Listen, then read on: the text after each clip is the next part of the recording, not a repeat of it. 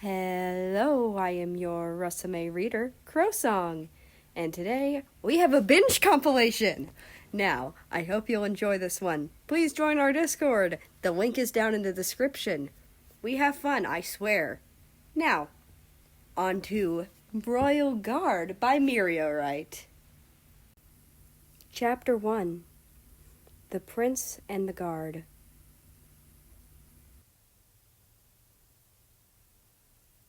Britannia was one of the main kingdoms, ruled by King Britain and Queen France.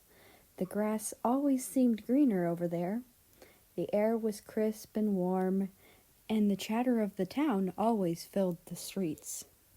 The next heir to the throne would be their eldest child, in this case, America, a bold and rebellious young man, always running off somewhere or causing trouble of some sort or another. It was a pain to deal with the boy, yes, indeed, but the kingdom had to begrudgingly accept the fact that he was going to be the next king. He had all the traits to become king: decently athletic, smart, talented, charming, cunning, and much more. If only he would put his heart into it. His 3 siblings, Canada, Australia, and New Zealand, cared a lot about their eldest brother. His parents only wanted what was best for him and his future kingdom. The sound of grass crunching beneath one's feet filled the air. Prince, do not play around. A lady in a black and white dress scrambled around the enormous field. The distant sound of chuckling could be heard from the corner of the kingdom. There you are! Now, come on! Your father, the king, is calling you. She huffed. A young man perched on the top of the castle wall lazily tilted his head a bit to face the castle maid. He swung around. On the one foot he dangled over the edge. I don't give a fuck about anything that old geezer says. A slanted smirk tugged on his face.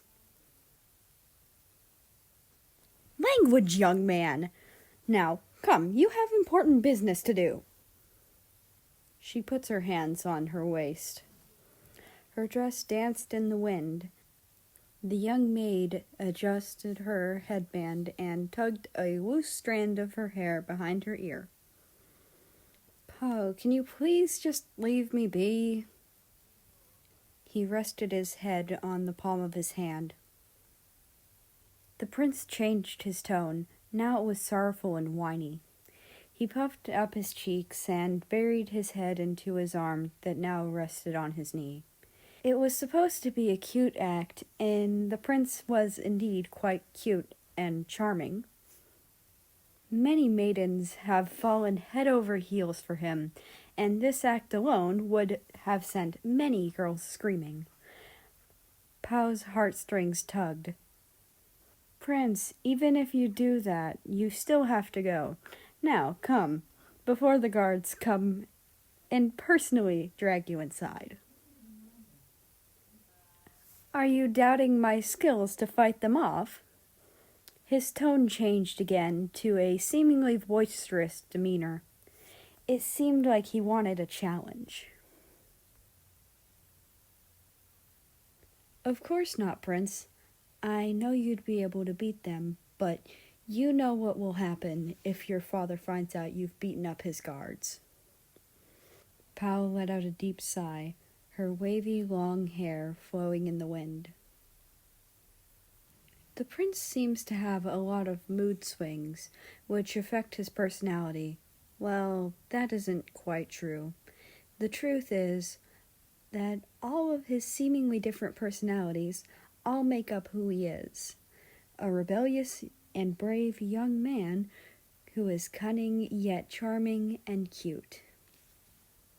That's Prince America's personality in a nutshell.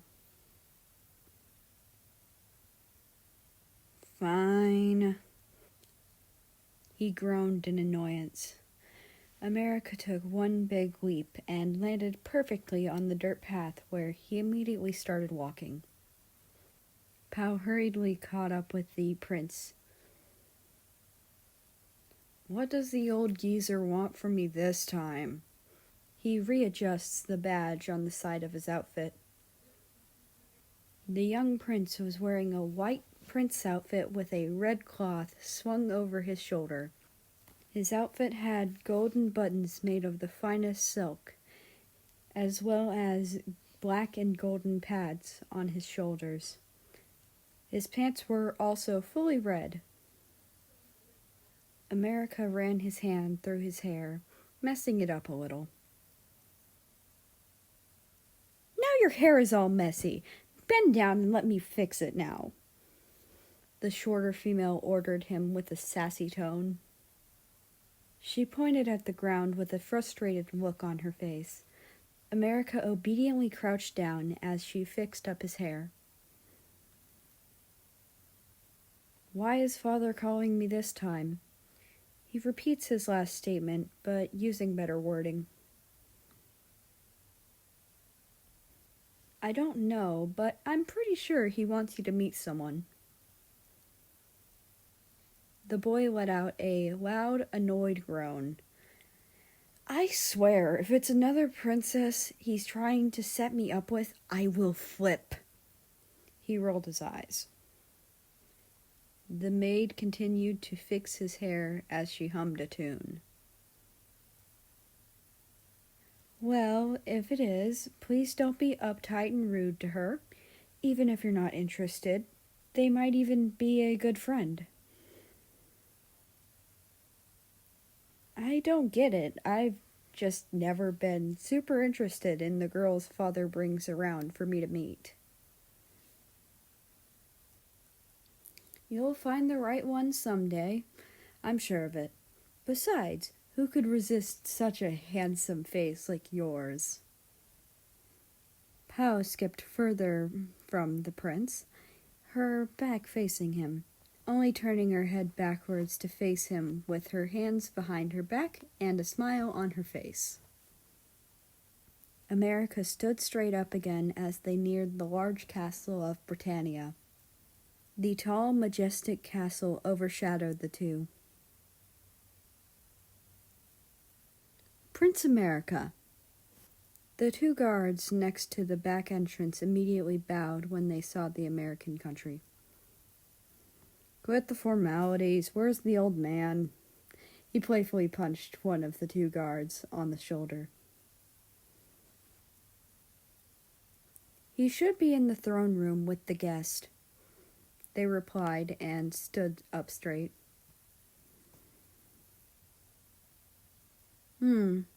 All right. Thanks, Carlton. See ya, pal." America did the salute hand sign before twirling around, his back facing them. "He's going to be a great king one day." Pow smiled at Carlton. "You think so? He's a free spirit, all right, but that can be a good and bad thing at the same time." The other guard, Edinburgh, leaned on a large marble pillar behind him. Edinburgh cocked his head. "Well, I heard the guest is a boy this time. The same age as the prince." America walked through the empty hallway. Large frames were nailed on the walls. A lot were America's ancestors and family photos. Nothing too interesting. His feet trudged on the red carpet, eventually reaching the throne room. There were, in total, 6 thrones, one for each member of the family. His throne was the biggest of all, excluding his parents, of course. There, on the largest throne, was his dad. In front of his dad, there was a boy around America's age, formally kneeling in front of his father, like how guards kneel at their rulers.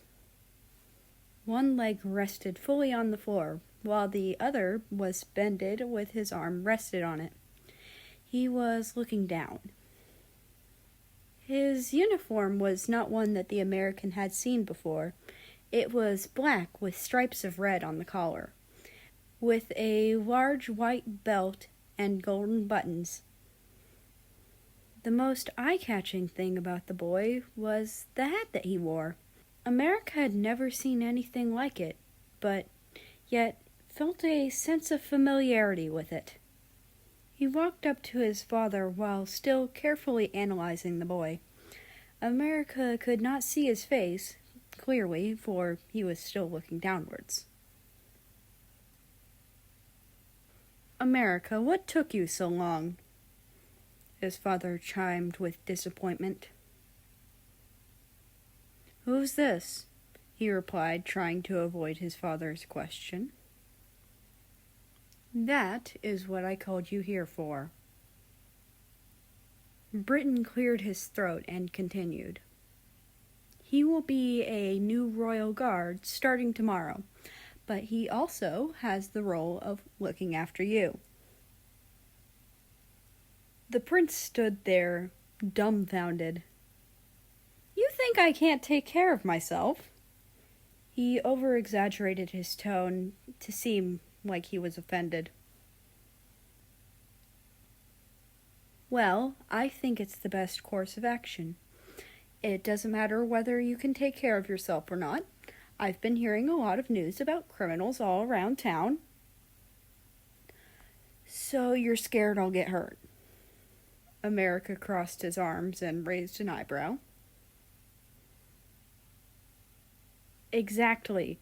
Those are the two reasons I have. Now, I want you to show him around the headquarters, where he'll be staying with the other guards," his father instructed. The prince wasn't exactly fond of the idea that he'd be watched over. "Fine, whatever.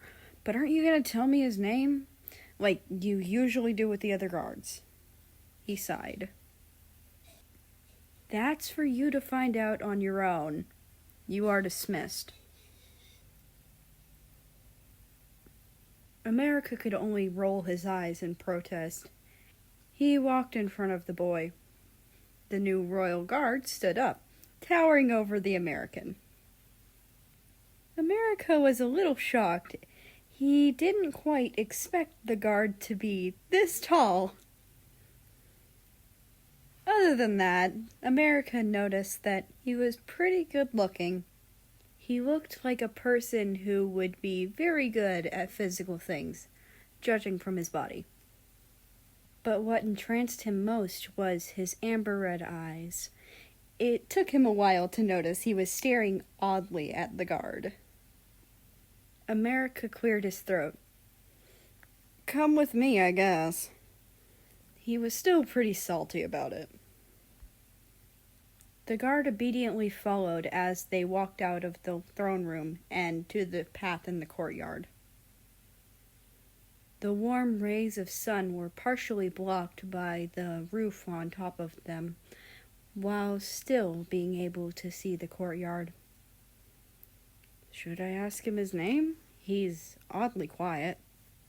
The American ran his hand through his hair while thinking carefully to himself. "Fuck it. So, what's your name?" He whipped his head around so he could look behind him so he could talk to the guard. Face to face. America plastered a wide smile on his face, waiting for an answer. When he got none, he stopped in his tracks. The guard did too. "Are you deaf or something? Should I write down my question?"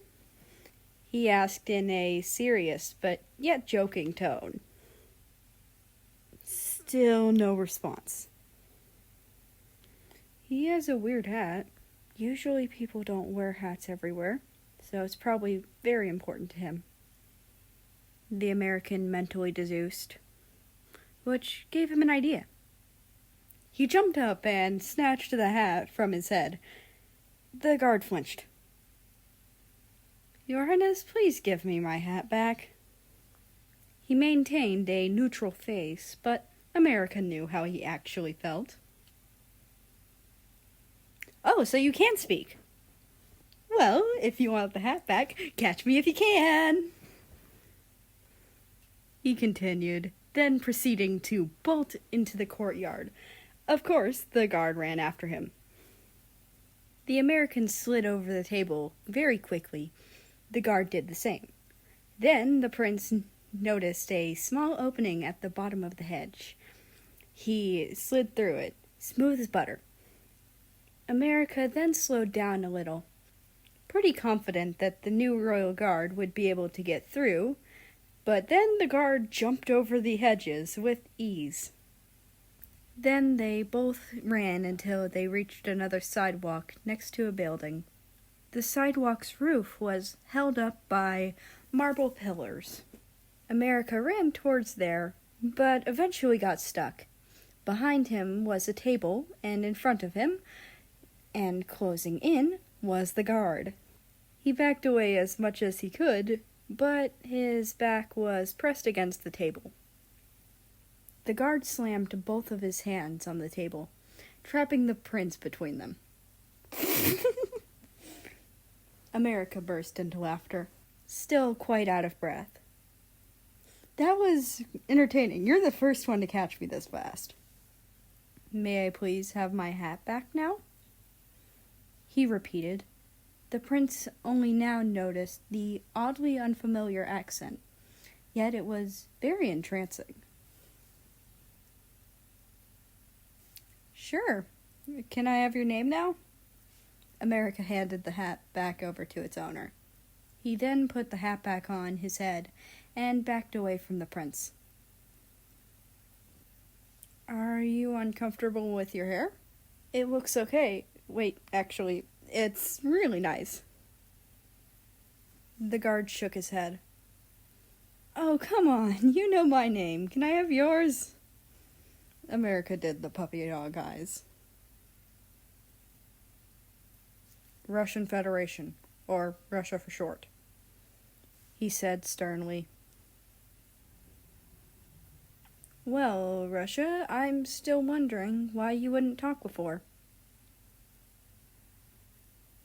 "You didn't give me permission to," he said simply with a neutral expression. "What a joke! You don't need my permission to talk. It's called free will." The prince chuckled.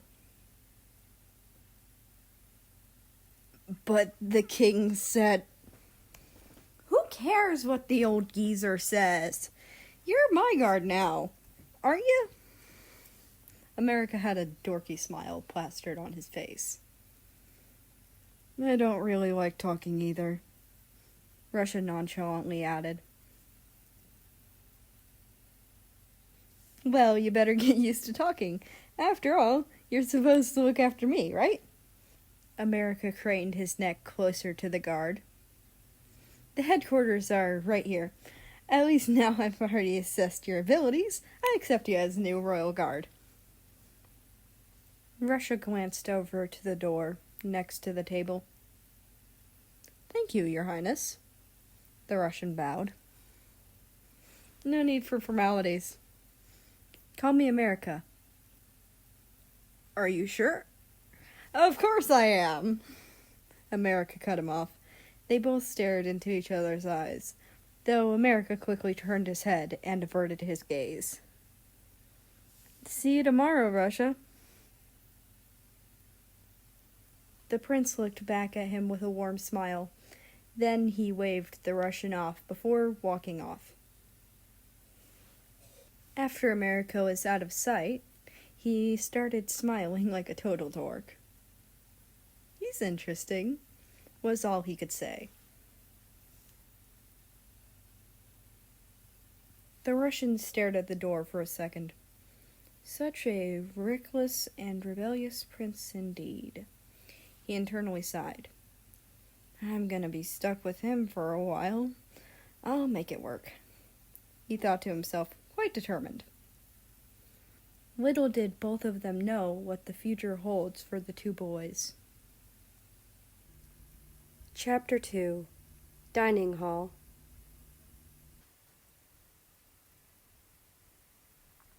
The Russian stared at the door for a while. Then he reached out for the handle and pushed the doors open. The wind came rushing to his face. The flaps of his hat danced around. He was blinded by the bright light. Eventually, the wind stopped and his vision cleared, giving him a full view of his surroundings. Loud chatter floated around from each corner of the room. The room he was seeing was no doubt a dining hall. It seemed the dining hall was also used as a main hall, and opening out of all the chairs and tables on the side created a path to another area of the headquarters. The wooden chairs and tables were all lined up in a straight manner. The roof was arched up and the room was lit with fancy lanterns and candles. There were approximately 4 fireplaces in this large hall. The roof was held up by large wooden pillars at the top. This may not seem fancy as the castle, but it was a very good headquarters for servants and guards. The Russian noticed a Christmas tree at the edge of the room, which means that the royals give their servants and guards the freedom to celebrate on their own. Russia swiftly shut the door behind him as he stepped inside. No one had noticed that he'd entered due to all of the loud chatter. Not that he minded anyway. He did need some help to find an empty room for him.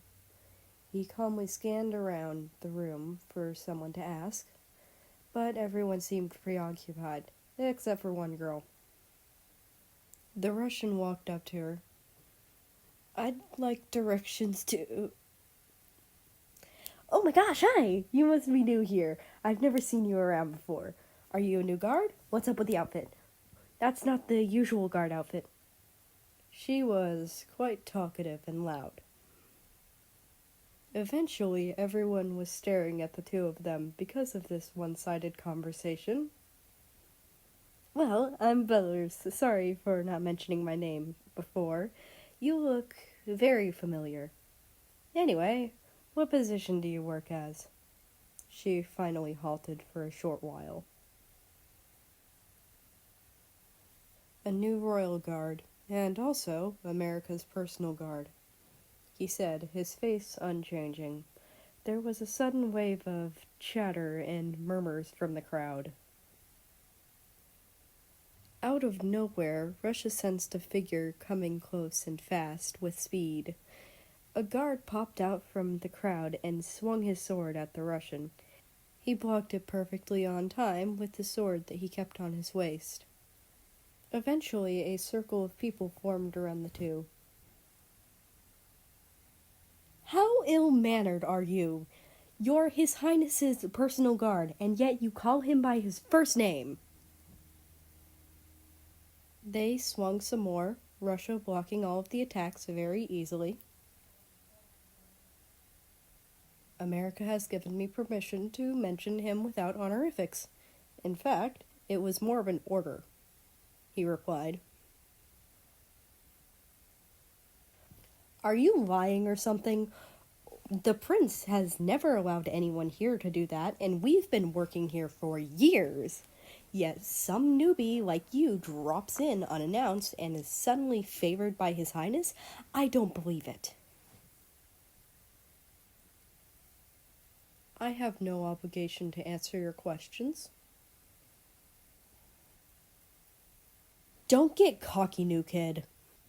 He swung his sword a few more times, yet still failing to land a single hit or even sweep Russia off of his feet. Russia decided he had had enough of this stupid argument. He slid his sword back into its sheath on his waist and turned his back away. As he tried to walk off, the guard decided to attack him again and swung his sword from quite above since the guard had leaped beforehand. The Russian had no time to take out his sword again, but reacted quickly and grabbed the sword with his fabric gloves and hand. This gained a few gasps and murmurs from the crowd. Russia clenched the sword and sent it flying out of his hands with a simple tug. It landed on the floor with a loud clatter. Russia looked down at the now unarmed guard due to his abnormal height. If you still think that I am unworthy to guard the prince, I'd like you to know that I fought you with one arm behind my back the entire time. He said menacingly, yet his face still seemed the same as when they started, cold, emotionless, and calm. Then the taller male walked out without a word. The crowd made way for him to exit. He walked up to the Belarus girl again. "May I have directions to an empty room?" he repeated. "Of course!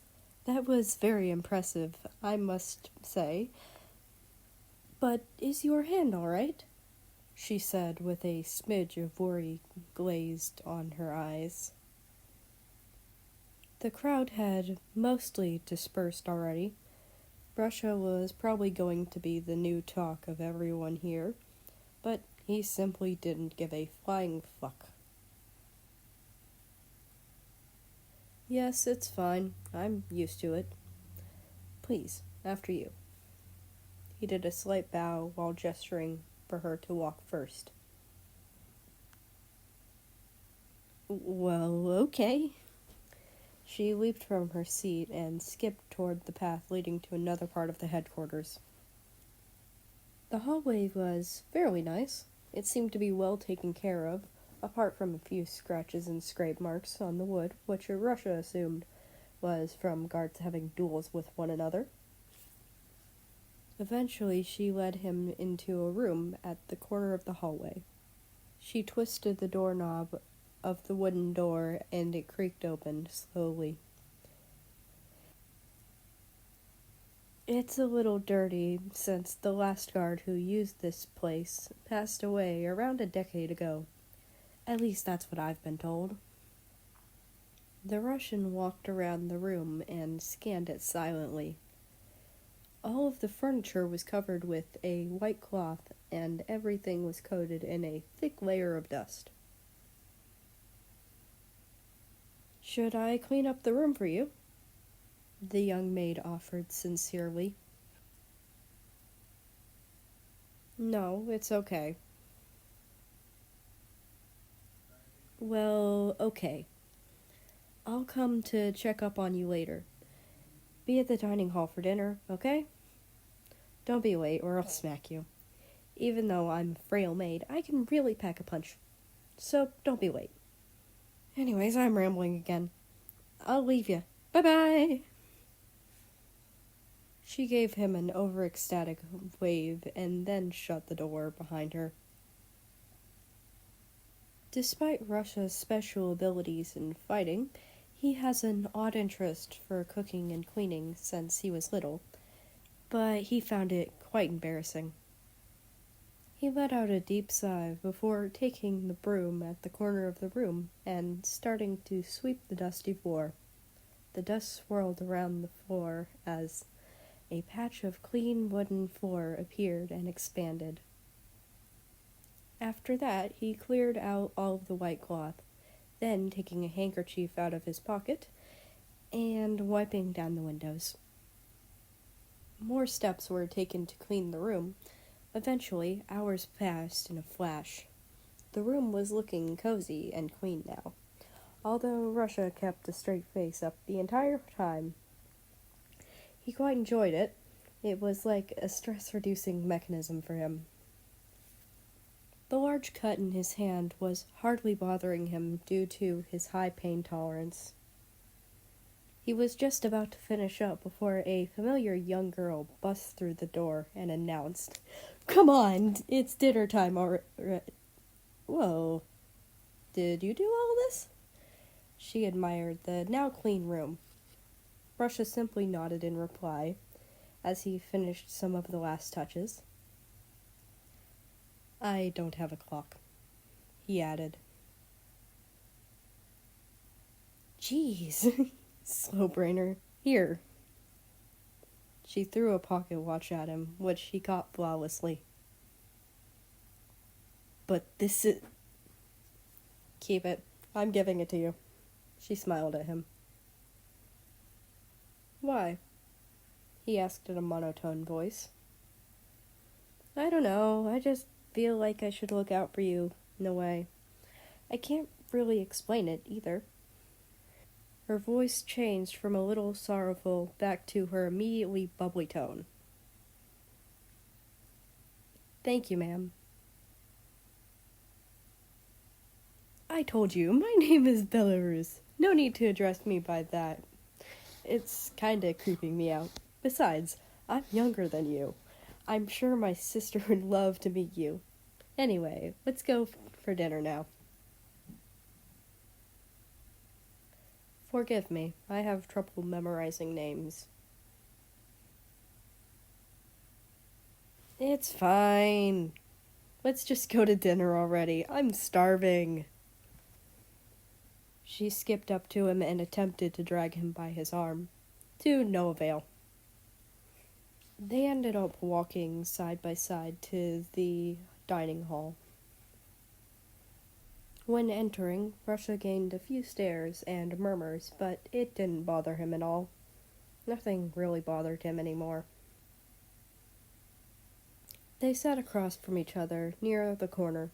Belarus munched happily on her food, while Russia stared at it for a moment before starting to eat. Suddenly, a man walked up to the two. It was the same man that attacked Russia this afternoon.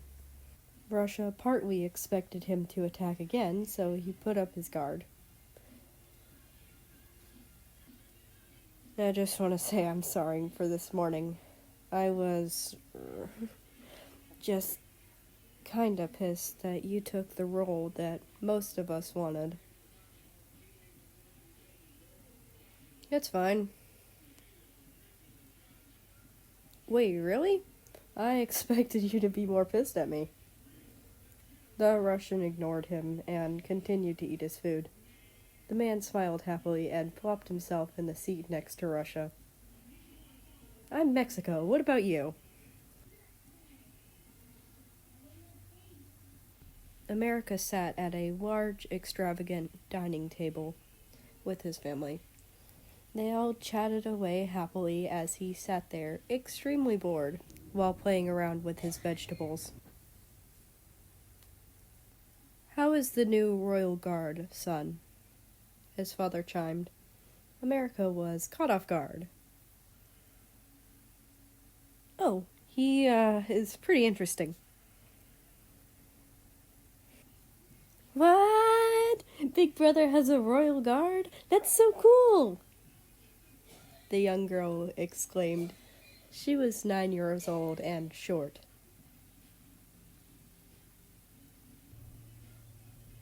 "Yep, Big Brother has a guard now. Don't worry, you'll get one when you're older, Kiwi." The prince entertained his younger sister. His mother smiled at his younger sister before facing him.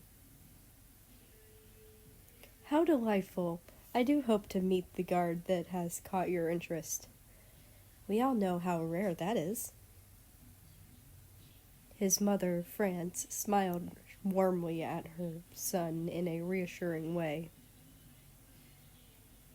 America appreciated his mom's kindness, but she also placed large expectations on him, so that's a downside to her. "I'll excuse myself from the table to go review my studies." The second oldest brother, Canada, stood up from his seat and bid everyone at the table farewell. Canada was a diligent kid. America thought he would make the perfect king rather than him, but everyone insisted that he stayed next in line for the throne. "I want to get a new cage for Mac. He's getting too big for his cage." The third oldest brother, Australia chimed in. America couldn't be bothered to listen to the rest of the conversations. He just silently thought to himself, I wonder if Russia's eaten yet. Chapter 3. First Day.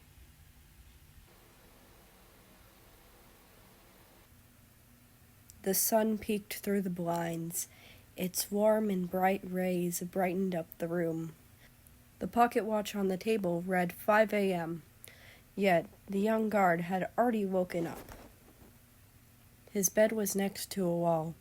He sat there on his bed, fully dressed with his head pressed against the wall. His hat leaned forward a little. Right now, it was a bright and early Monday. Most people here despised the day, but not the Russian. To him, all days were just as plain as the others. Not that he cared, anyway. He got up from his bed and fixed it up, grabbing his pocket watch before exiting the room. What are you doing up so early? A disheveled, familiar face rubbed their eyes. Look, our required time of waking up is 6. Why the hell are you up and ready at 5? She repeated. Belle combed her hair with her hands, half awake. Getting up that late just seemed unnatural to me, he said in his monotone voice. Figured, she said as she walked away, probably to get back to sleep.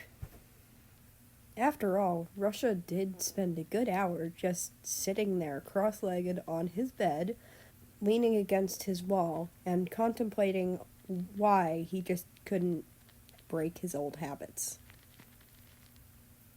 He'd rather avoid the other workers anyway, after what happened yesterday. Russia just quickly ate breakfast and left to wait outside the prince's chambers. He spent a good few minutes walking around trying to find it, due to the abnormally large castle.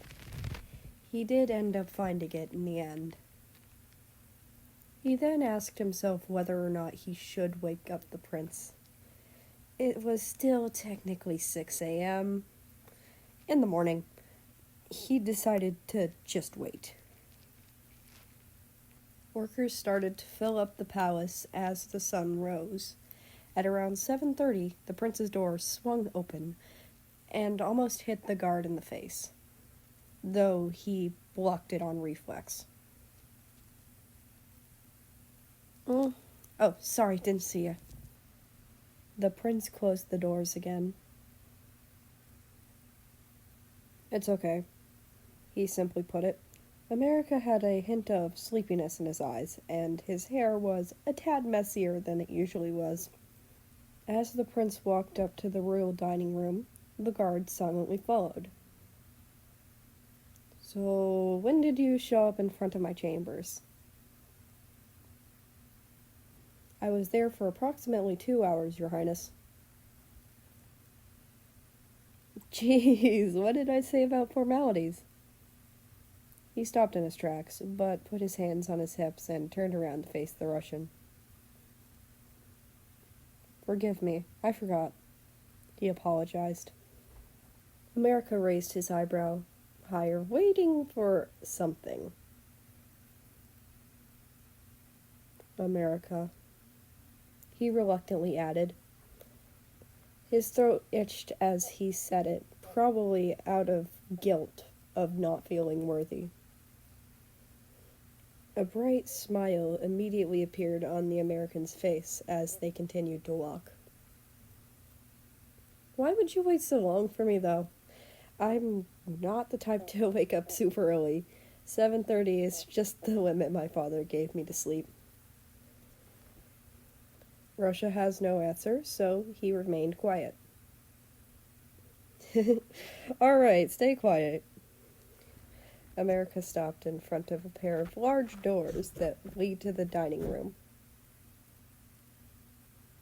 I have language lessons later. I'm sure my father assigned you to follow me and watch over me at all times, so I guess I'll see you there. He gave a smug grin, then shut the door behind him. America walked over to his usual seat at the large dining table. The rest of his family was already there. He sat down and started eating his food. "Don't forget your language lessons today," his father reminded him. "'Kay," the prince replied simply, not in the mood to talk with his dad right now. His father cleared his throat. "I heard Russia got into a fight yesterday with a guard." Britain tried to start a conversation with his son. "I heard." He yawned. "On another note, I want you to tell your guard that there will be a competition between royal guards of each kingdom. I'd like him to compete." "You must have high expectations for him if you're gonna make him compete when he's only been here for a day." America lazily poked his vegetables with his fork. His head rested sideways on his palm. He glanced over to his dad for a split second. "I do. Why do you think I appointed him as your personal guard in the first place?" America sighed. "Who knows what goes through your mind? Anyway, I'm leaving for my lessons. I'm not hungry." He stood up, causing the utensils around him to shake. The American immediately left without another word.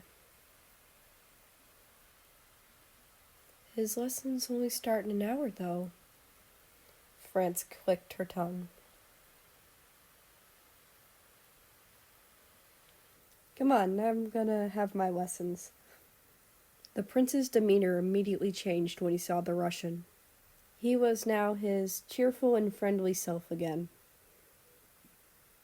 "Did you eat enough, Your Highness?" the Russian asked. "You know what? I give up. Just call me Prince America, please. I'm sure one day we'll get close enough friends so that you'll have no problem saying my name without the formalities." "Yes, Prince America." Russia gave a slight nod as he followed the prince, who was now likely walking to his lesson rooms. "I heard about the fight yesterday." America turned to face his guard. "Forgive me for doing something reckless. You may punish me if you'd like," he said without an ounce of fear or surprise. "I'm not mad, but I do want to know if you got hurt or not." He grinned ear to ear with concern in his voice. "I did injure my hand when I grabbed his sword, but I've been through worse. I'll wait for it to heal on its own." The Russian subconsciously started fumbling with his fingers behind his back. America immediately grabbed his arm and removed Russia's glove, to reveal a large cut in the middle of his hand. "This won't do. Come, I'll take you to the best royal doctor we have." He nudged at the Russian for him to move. "That doctor is reserved for the royal family and close friends. To the royal family only," he said sternly. "Who gives a shit on who they're required to treat or not? Come now." Russia hesitantly obeyed, since America was technically in charge of him now. The doctor took one last snip at his roll of snow-white bandages. "That should do." He placed all of his equipment back into his bag. "Thanks, Doc," America thanked him. Russia continuously opened and closed his hand due to the weird feeling that the bandages gave. "Oh crap, I'm late for my lesson. My dad is gonna kill me." The prince hurriedly shoved his pocket watch and grabbed the guard. Russia did a small bow to thank the doctor as the American dragged him away. It was but a small gesture of thanks, but it was good enough. The doctor responded in kind with a small nod. Both boys shut the doors behind them. I don't get to treat guards much. How rare indeed. The two young countries burst through the doors. They were greeted by an empty room. Huh, that's weird. Where's the tutor? America sat on his chair, slouching. He must be late. The Russian raised an eyebrow as he curiously scanned the room. It was a study room with shelves of books and a desk in the middle. The American sat in an improper way, one leg on the seat and the other on the ground. He hugged his one foot. So, I noticed that you have an accent. Do you speak a language other than English? Russia was surprised at how observant the prince was. Yes, I do. I speak Russian. He stood next to the desk. Say something for me, would you? The prince said with fascination. The guard was quiet for a while. Мне интересно, почему вы, кажется, отличается от других королевских особ, которых я встречал. The Russian means, I wonder why you seem different from other royals that I've met. The prince's eyes were glazed over in fascination. What did you say? He cocked his head slightly. Nothing important, the guard replied. Oh. He puffed up his cheeks and crossed his arms. Fine, have it your way. You better teach me your language. The Russian's cheeks were slightly pink, only slightly. It was hardly visible, but this had never happened to the guard. Of course, I'll take any of your requests toward me. Sit down next to me, would you? If there's an alphabet, then teach me. He motioned his hand to Russia so that he would sit down on the seat next to him. The tricolored country obediently obliged and sat down. He started writing down the alphabet as the American watched over his shoulder, analyzing him very carefully. When the prince's arm brushed against the other, Russia flinched a little and dropped the quill he was using.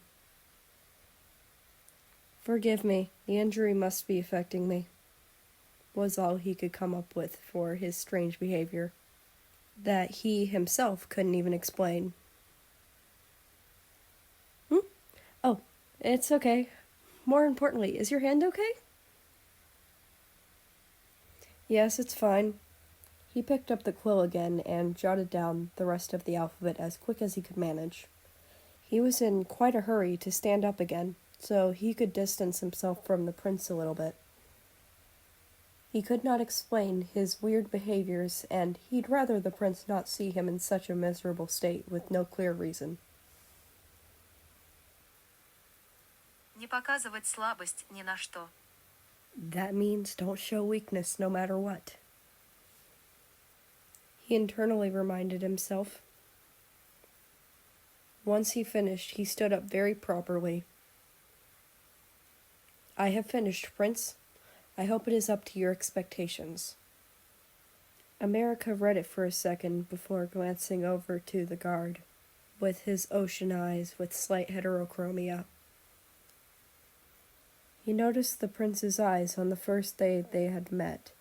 It was very entrancing in his opinion, but it seems like the prince is quite insecure about it. You have nice handwriting. Thank you.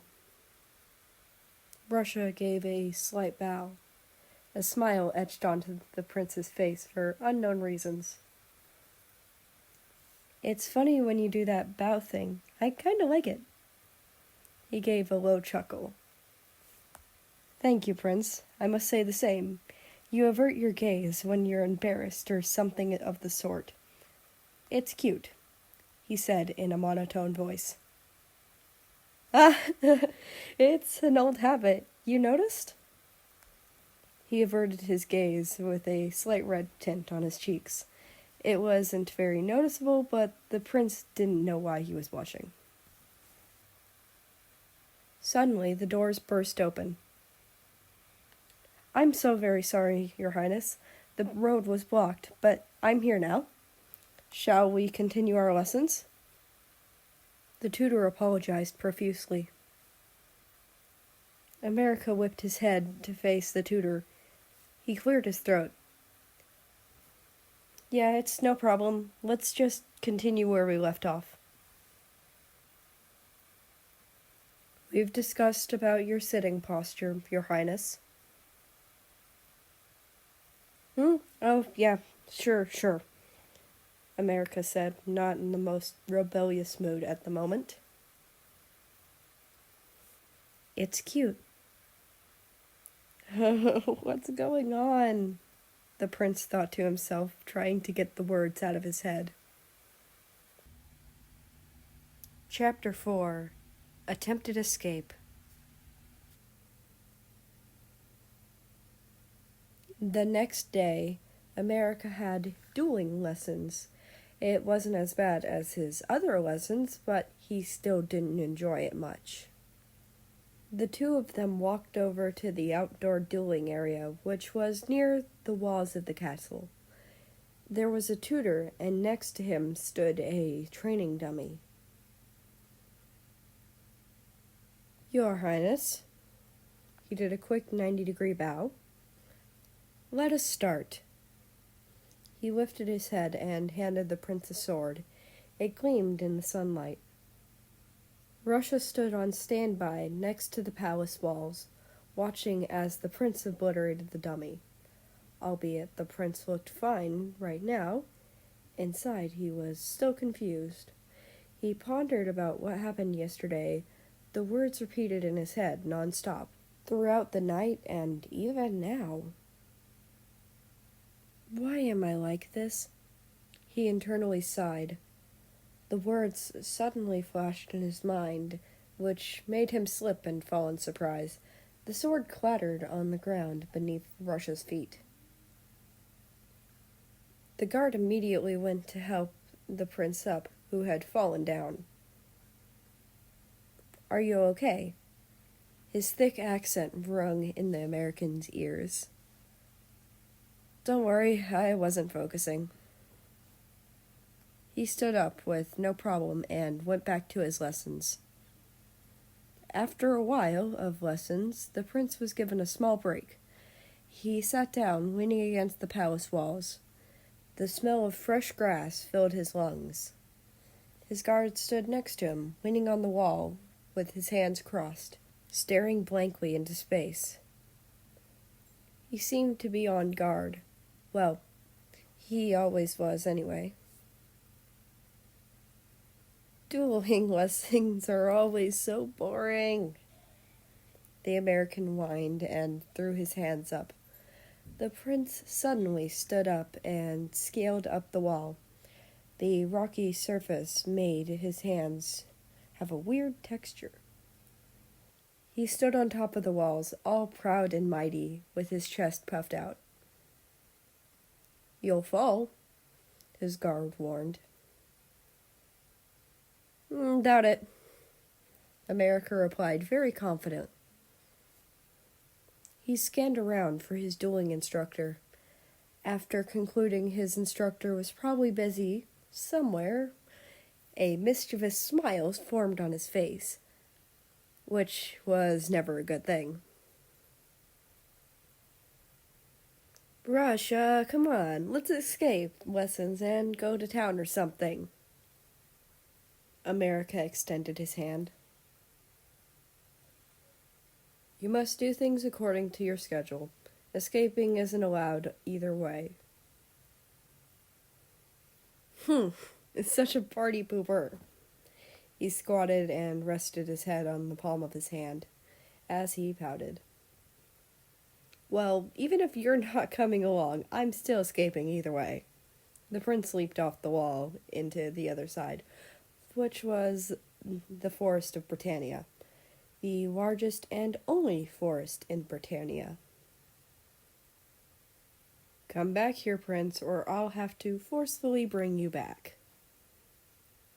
Russia informed from the other side of the wall, his voice still unchanging. Nope. Bleh. America stuck out his tongue. Suddenly, a figure appeared on top of the wall. The hard way it is, he said. America bolted. He tried his best to contain his laughter as he ran. The guard only chased him, though, through the abundance of trees, lakes, and much more. America bust out in a fit of laughter as he was chased around like a rat. He had forgotten how fun it was to play tag. It was old memories. Then he slipped. He had lost his balance for a second before regaining it in a flash. But that was enough time for Russia to catch up. He pinned the prince down on the ground to prevent him from bolting again. America burst out in a fit of laughter, with a dorky smile on his face. They both stared at each other face to face. Whoops, looks like you caught me. I'm still the best at tag, though. I just slipped, he said from underneath the taller boy. The Russian's face was glazed with a slight pink tint that was hardly noticeable. Maybe from the position they were in. Maybe from the American's smile. Who knows? He doesn't. He hurriedly picked up the prince and carried him back like a suitcase to the palace, all while he squirmed under his grip. Hey, let me go. I can walk. So you can run away again? I'm not taking the chance, the tricolored country said in a monotone voice. I probably look so fucking stupid right now, the shorter boy said, a little pissed, yet still laughing.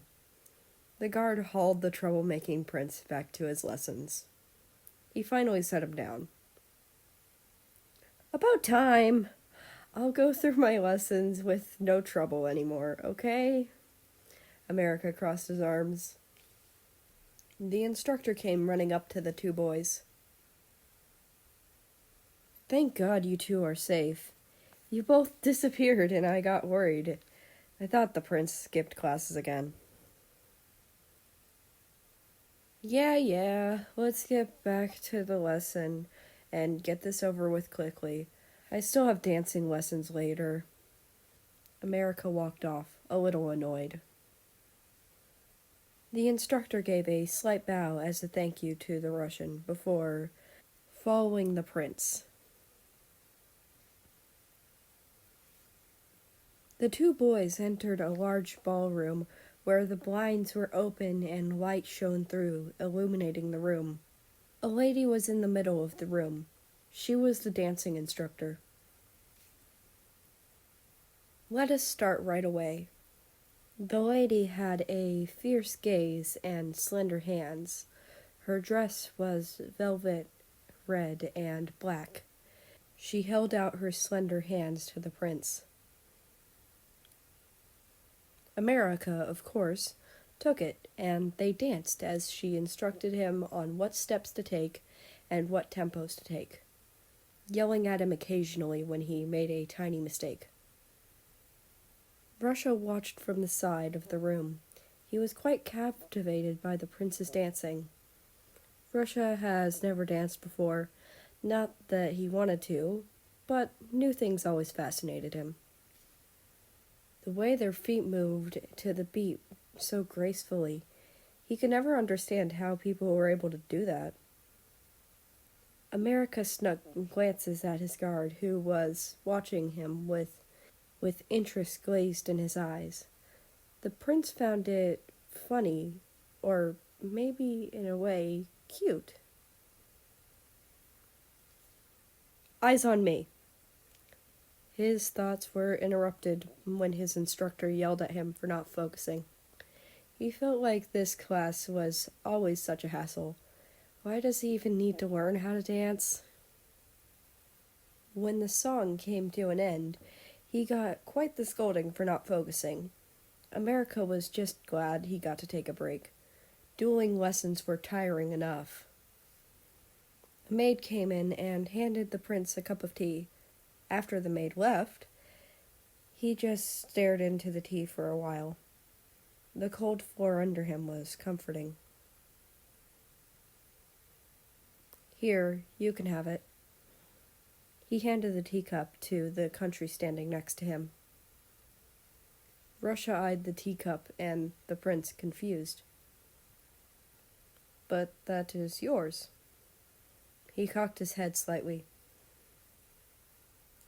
I'm kind of bored of tea. It's my dad's thing, not mine, so you can have it.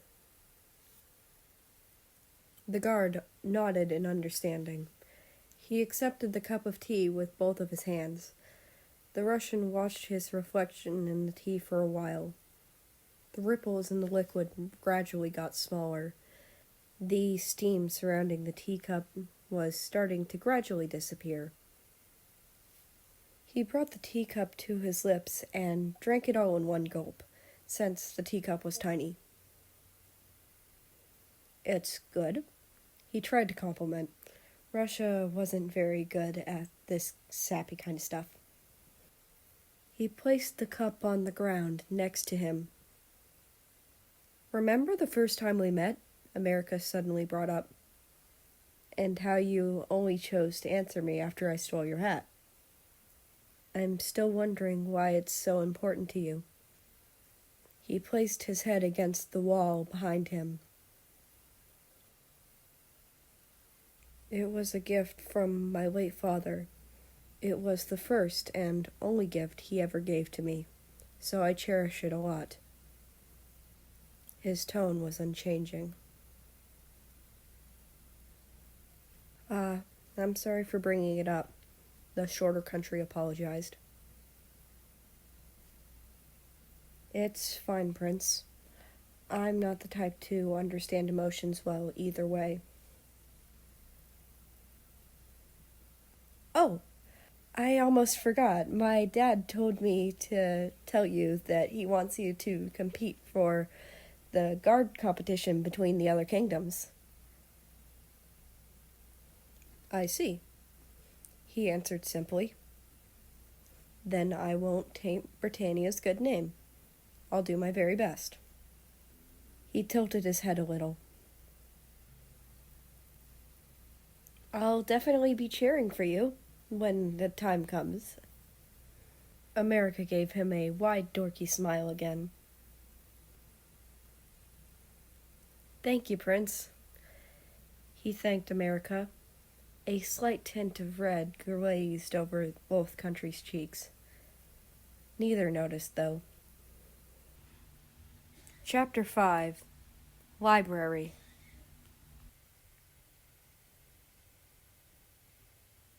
The sun peeked through the mountains of Britannia. It enveloped the entire kingdom in a warm orange color. The chatter of the town slowly got louder and louder as the day began. The windows of the castle flew open, the chirps of birds heard in every corner, and the crisp air filling the prince's lungs. He walked out of the dining room, his personal guard waiting outside of the large marble doors, ready to start his day as well. What lessons do you have today, Prince? He followed the trudging American. I don't have lessons today.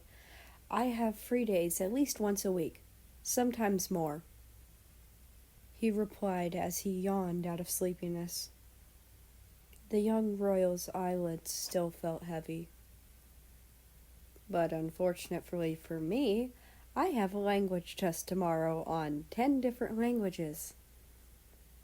He groaned in annoyance. So I must use my free day to study. That's why.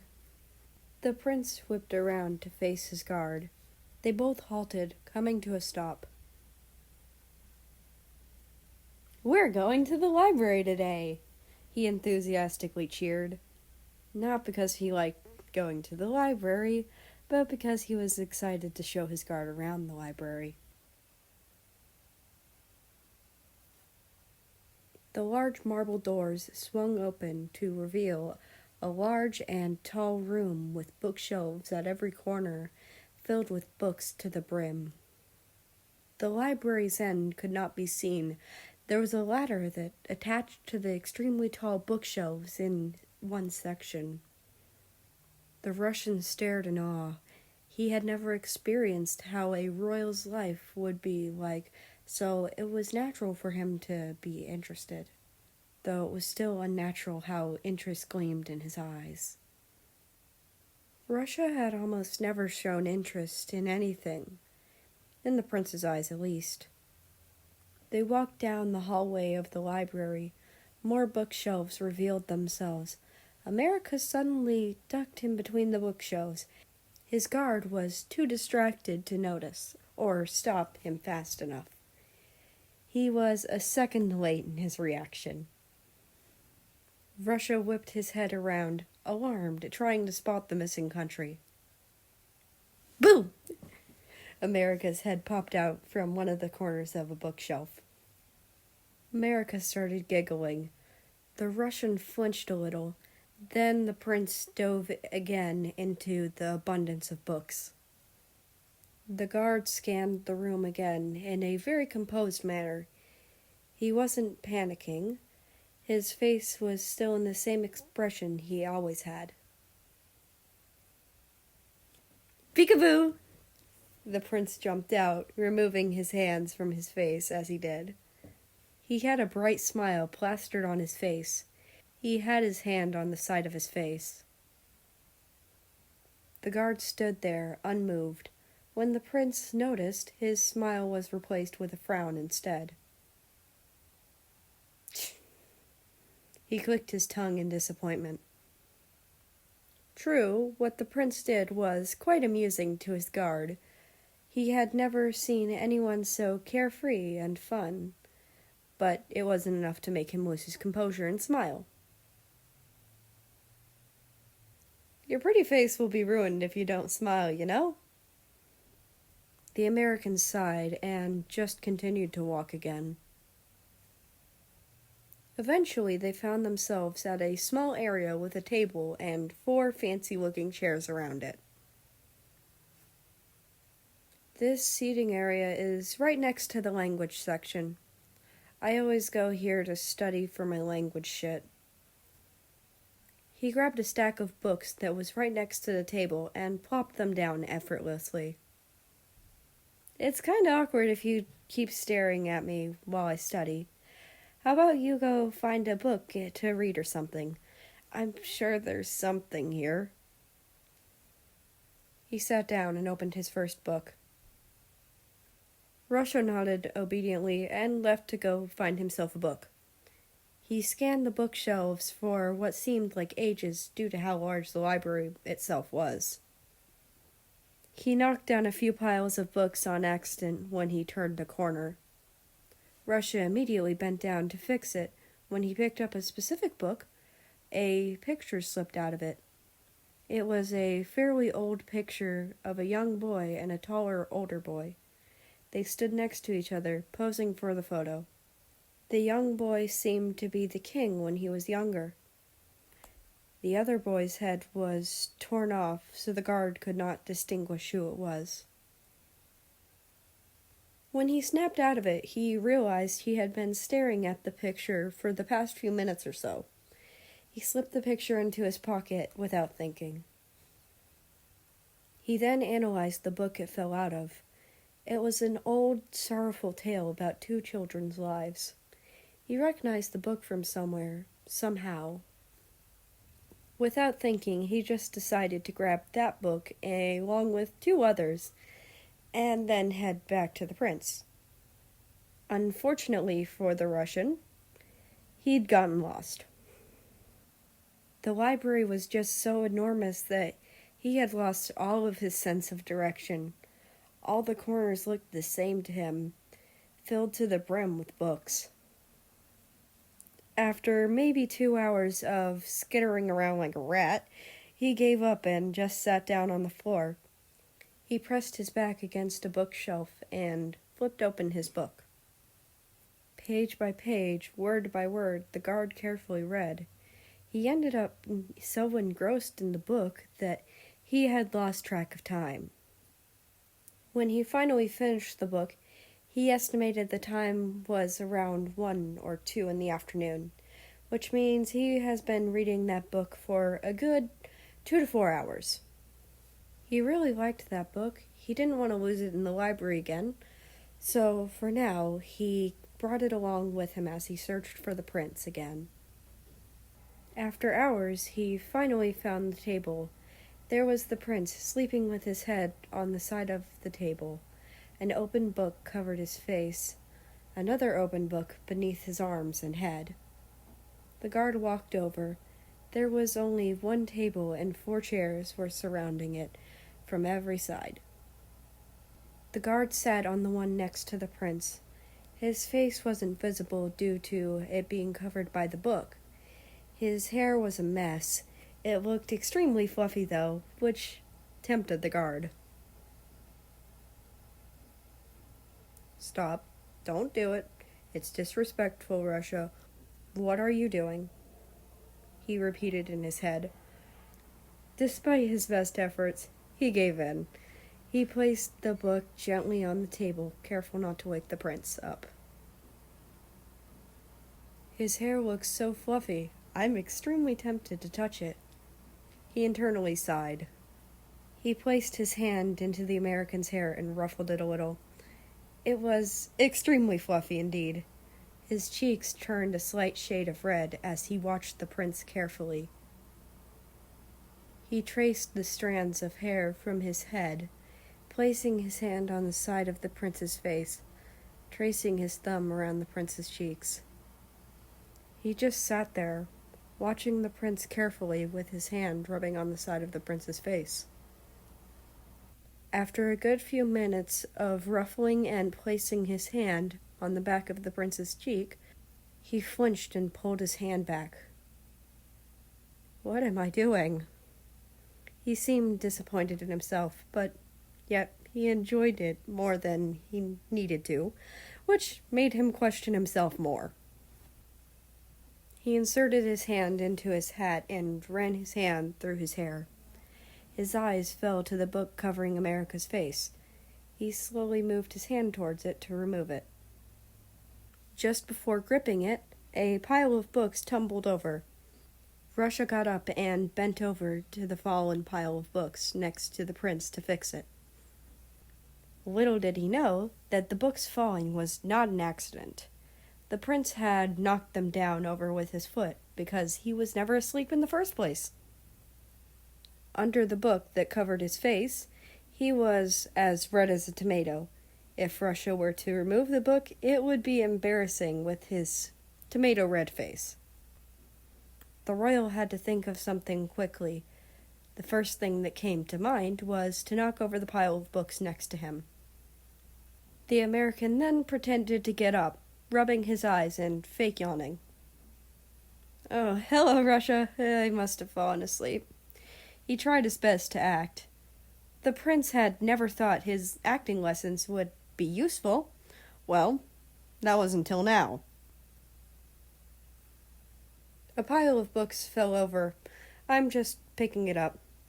The Russian's face was still unchanged. Ah, I see. He gave a nervous chuckle at the end of the sentence. The prince's eyes fell on the book on the table where Russia was sitting. Do you like that book? I do. I found it in a pile. The Russian nonchalantly replied as he finished and rose again. You can borrow it if you like. That is unnecessary. The guard tried to refuse. I insist. It's an order. The shorter country raised his authority. Okay, the Russian said obediently. He averted his gaze, unable to look the prince in the eyes. Let's leave. I'm just about done. I'm gonna stay in my room for the rest of the day. You can take a break. That's an order. Yes, Prince. He gave a slight bow. As the prince cleaned up the messy books on the table, one question swirled in his mind. Why did I enjoy that so much? His heart was beating so fast at the moment. The prince had never felt anything like it before. America couldn't stand seeing his beautiful amber eyes right now, the same ones that watched him so very carefully. He gently placed a hand where the Russian had touched before, on the side of his face, a grin forming on his face. I want to experience this feeling again. Chapter 6. Happy Birthday. Today was June 11th, a week or two after the aftermath of the library thing. A young American boy was up on the palace walls, one of his legs propped on the wall while the other dangled off the edge.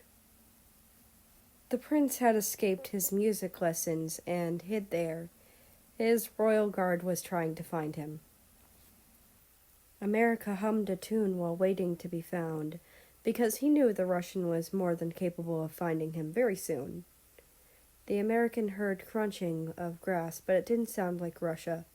He glanced over at the noise. A young girl with her hair tied up stood there, with a basket full of laundry in hand. Her flag was a bright shade of yellow and blue. She had an ocean blue flower on her ear. It was similar to the flowers from the royal garden that was gifted to the 4 royal siblings to teach them about responsibility. "May I ask what your highness is doing up there?" she sarcastically asked. She knew he had escaped, but still asked. "Ah, don't remind me." The prince hushed her and shut his eyes. "Ukraine, right?" He snapped his fingers with a proud, shit-eating grin plastered on his face. Ukraine stood there, dumbfounded. "What an honor that your highness knows who I, a mere maid, is," she dramatically implied. America couldn't help but chuckle a little. This lady had sass and a sense of humor, which is pretty rare nowadays. "You know who I'm hiding from already," he scoffed with a smile on his face. "I indeed do. The tall, good-looking Russian over there," she pointed with her chin. "You know him? Are you guys friends?" "I do. My young sister has been sticking around him for some reason. She introduced me to him." The Ukrainian girl placed her basket of clothes down and started hanging them up to dry. America burst out laughing. "I never knew such a boring, strict person like him could ever get friends." "Maybe refrain talking shit about him for the next few days. His birthday is soon, so maybe that will suffice as a good enough gift." He could tell that she was offending the prince in a joking manner. "His birthday is tomorrow?" Ukraine turned to the prince with a "Are you fucking serious?" expression. "Aren't you technically the closest person to him? How in the world do you not know his birthday?" The prince could not reply. "It is tomorrow. My little sister wanted to give him a gift and throw a small party for him." The girl needed out another piece of cloth. "She's really insistent on it since he never really had a childhood," Ukraine added. The American was silent. He never thought there would be someone who knew his guard that much. He had the sudden urge to know more about Russia. He realized he was spacing out and turned to the girl again, who paid him no mind as she hung up the laundry. "I'm gonna join in," he said, determined and proud. "You don't need to trouble yourself, Your Highness," she said in a monotone voice that somewhat resembled Russia's. "I insist. It's okay. Besides, I want to do this." "Well, okay. Thank you, Your Highness." A soft smile grew on her face. From a distance, the Russian noticed both figures smiling as they talked. His eyebrows twitched slightly as his neutral facial expression grew into a small frown. He walked up to the two of them. "Prince, get down. Your instructor is still waiting for you," he said with a twinge of annoyance in his voice. "Nuh-uh!" The prince crossed his arms and pouted. Russia glanced at Ukraine. She noticed. He bowed at her slightly, and then turned back to the prince. America had already stood up on the wall and started walking with his arms straight at his sides, while humming a tune. "Prince, you'll fall. Be careful." He followed. America remembered an old scene where he fell from the wall back when he was 10, escaping from his instructor. No one was there to catch him, though. He ended up fracturing his leg. "I wonder what would happen if I—" He tipped sideways on purpose and fell. His guard's eyes widened, but he caught him in his arms without faltering. America was gripping his neck very tightly with both arms. Despite everything, he was still quite scared of falling. "Are you okay, Prince?" He finally opened his eyes. "Yes, I'm fine. I was just clumsy," the prince lied after he fell on purpose. Though the fact that his guard would catch him without even a warning was quite reassuring. The guard put him down gently. "Thanks." The prince beamed with a bright smile. "Your lessons are already over by now." The Russian took out his pocket watch from his pocket. "Where did you get the watch? It's very nice." The prince tilted his head in curiosity. "A young maid in Belarus. She gave it to me." The corners of America's mouth twitched. "Okay, I'll be off to my room. Now you can spend the rest of the day doing whatever."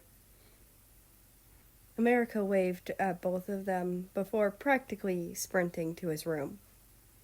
After turning the first corner, he came face to face with his brother Canada, almost bumping into him. "Jeez, watch where you're going." The Canadian cocked his head. "Sorry, bro. Don't be so uptight." America playfully punched his shoulder. "I saw what happened." He crossed his arms. "You two better not become homos. You looked like a queen, America." Canada raised an eyebrow. "No fucking way. Stop joking around. I'm going to my room now. I ain't dealing with your shit, you nerd." He pushed past his younger brother and entered his room. In the American's head, he had already been silently planning on what he would do for the Russian's birthday tomorrow. Canada sighed. "That troublemaker, what does he get out of acting like a homo with his guard?" he complained under his breath. "I'm worried for his reputation." Later that evening, knocks were heard on the kitchen doors. One of the royal cooks swung the door open. The prince stood there. "Your Highness, what are you doing here?" I need to speak to my mom's pastry chef. Have you seen her? His eyes searched around. Yes, she's over there. The cook pointed to another cook. She was a middle-aged lady with an apron neatly tied around her waist. If it isn't my favorite prince, she noticed America walking up to her. What do you mean? I'm everyone's favorite prince. He gave a smug look. What brings you here, Your Highness, on this fine day? She chuckled and rolled her eyes. Paris, you're my mom's best pastry chef. He leaned on the counter. Apparently so, she humbly replied. Can you make a cake for me? How odd. Why would you want a cake now? I serve cakes every dinner. Be patient, Your Highness. It's not for me. It's for someone. It's their birthday tomorrow. The prince stared at the macaroons that Paris was making on the counter. I see you'd like to impress this person. She gave a sly grin. I guess. Can you teach me how to make one? He rephrased what he said. Of course, of course. It's not every day you see the narcissistic, arrogant prince actually want to impress someone, she jokingly exclaimed. Ouch. They started making the cake. She tutored him from the side. The prince's movements were graceful and fast. He whisked the batter quite quickly. Good, good. Now we mold it and put it in the coal stove. She gestured the prince to the large black coal oven. He carefully placed the cake in the oven and shut the door. Only now did he realize how messy he was. His clothes were all tainted with white splotches of flour. Paris moved closer to the royal boy. So, tell me about this person. She wiggled her eyebrows. Who? The prince said, obliviously. The one who you're trying to impress, of course. Let's see, they're just really nice to me, and it's fun to have them around, the prince dreamily said.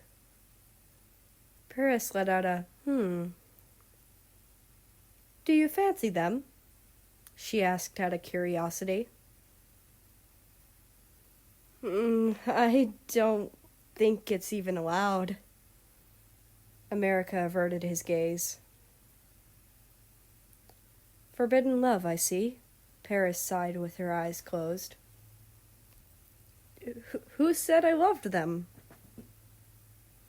It's okay, Prince. I was joking. She burst out laughing. I think the cake is done. Let's get it out.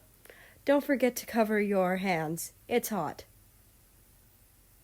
After they took it out and placed it on the table, it smelled really good. It's a pretty nice cake for a first time, she complimented honestly. Of course! I'm the most talented prince you're talking to, he joked. Of course. Paris took out the decorations. What color do you want it? Suddenly, Russia's amber eyes flashed in his mind, those beautiful ones that stared at him one day in the library. Amber red should be fine, he said, his face turning a slight shade of pink, but it wasn't very noticeable. All right. They both decorated the cake. America wasn't very neat or good at this in general, but Paris reassured him that it was pretty good for his first time. Can you keep the cake? I'll take it tomorrow, America said as they finished up. Of course. Now hurry off to dinner. I have to finish up the pastries for dinner later.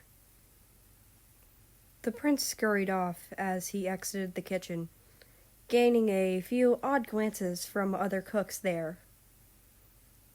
As he walked to his room, he noticed the Russian walking around.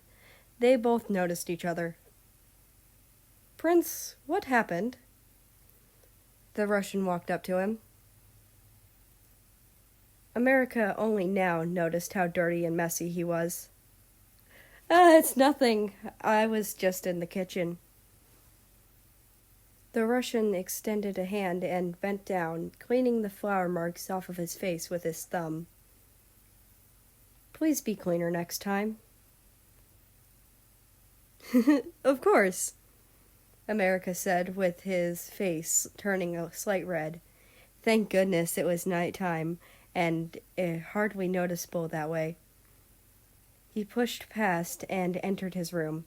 He cleaned up while tracing the areas on his face where Russia placed his thumb. What the hell is wrong with me?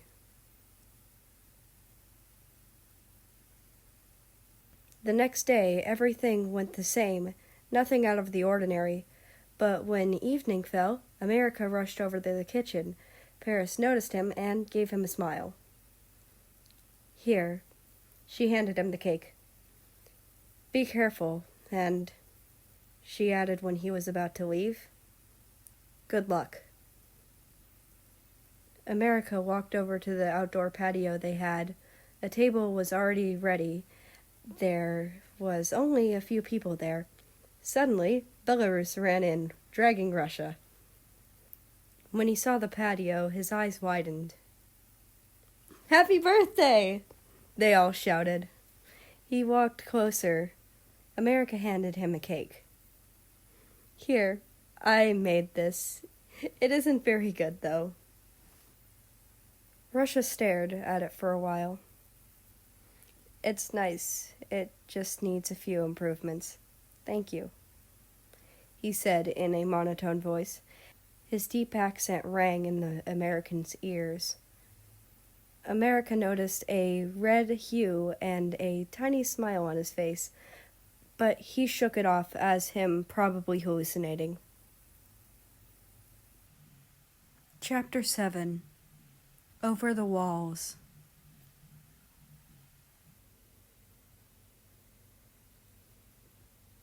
In a week's time, the feast will begin. It's a celebration that happens every year where the kingdoms gather together and have a generally good time.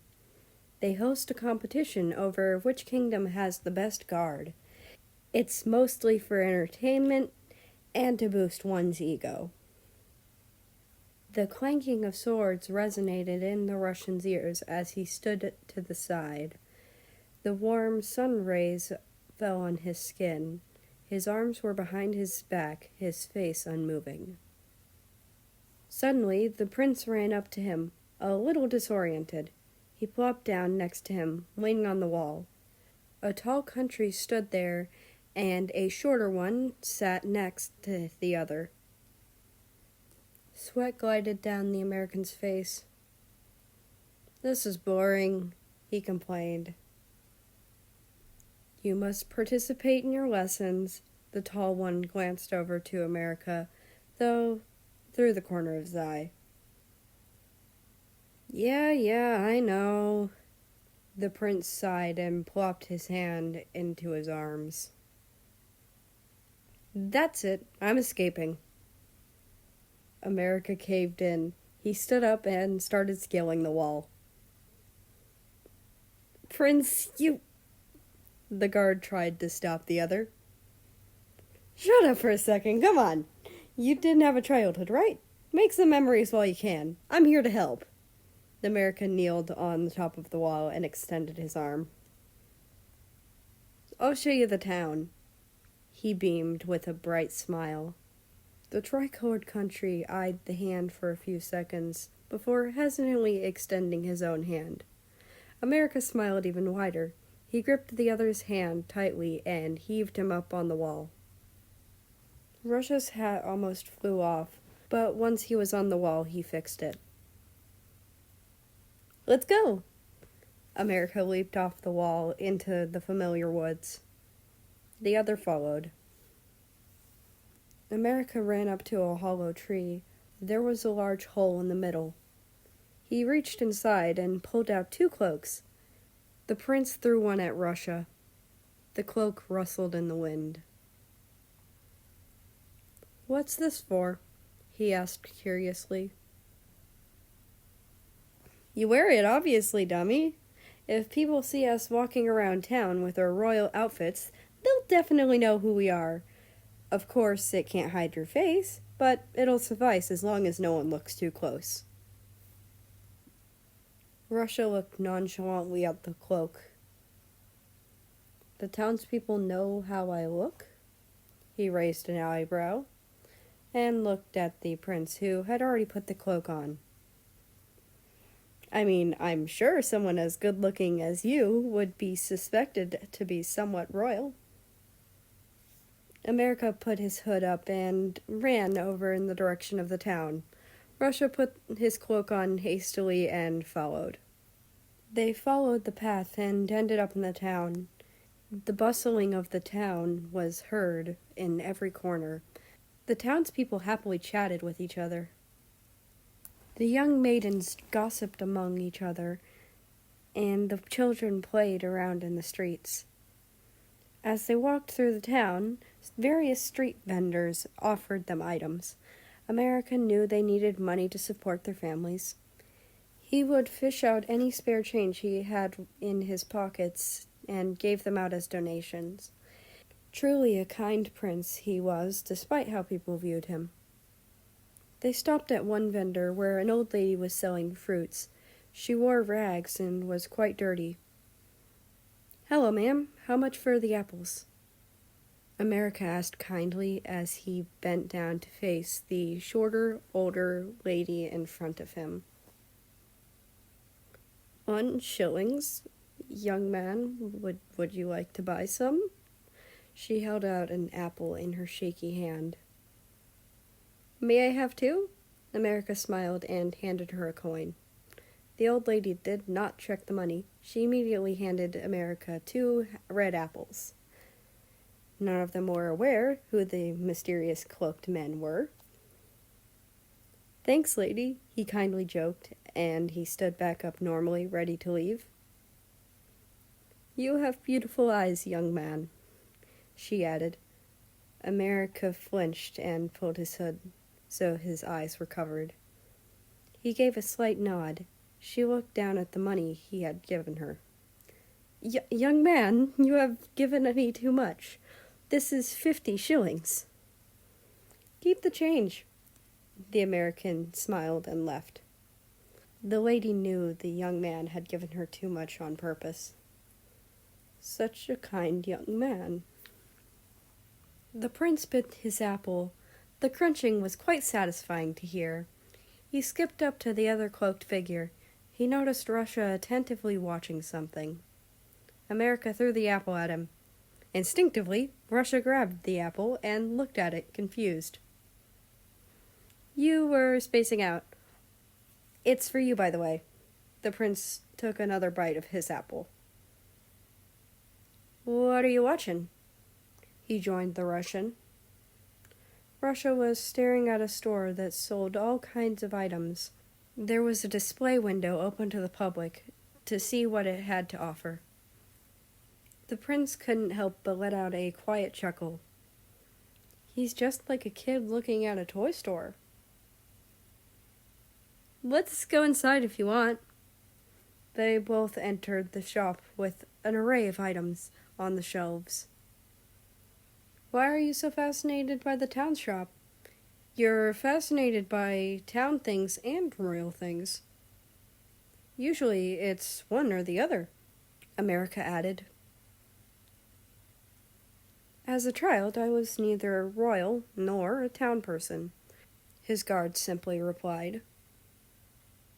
"Then what were you?" The prince played peekaboo from across the shelves. "Not important." He dodged the question. The prince pouted in annoyance. "Get a load of this." He popped out in front of the Russian. He held up a fake crown in his hand. It says it's a direct replica of the prince's crown. Well, I say not. America laughed, looking at the Russian through the crown. The prince couldn't help but admire his guard's defined features, his sharp eyes and fair skin. When America realized he was staring, he turned away in embarrassment. Do you know the Prince of Britannia? They both heard a man's voice speak. You mean that good-for-nothing stuck-up prince? A lady replied. That's right, I heard rumors that he's been extra mischievous these days, escaping all of his lessons as if he were already the best at it. Such a horrible prince. What did us townspeople ever do to deserve such a horrible heir to the throne? The lady mocked. I heard he has no insecurities or compassion. Such a narcissist. It's almost like a disorder. The man continued. Russia glanced over at the prince with worry in his eyes. America gripped the crown so tightly you could see the veins, even at a glance. Well, let's leave. Without another word, both of them left. The air was cold and refreshing. It was almost evening. The sun had lowered behind the hills slowly. The Russian guard was about to ask his prince if he was okay, but before he could, he faced the prince. America's face showed no distress, only a soft smile remained. I'm thirsty. Let's get something to drink. He pointed out a small restaurant-like bar at the corner of the town. He pushed the doors open. The bustling people were very much appreciated. The two of them silently sat at a table. The prince skipped his way to a table and slid into his seat. He seemed happy and just fine. I guess I was worried for no reason. The Russian internally sighed in relief. Wait, I was worried? How did that even happen? Have I been worried for someone before? His monotone voice rang in his head as he asked himself those questions. What would you two like? A young waitress came up to them. I'll have a soda. What would you like? He turned to his guard. Russia simply shook his head to say that he didn't want anything. He'll have one too. America smiled at the waitress. She nodded and left. They both overheard a conversation at the table next to them. My family is planning on moving to another town, one man said. Where to? Another man asked curiously as he took another sip of his beer. Maybe the Japanese Empire, he answered. The people there mostly speak Japanese, though. Will you be okay? Anywhere is better than here. Do you even know who the next in line for throne is? He exaggerated his tone. Isn't it the smart kid, Prince Canada, wasn't it? No, it's that good-for-nothing American. He's a narcissist. Everyone is aware that he basically is gifted and good at everything without effort, but he's way too stuck up and carefree. Yikes. Hearing that, I don't think I would trust him either, the man said. Exactly. He's all arrogant because he has a pretty face, and he's such a womanizer. I've heard he slept with a ton of women from different kingdoms. Russia listened in disbelief. His face was unchanging, though. All the ladies are head over heels for him, even without him ever seeing them face to face in person. The man took another large gulp. Undignified and arrogant. How unfit for the throne. We can only hope for some tragedy befalls him, making him unable to rule. He spoke quite loudly. Cheers to that. Both of them clinked their glasses together. The tall country didn't know what came over him, but he just snapped. He unsheathed his sword, halfway before hearing a scold. "No," America commanded. The prince's face was not visible due to his hood. "Do not. That is an order." That was the first time America had ever raised his voice at his guard. Throughout the whole time Russia was here, all America did was joke around with him as if he were a friend. Russia reluctantly shoved his sword back into place. They both got up to leave. After they exited the door, the waitress came to their table only to see no one was there. The two men had left without their drinks. She looked around, confused. She noticed a couple coins on the table. The total coins were 100 shillings, but the drinks were only 10 shillings. Indeed, America had left some money on the table before they exited the bar. Russia had noticed. "Arrogant my ass. The prince is a very kind person. I should know that the most." He grit his teeth and internally complained. The guard glanced over at his prince, worried again for some reason. America stood there, smiling softly again. It's almost like he didn't even hear the hurtful words in the first place. Why did I lash out? I've never been mad in my life. I've always kept my composure. Just what happened to me so suddenly? Thank you for trying to defend me and do your duties, but they are merely duties. Please only try to defend me on your own will. I don't need defending anyway. I'm quite used to it. It doesn't hurt me at all anymore. Russia nodded as the streets emptied out and the sky grew dark. They walked back up to the palace. The guard couldn't explain the pit in his stomach. He had forgotten all about his duties for a second there.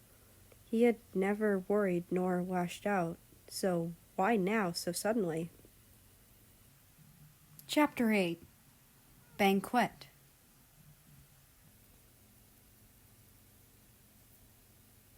Today is the day of the banquet. America stared at himself in the mirror, repeating those words in his head. He was excited about it, but he also couldn't bring himself to even be there. The exciting part is just meeting his friends from other kingdoms and the tournament. His thoughts were interrupted by knocking at the door. The American went up and opened the door. His guard stood there, calm and composed as usual. "The tournament is about to start. The king requests your presence." Yeah, okay, I'll be there, jeez," the prince said, quite annoyed. He couldn't wait to unwind and do his own thing. Unfortunately, he was required to act proper for the entire banquet, for the kingdom's reputation. The prince and his guard walked side by side to the large field of grass. In other words, their lawn. To a commoner, this field would be equivalent to over 30 cottages combined. As they neared the yard, they saw a large podium. It was where the guards competed. Then there were seats from every corner. This event was outdoors for a change of scenery. It was held in Britannia because it was one of the biggest kingdoms. Chatter filled the air. Many royals discussed amongst each other, placing bets on who would win. Pretty boring stuff. Out of the corner of his eye, America saw a familiar girl. Her hair was placed in a bun with a long ponytail extending from it. On her head were beautiful jewelry that gleamed in the sunlight. Fancy decorated chopsticks stuck out of her hair. She had fair white skin, white hair, and a dash of red on her flag. She wore a fancy red kimono with flower patterns on it. The girl also noticed the prince. A large smile grew on her face. "Prince America!" she exclaimed, and carefully skipped up to him so she didn't trip on the rocks. "Princess Japan!" he smirked. "I can't believe you actually showed up. You usually don't show up to these gatherings." Japan tilted her head a little. causing her jewelry to tilt as well. I don't, but today my special guard is going to compete, and I can't miss it. America proudly pointed at Russia. Oh, I see. She turned to the guard. She scanned him for a second, his face unmoving, staring coldly at the princess. Konnichiwa, hamime matsute. The guard only nodded a little, while staring at her with a confused expression plastered on his face. It means hello, nice to meet you, the Japanese lady translated. 彼は静かな人ですね。 That means he's a quiet one, isn't he? She spoke Japanese purposefully. Japan knew the Russian wouldn't understand. 私は知っている。彼はとても厳格な人だ。 That means, I know, he's a very strict one. America replied with ease. He has been taking language lessons ever since he was young, as far as he could remember. He has quite the diverse knowledge in languages, so he has no problem communicating in Japanese. あなたのような人がどうやって彼とうまくやっていけるのかわからない。 That means, I don't know how someone like you could ever get along with someone like him. You're polar opposites. America couldn't help but let out a chuckle at that. 私も知らない。 That means, I don't know either. The Russian stood there with a neutral face, but it was obvious that he was confused. Anyway, let's see if he wins. She finally said something in English. I always have to act prim and proper every day. The only time I get to be a normal teen is when I'm around others my age. We don't have much gatherings together, though. She added a complaint. You know you can invite me over to tea any time, right? America raised an eyebrow as a slanted smirk spread across his face. The Russian noticed that the other guards were getting ready for the competition at a different section of the lawn. There were a good amount.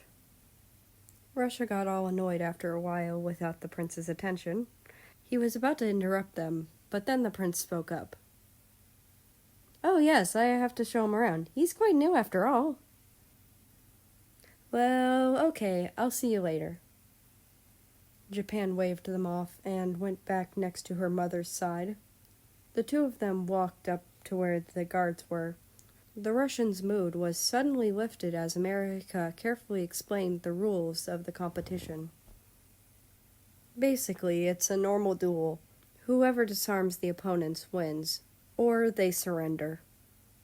They will work up the ranks until the finals, then a winner is chosen. I know you'll win for the sake of the kingdom, but also try to win for me, okay? America added lastly before leaving him to meet his father. He looks new. A man spoke. Russia turned around. A competitor was analyzing the Russian already. You look young. What's your name, kiddo? Another spoke up. He added a mocking snicker at the end. Russia ignored both of them. He had no interest in talking at all. He walked past them. The two guards got extremely annoyed and shoved him from behind. The royal guard did not flinch, did not stumble. He stood firm, still in his spot. Don't be arrogant just because you're young and from Britannia. Russia just narrowed his eyes and stared coldly into their souls, which made their spines shiver. Of course, Russia towered over all of the guards due to him being abnormally tall. Kings, queens, princes, and princesses, let us begin the tournament! The announcer suddenly cut in with a loud voice. All of the royals shuffled into their seats excitedly. The first two guards were called into the stage, fought, then another two were called. It kept going until Russia was called to the stage with another guard. Of course, he got it over with very quickly, disarming the other's sword. It fell onto the ground with a loud clang, and the person tumbled backwards. "Looks like the newbie is a real good one. That was incredibly fast," the announcer cheerily announced. Some royals clapped. Russia just calmly left without any regard for how people responded. As rounds went by, Russia toppled over all the guards, even up to the finals. He was up against a guard from the Japanese Empire named Fukushima. Both of them got on stage. "Don't go easy on me. I've seen what you can do. Let's have fun." He smiled with determination at the other guard. Russia just nodded. They both fought for a good few minutes before Russia went behind him and, while he was distracted, placed a sword against his neck. Somehow, Fukushima dodged in a split second, but created a blind spot where the Russian disarmed him and the force made him fall. "We have a winner, everyone!" The announcer loudly cheered. The crowd clapped with great force. Even when defeated, Fukushima just smiled bravely. Russia extended his hand. Even with a neutral face and no words, he respected the Japanese guard. Fukushima took it and accepted his defeat wholeheartedly. The announcer ran up to the Russian and raised one of his arms. "Congratulations to the Kingdom of Britannia!" Russia noticed on a seat where America sat. He was smiling like a dork and clapping. Russia averted his gaze with a slight pink tint on his face. Now it was time for the banquet. The guards and royals both ate the same food. The royals respected their guards. Some of them didn't, but the majority did. So the royals and guards ate in the same place. Russia stood on the balcony, staring off into the night. The celebration was loud, and the Russian was bombarded with congratulations and claps. The night air was refreshing, and the cold wind brushed against his skin. "Hey!" a familiar voice was heard. It was the Japanese guard. "You are awesome out there. So young, too." He stood next to him, admiring the night. "I'm impressed by your performance, too," another guard said. It was a Chinese guard, Beijing. "You beat me pretty badly out there," he sighed. "Both of you did good out there, too." Russia finally spoke after going the entire day without a word.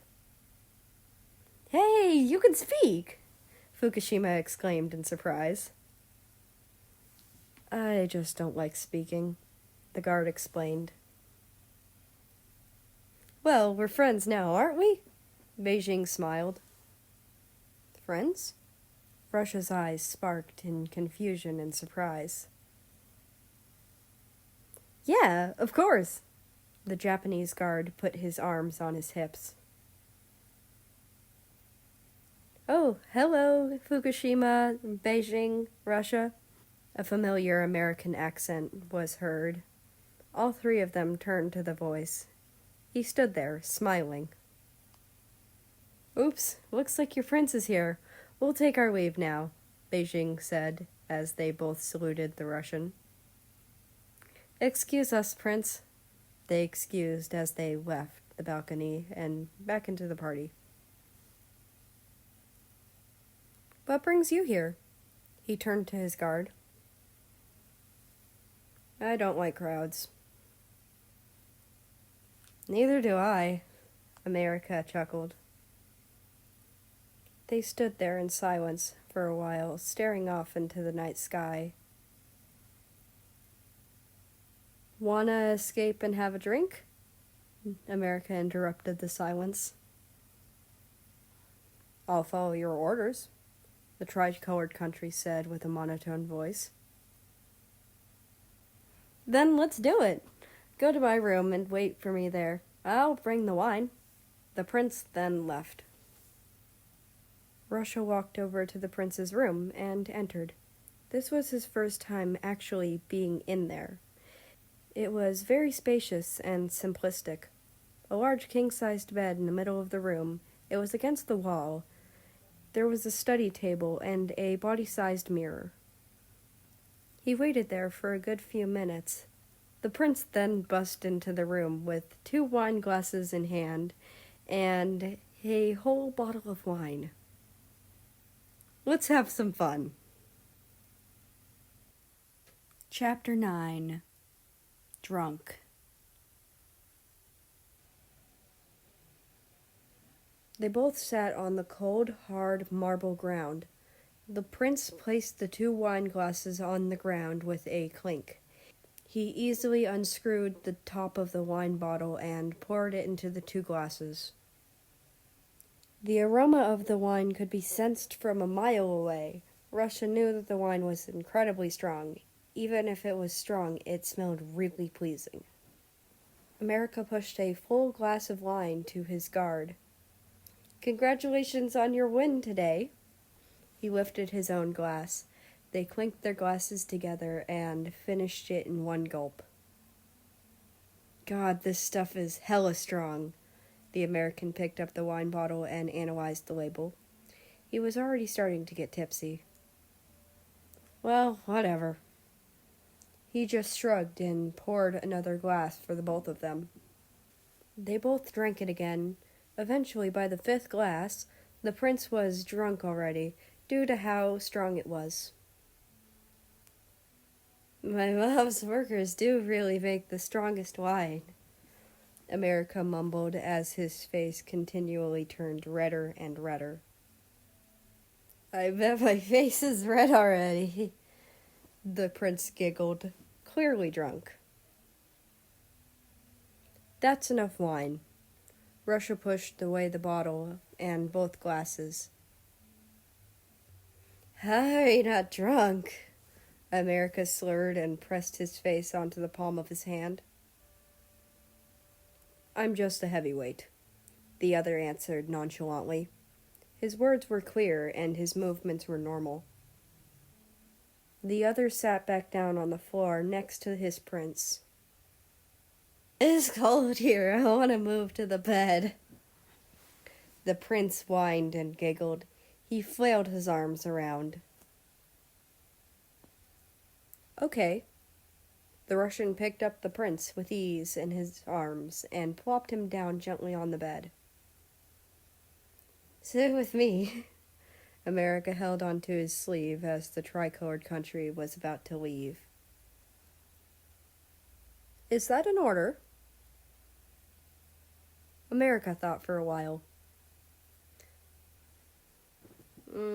Yes," he finally replied in a cheerful tone. The Russian sighed and sat on the other side of the bed, away from the prince. He kicked off his shoes already. They both sat in silence for a while. The prince fidgeted with his fingers as the other just sat there with a neutral and cold face. Finally, the American turned his head towards the other and slowly crawled towards him. "What are you doing?" The guard's eyes widened. He was going to jump out of the bed, but then remembered his order was so he couldn't move. Russia's hand instinctively extended, gesturing to the prince to stop moving closer. America only furrowed his eyebrows and licked his hand. The guard's hand jerked back. The Russian didn't know what would happen to himself if he let the prince get any closer. Even though he wasn't drunk, his face was really red. The prince decided to hide beneath the covers. He wriggled around for a while, then pounced at Russia, holding the blanket in both arms. He wrapped his arms around his guard's stomach, near his waist. The American's head popped out of the covers. Russia's face was even redder, and his eyes were as wide as an apple. The American started to snuggle up to him, pressing his cheek on the other's stomach. "Prince, what are you doing?" he said with a slightly panicked tone. "I just want to hug you. I want to hug back." The prince pouted. I'm not good with this stuff." How about you just rub my head like you did that one time in the library?" he said with a wide dorky smile on his face. "You were awake?" "I was." America giggled a little and snuggled up more. The Russian turned his head away, covering his blushing face with the side of his hand. "I thought you said you didn't get drunk. Your face is really red." "It's, different." He turned back to the smaller country. Somehow, throughout the entire thing, he had still maintained a neutral face, despite growing redder than a tomato. They both sat there in silence. Russia was internally panicking, while America was just hugging him tighter and cuddling. "Hey, Russia," America suddenly broke the silence. "Hmm? Am I a bad prince?" "Why so sudden?" The Russian raised his eyebrow. He looked down. The prince's face truly seemed sorrowful. "Am I really a good-for-nothing prince?" Tears welled up in his ocean blue eyes, despite the slight difference in shade. They swiftly slid down his face as he sobbed in silence. His guard was caught off guard. Hey," he stammered a little.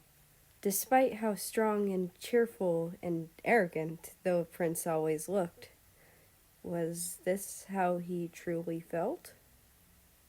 Like people say, drunken words are the sober thoughts. "You're a good prince." "How do you know? Everything everyone says about me is basically the same thing." His grip tightened. "Throughout the time I've spent with you, I've seen how kind and talented you are. Don't listen to what the townspeople say." Russia placed his hand on the other's head and ruffled his hair. The American let out a small chuckle. "What's wrong with wanting a little freedom?" "Nothing. It's just them." The taller one slowly moved his back and rubbed circles around it. "I don't know how much longer I can keep up a face." America sobbed silently. Russia sat there in silence for a few seconds. "Don't. You can tell me when anything is bothering you. I'll protect you, I promise." "I'm not really good at comforting, so I'm just saying my honest opinion." His monotone voice rang in the other's ear. Despite always having the same boring tone, right now it's the only thing the American wanted to hear. "Thank you." The prince leaned upwards, going closer to the other's face. Suddenly, the door creaked open. Both of them jumped in surprise. America's mother, France, popped her head into the room. She saw America silently sleeping, facing away from her. No sign of Russia. France just wanted to check in on America, since he just disappeared suddenly. There was nothing else to see, so she closed the door and left back to the party. America's eye peeked open. "How did I do?" He giggled and sat up. Russia sat up from next to the bed. Does your back hurt? America asked worriedly, since it was so sudden, so Russia just rolled down next to the bed and slammed his back on the floor. It's fine. I ordered you to stay on the bed, didn't I? America slurred and giggled. Yes, forgive me. America was back to his drunken self, as if all of the crying had never happened. As a punishment, let's sit in the same way before, but for the whole night. You're a nice pillow. I will accept the punishment. He sat back on the bed, in the same position.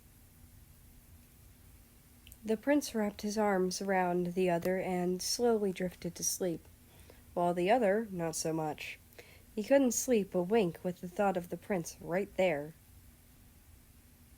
Usually doing any punishment was no problem, but why was he having so much trouble with this one? Chapter 10 Aftermath.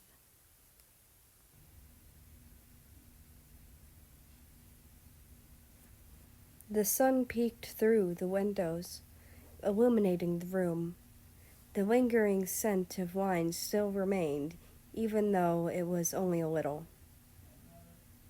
One slept on the bed, and the other had already stood up. They fixed their outfit while yawning. Russia did not get any sleep last night.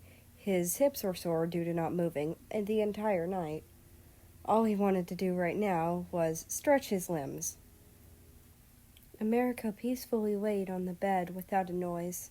His eyes were still quite sore from crying last night, but it was hardly noticeable in the first place. Slowly, the other boy's eyes fluttered open. His eyelashes parted as he gained consciousness. Good morning. He rubbed his eyes, facing the standing country. What happened last night? The American asked, eyes half-lidded, and he was still quite sleepy. Suddenly, the hangover hit him like a train. Shit, my head hurts like hell. Did I get drunk last night? Yes. Did I do anything? He asked, a little worried. The tricolored country thought for a quick second before answering. No, he only mumbled a few unimportant things and fell asleep. He lied. The guard wouldn't want the prince to get embarrassed. Okay then, the other answered, still a little suspicious. As the hangover went on for a while, he could only remember bits of last night. He remembered getting drunk and asking to move to the bed. A sudden image of him holding on to something flashed in his mind. His whole face turned red. I hugged you and ordered you to stay in bed with me last night, didn't I? The guard replied without a moment's pause. Yes. This is why I hate drunk me. America massaged his temples. His hangover was still pretty bad. I believe it's time for breakfast. Russia took out his pocket watch and scanned the time. The prince's eyebrows twitched at the sight of the pocket watch. Right, of course, he said begrudgingly and got off the bed. Yikes, my arms are sore. The American then stretched his arms in a circular motion as he placed the other hand on his shoulder. Still thinking of last night? Aw, don't tell me you actually enjoyed it. America teased jokingly when he saw the Russian's blank and serious expression. It is my duty to fulfill any order you have for me. Whether or not I enjoy it is not important. Russia noticed his face growing warmer, but the other country saw nothing but a blank expression. The prince clicked his tongue and narrowed his eyes a little. Okay, then, let's leave. In the dining room, he couldn't even focus on the food due to his hangover. The first thing the prince noticed was 2 extra people in the dining room. Prince Germany and Poland! He greeted them while also pointing out who they were. Prince America, they both greeted in return. The American prince sat down with his head facing downwards while resting on his palm. America, what's wrong? His mother worriedly asked her son. Nothing, just a hangover, he replied as nonchalantly as he possibly could. Oh, so you were drinking last night? Britton's voice cut in. It was a mixture of curiosity and disappointment. Yes, I was, Dad. Is that so wrong? The prince raised his head a little so his darker blue eye was visible. I was trying to find you the entire night. Not my fault you wasted your time, he internally shrugged. America simply didn't have any energy to actually move his arms. Never mind. Anyway, Germany and Poland here were about to head home when their carriage broke down, so they'll be here to stay for a few days until their ride is mended. His father tried to explain. America had the expression of, "Yep, I'm listening, but I don't care," in his one visible eye. Forgive us for intruding. Germany did a slight bow that seemed quite familiar. It's completely fine. Neighboring kingdoms should help each other, no? By the end of breakfast, he was completely drained, but then he saw a familiar tall man, and his spirits were somehow lifted. Hey, hey! America skipped over to the other. They both walked side by side together as they neared another corner. Germany and Poland also turned the corner. Hello, Prince. Germany waved at the other prince. Hey, Germs. It was a nickname America had made up for Germany back when they were younger. Hey, Russia. Germany nonchalantly walked up to the Russian and gave him a hug. America stood to the side in disbelief. He felt pain in his heart, but he couldn't explain it. Hello, Germany. Russia greeted as well. The thing America noticed was that Russia didn't use honorifics like how he usually addressed the American prince. This only made the pain in his heart increase. He bit his bottom lip and forced a smile. Germany, I'm working right now, Russia said with a blank expression and the usual monotone voice. Right, sorry. Germany let go and went back to Poland's side. You two know each other? America asked curiously, but with a hint of annoyance in his tone. Germany was known as the Smart Prince. He was cunning and fairly good-looking as well. On the other hand, Poland was not a prince nor royal. It was unclear what relationship they have, but it was said that Germany tutors the young Polish man. Poland had a long and large scar on the top right of his head. It extended to the tip of his eyelids. It was quite the gruesome scar. The Polish man was good-looking as well, but in a different way. I guess you could say we're pretty close. A smirk appeared on the German's face. Oh, okay. We're gonna leave now. Bye-bye, Prince Germany. America practically forcefully tugged the Russian's uniform to make him move faster. An annoyed expression appeared on the American's face that he couldn't suppress no matter how hard he tried to smile.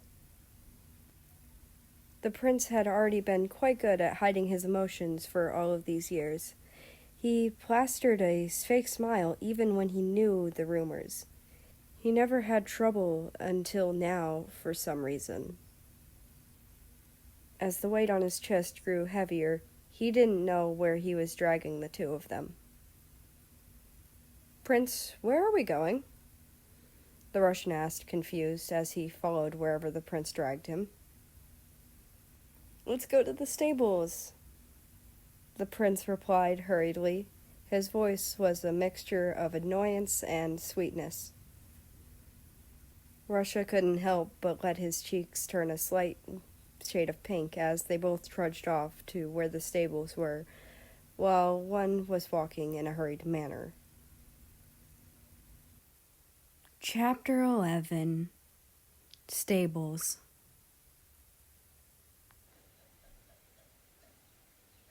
The two of them walked over to the stables. More accurately, the taller one was being dragged there by his feisty and oddly pissed prince.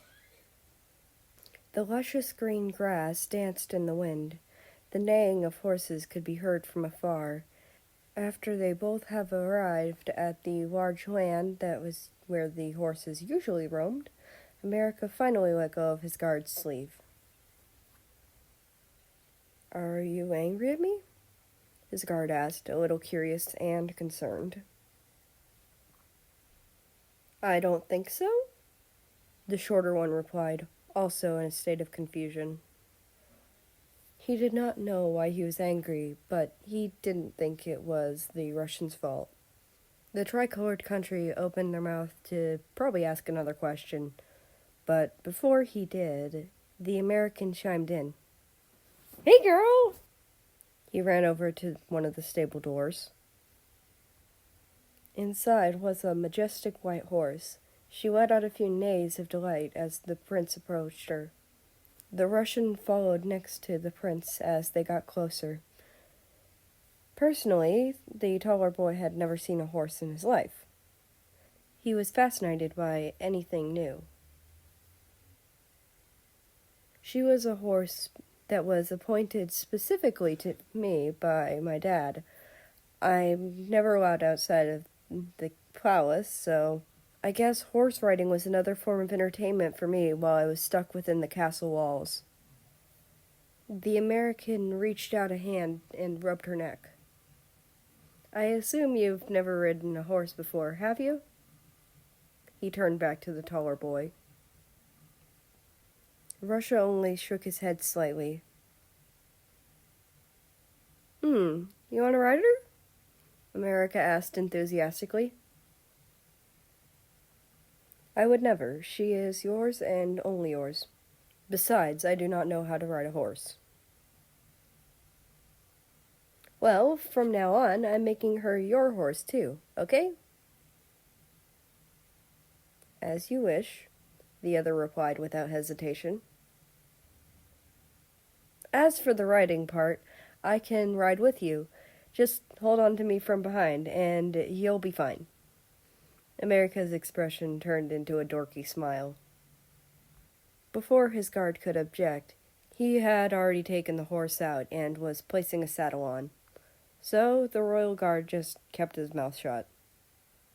A small part of him wanted to ride the horse, but he repeated in his head that it would seem very unprofessional to be using the prince's gifts.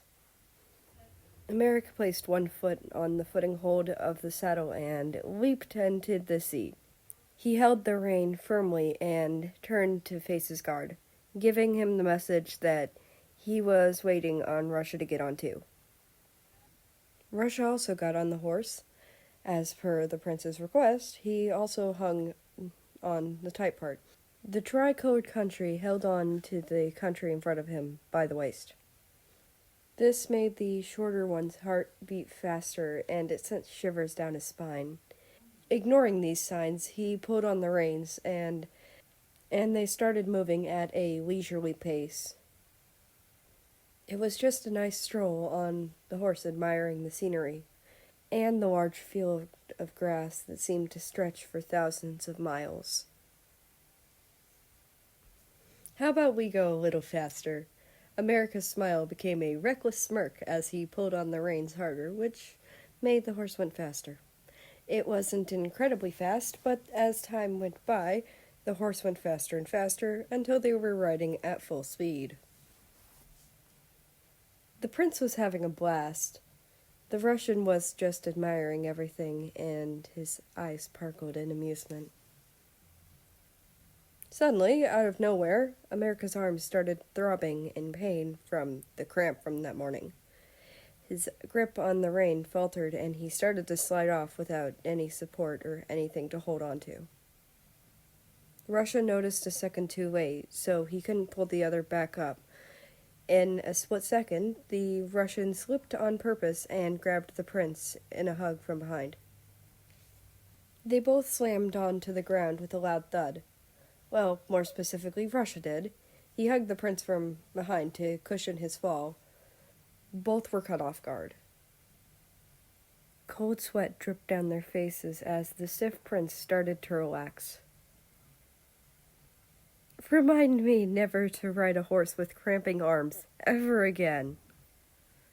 He let out a low chuckle. Are you two okay? They heard a voice getting closer towards them. They both got up, and Russia let go of the prince. He immediately wanted to start hugging him more for some odd reason. The voice they heard was Germany and Poland rushing up to them. We saw what happened. Are you two okay? Germany asked with a bit of concern in his voice, despite having a neutral face. We're fine. What brings your highnesses here? Russia questioned. America's mood immediately dropped again. He was suddenly pissed again. Well, we're taking care of our horses who pull our carriage. Poland held up a bucket of water in his hands. His tone had the slightest bit of annoyance. What happened out there? I don't feel like explaining, but long story short, we fell.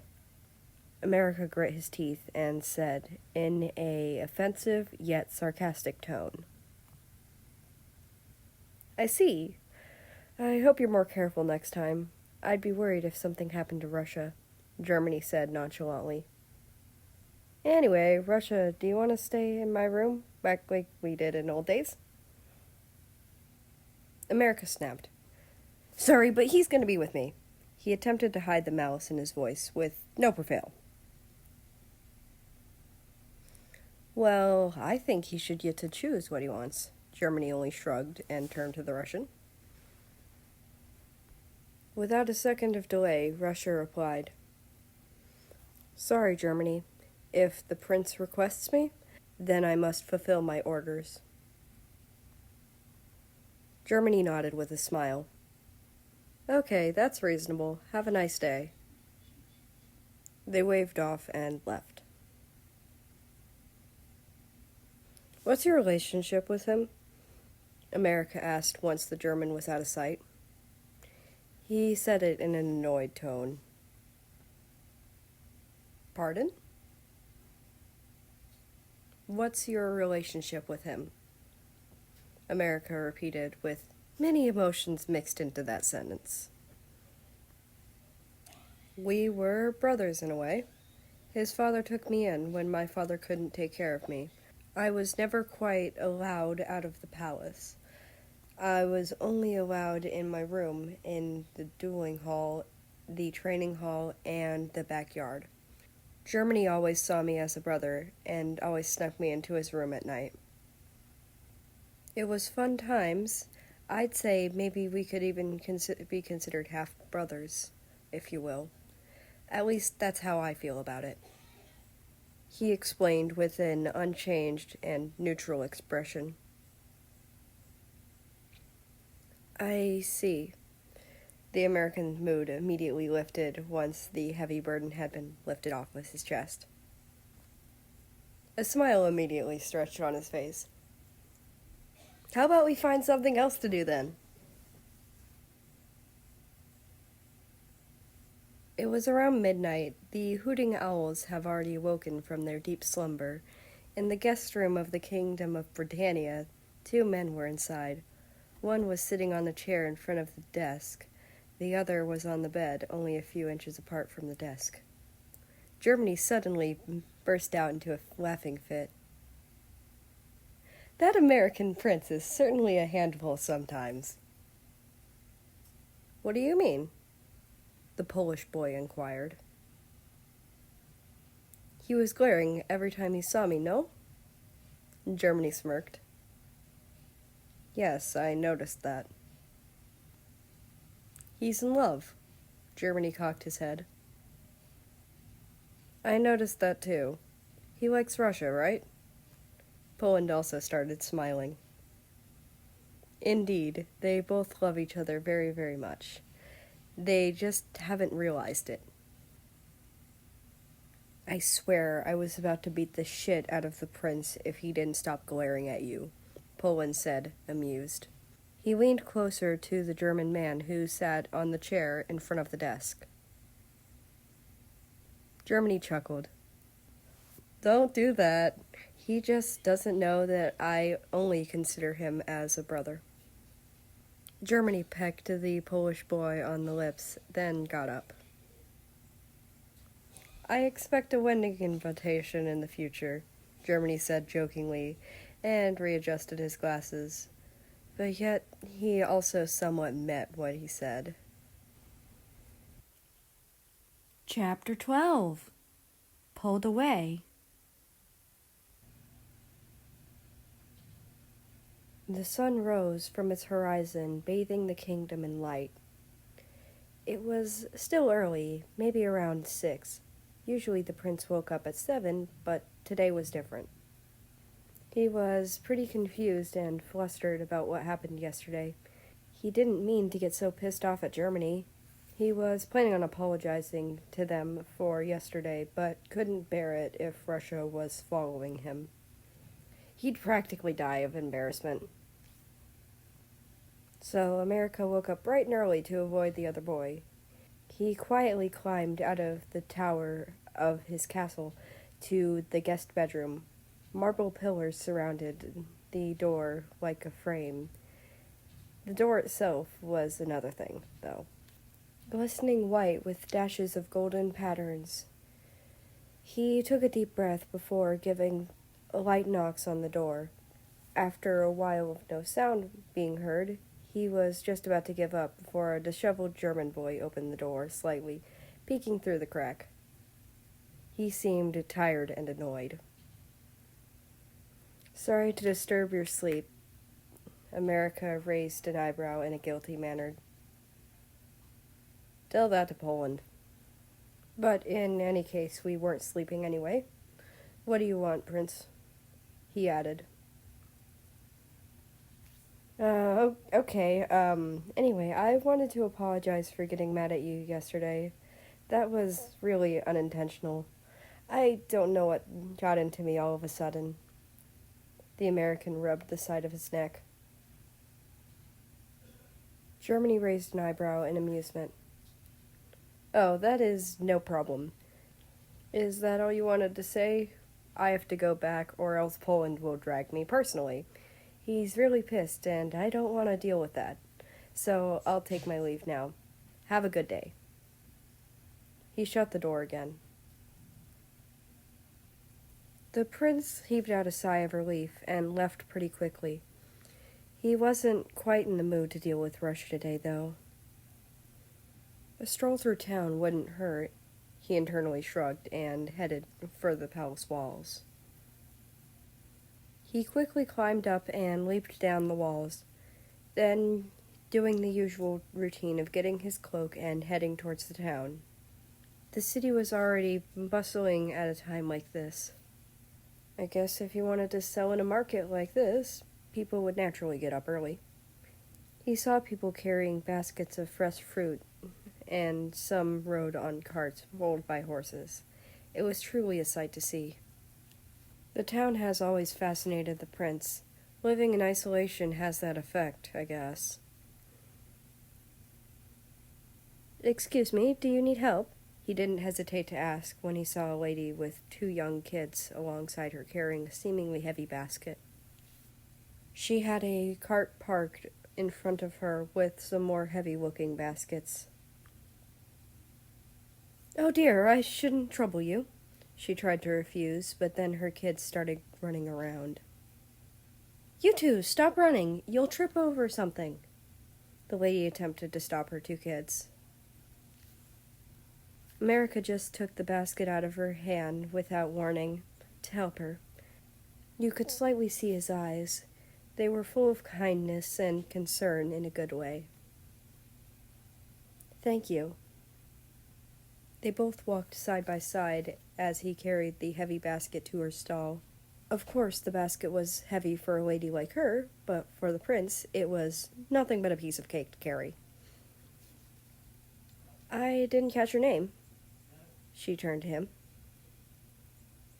"It's not important." He blurted out.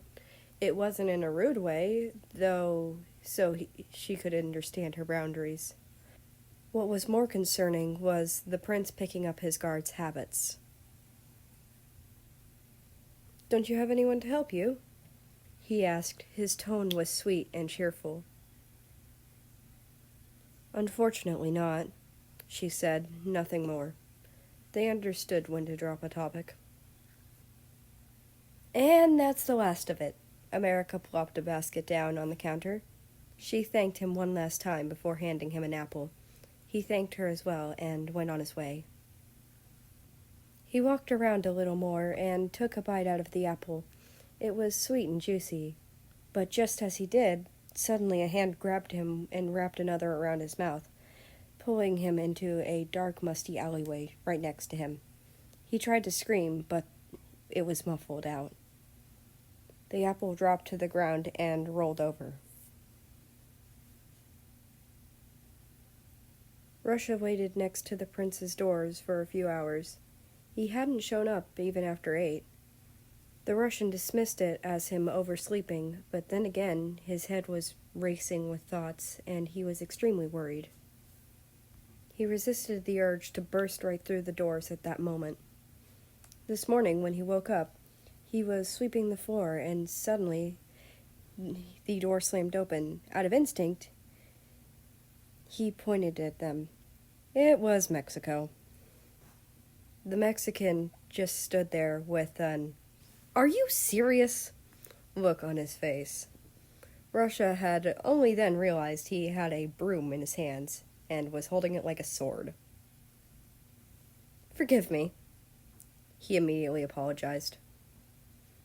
It was quite the experience, but even thinking about that couldn't take his mind off of the prince. He lightly knocked on the door again, hoping for an answer. No response. He finally gave in and just opened the door. What he found was an empty room with no prince. Did he already leave? He thought with a neutral face.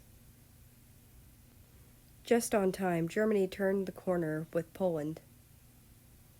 "Germany, have you seen America?" he asked with worry glazed in his eyes. "He visited my room this morning, but then left shortly after." "Is he missing?" Poland raised an eyebrow. Russia just nodded. Without pause, he went around the castle asking around if they had seen the prince anywhere. No luck from anyone. His heart rate spiked and his breath was erratic. He was so worried, though his usual expression and demeanor never changed. Then another thought came. He leaped over the walls and grabbed a cloak from the familiar tree stump as he headed for the town. Chapter 13. Back to You. His head throbbed with immeasurable pain. Voices surrounded him in a blur. The boy let out dry coughs that lodged in his throat as he slowly lifted his eyelids. He saw double of everything. Everything was blurry. The prince tried to move his hands, but they wouldn't budge. He could only feel the cold skin press against his hands. Wait, cold skin? His gloves! They were removed. He groaned internally in annoyance. What kind of situation am I in now? His eyebrows twitched. His cloak was gone too. The prince analyzed his surroundings and his conditions. It seemed he was in a small wooden storage area. His hands were tied together against a pole. Nothing on his body seemed to be hurt either. It seems like he was drugged and brought here. I'm guessing ransom? America raised an eyebrow subconsciously. The cabin door burst open. 3 men walked in. America could not clearly make out their faces due to his eyesight still being quite blurry. He's awake, one said to the other. What do you want from me? America said with an annoyed tone. Well, dear Princey, you're worth quite a good amount of gold coins. Another gave a slanted grin. The American had quite a bad feeling about this. Oh, please, why would my old geezer pay any money for a piece of shit like me? I'm not even a good prince, America said with a grin, clearly in a joking manner. Well, good prince or not, you're still gonna be the next king. All 3 of them circled the tied-up boy. Even if the king doesn't pay off, your face is pretty enough for other things to work. One crouched down and lifted America's chin. The boy's pupils immediately shrank. Get your vile creature hands off of me. He shoved the man away with his kick. His feet were luckily not tied. The other men helped up the one who had fallen over. America glared at the 3 of them with a venomous expression. Behave yourself, motherfucker! I am absolutely not going to become some sex slave, America spat without thinking. Do you have a choice? One of them stomped on America's foot. The prince was still glaring at them, suppressing a wince of pain. That was definitely going to leave a bruise. Such attitude. The man who America had kicked previously stood up again. Teach him a lesson, but avoid the face. He left the cabin, leaving the other 2 men with the tied-up boy. As they walked closer, probably ready to beat the shit out of him, America quickly tried to think of a plan. He quickly felt around behind him with his tied-up hands when he suddenly felt a nail poke his finger. Great. Now just tough it up and wait for it to be over. He braced for impact. Though getting a punch to the gut in the next second was pretty goddamn painful. America coughed in agony. Another hand started to choke him. The prince craned his neck upward. The nails dug through tender skin on his neck. The area started to burn and ache with immense pain. The prince grit his teeth, not willing to make a single sound. Don't start acting tough with us now. They stepped on his arm, so it fractured. The ear-piercing sound was unforgettable. The prince shouted in pain for a split second before realizing and immediately shutting his mouth again. This continued for a while. By the end, America was trembling and refusing to give up nor let out a single wince in pain. He didn't even feel like crying at all. When the 2 men left, he sighed in relief. The prince reached up for the nail again and started to attempt to cut the rope. A tall cloaked figure walked through the town. All the villagers paid no mind to him. The Russian couldn't get anywhere with just walking around town. He swallowed the large lump in his throat and walked up to an elderly couple.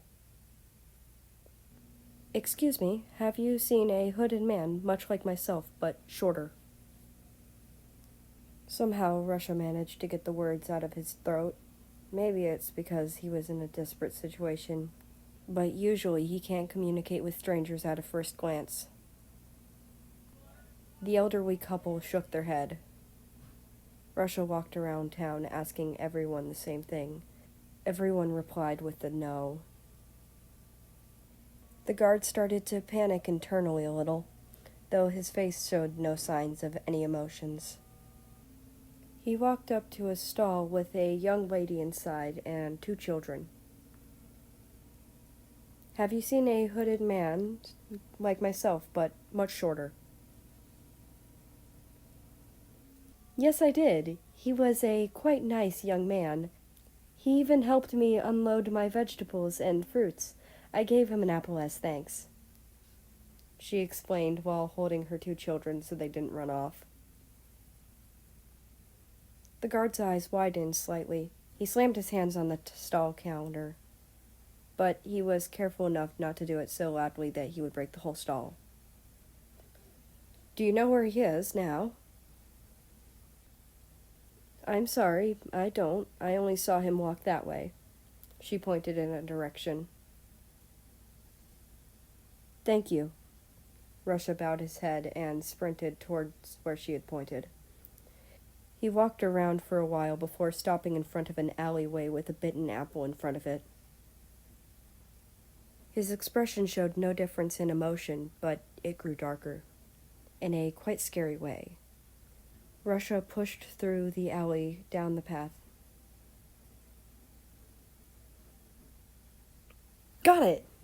America exclaimed internally as the ropes on his hand became loose.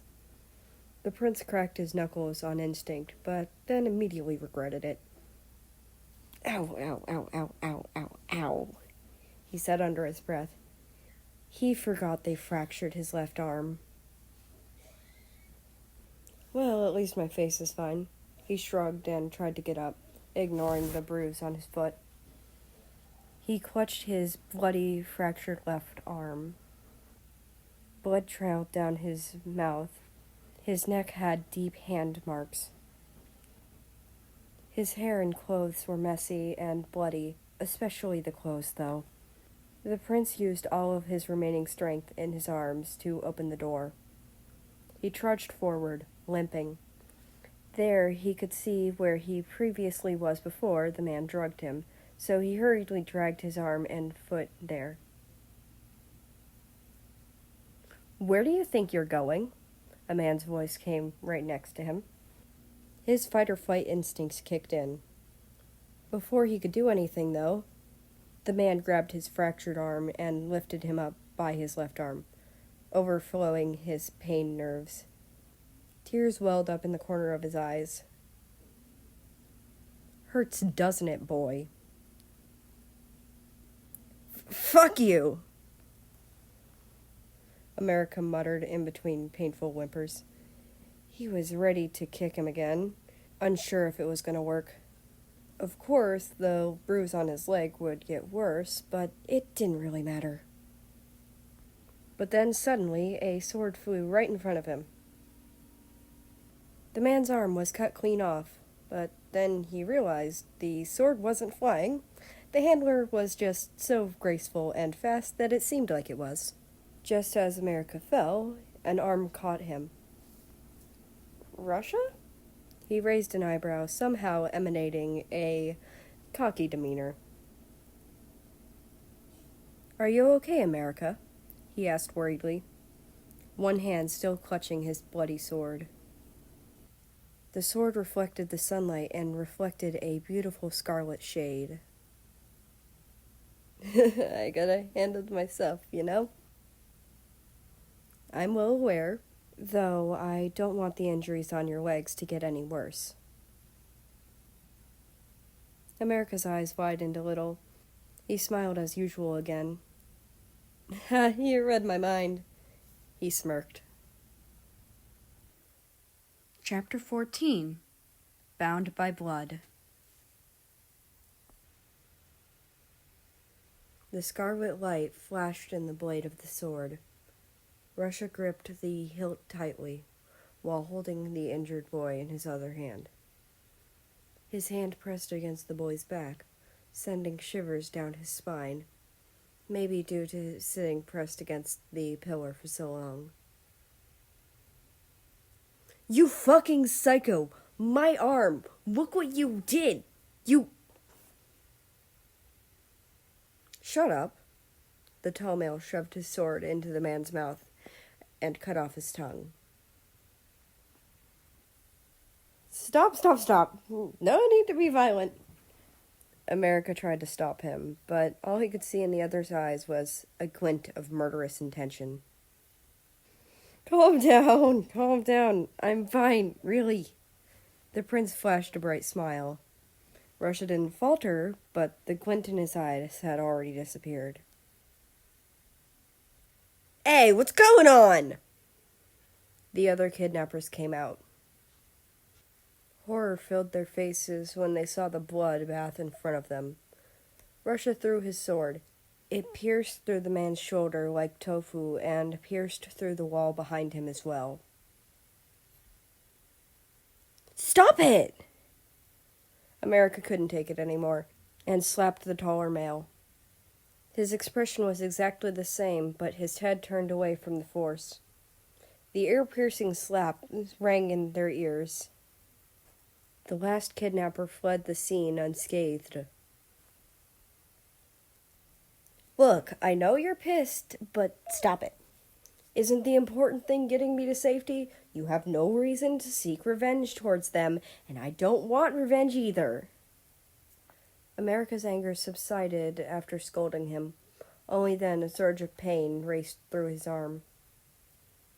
"I shouldn't have slapped him. I can barely move my arms in the first place. Why force it?" He relaxed with a sigh. "Forgive me, I don't know what got into me." The prince could hear the sincere tone in his voice, despite his unmoving face. "It's okay. Let's just head back." They decided to take a street that was hidden so that they wouldn't have to deal with the crowd. The guard had already retrieved America's cloak and gloves, as well as his own bloody sword. As for them walking down the street, America wasn't technically walking. Moreover, he was being carried by the Russian on his back. The prince's face felt hot. "Back there, when you called me without the honorifics, I like that." He started a conversation. He said nothing. In all honesty, he had said that in the heat of the moment. "And thank you for helping me, though there's nothing I can't handle," America chuckled. Russia could feel the prince's breath on the back of his neck. It made his face red. "Can I call you Russie, then?" He chimed. "Please don't, but if that's your order..." "If that makes you uncomfortable, I won't use it. Can I call you Russ, then?" He grinned ear to ear, despite being the only one to be able to see it anyway. "Okay," he said simply. Heat rose up to his face. The two of them snuck back into the castle. The guard brought the prince to the royal doctor, only to find that he was missing. "He didn't come in today. Too bad," America smirked. Russia set him down on the medical bed in a sitting position. He then proceeded to search the room for what America should only assume to be medication. The American sat there obediently waiting. His arms were throbbing with pain, but it was more annoying than painful as long as he didn't move them. His pants were dyed a red color. He could only assume there was a large gash on his legs. Russia came back with the medication. He lifted the prince's sleeves a little and then kneeled and applied the medicine. You sure do know your medicine. America raised an eyebrow. He knew a lot about medicine as well, due to his father forcing him to learn about them. I used to get injured a lot. I memorized the medication eventually, he said nonchalantly, without stopping to even look the sitting boy in the face. America replied lazily. Your left arm is fractured. Russia cut through the silence as he lifted the prince's left sleeve. He finally lifted his head to face the prince. His eyes were emotionless, yet it was glazed with a layer that glinted under the sunlight. Ha, no shit, America replied jokingly, trying to lift the mood. Yet he couldn't help but let a hot sensation crawl up to his face. Russia could only sigh. He lifted the prince's pant sleeves to treat the gash on his legs. Now please, strip, Prince America. The prince spat out his non-existent tea. He said, confused and alarmed. His guard had already leaned in and started unbuttoning his shirt. I'll do it myself. The prince started to unbutton the outer garment of his royal outfit, then the inner garment, which revealed his defined chest with all the wounds. The guard couldn't help but turn away as heat spread across his face. What's wrong? America raised an eyebrow. Nothing. The taller man turned back and bit his tongue as he applied the medication. After he was done, he went over to the broken metal table in the corner of the room and lifted it up. Wait, don't tell me... No, stop, you're gonna injure... Before America could finish his sentence, Russia had already broken the table's metal legs with one snap. Right, I keep forgetting how strong he is. Russia sat on the medical bed next to the one America was sitting on. He pulled his sword out of its scabbard as well and started thoroughly cleaning the 3 items. The tricolored country sat there in silence as he wiped all of the items down. Soon, Russia got up and placed the 2 metal pieces on the prince's fractured arm. The guard ripped off his own sleeve with his teeth and used it to secure the metal pieces. Suddenly, the door burst open. The royal doctor had come back and saw the scene in front of him. The prince had on no shirt and didn't even know what his guard was doing anymore. Oh, so you did show up. Yes, I did. What happened to your highness? He walked over. Nothing important. America shrugged. The tricolored country was still tying the metal pieces. Oh, yes. Did you hear about the competition in 3 months' time? The doctor informed. Oh, enlighten me.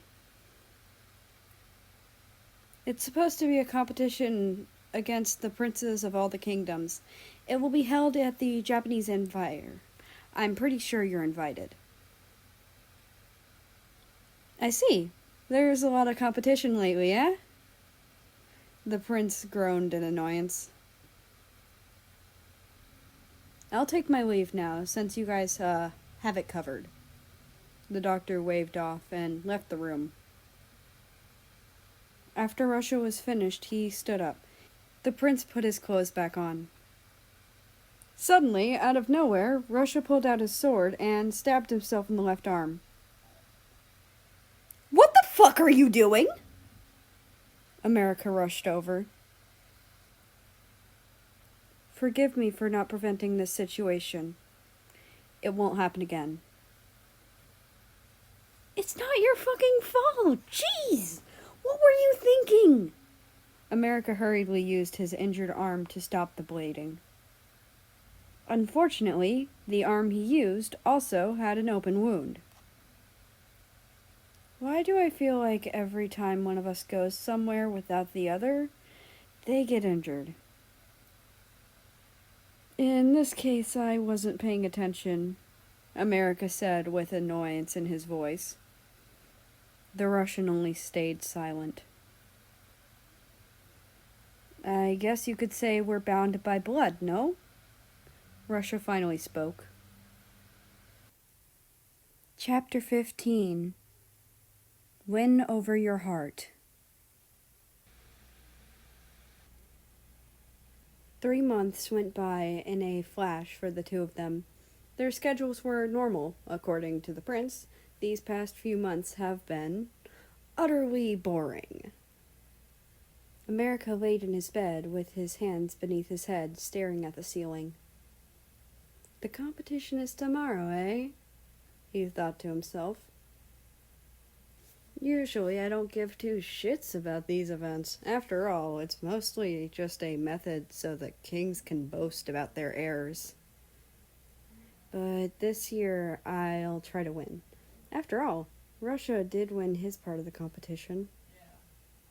The prince sighed before drifting off to sleep. He has woken up bright and early the next day. The loud knocking on his door jolted him awake. The warm sunlight from his window wrapped around his skin. Prince, it's almost time to leave, the familiar accent said as they continued to knock. Okay, I heard you. America ruffled his messy hair and got ready for today. America climbed into the carriage. His father and Canada were inside.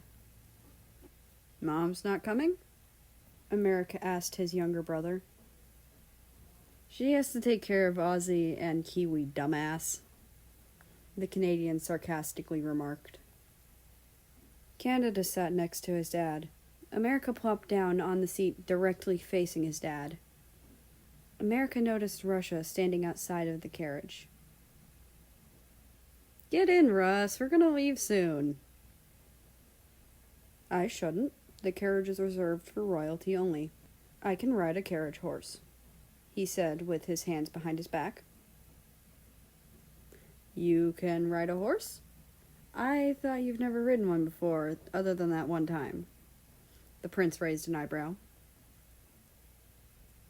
I don't know how to ride, but I'll manage, somehow. The tricolored country replied nonchalantly. America groaned in annoyance.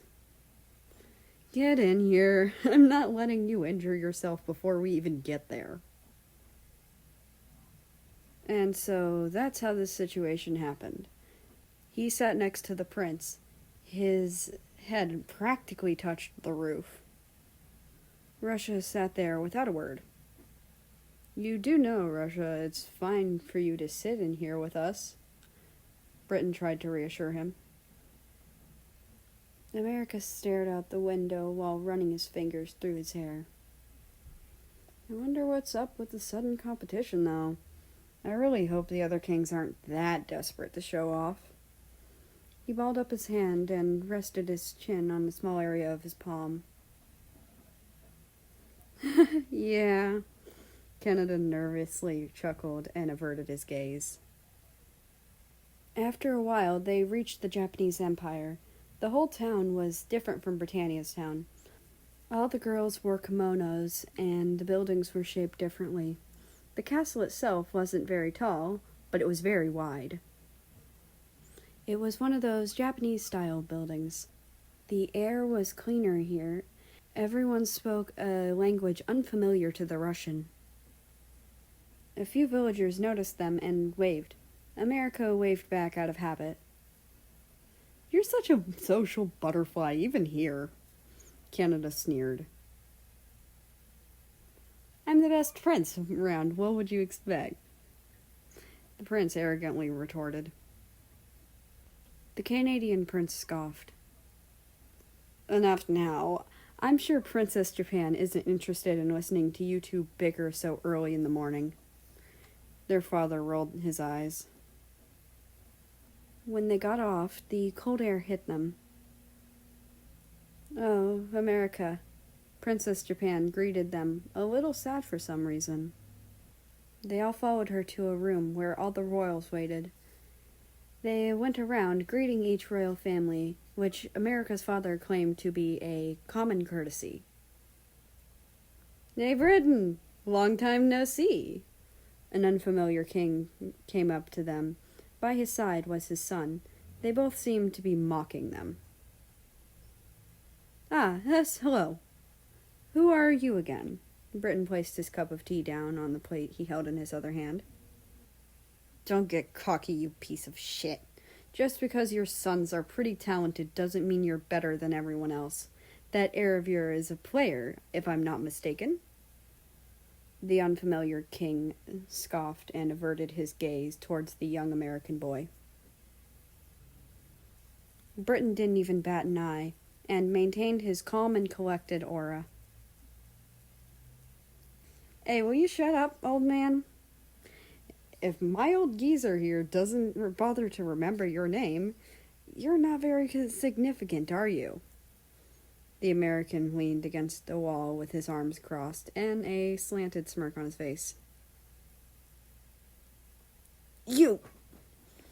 The king's face turned dark, reaching his hand out towards the American. Before he could even get halfway through, another hand blocked him. Russia glared at him. "Don't touch him."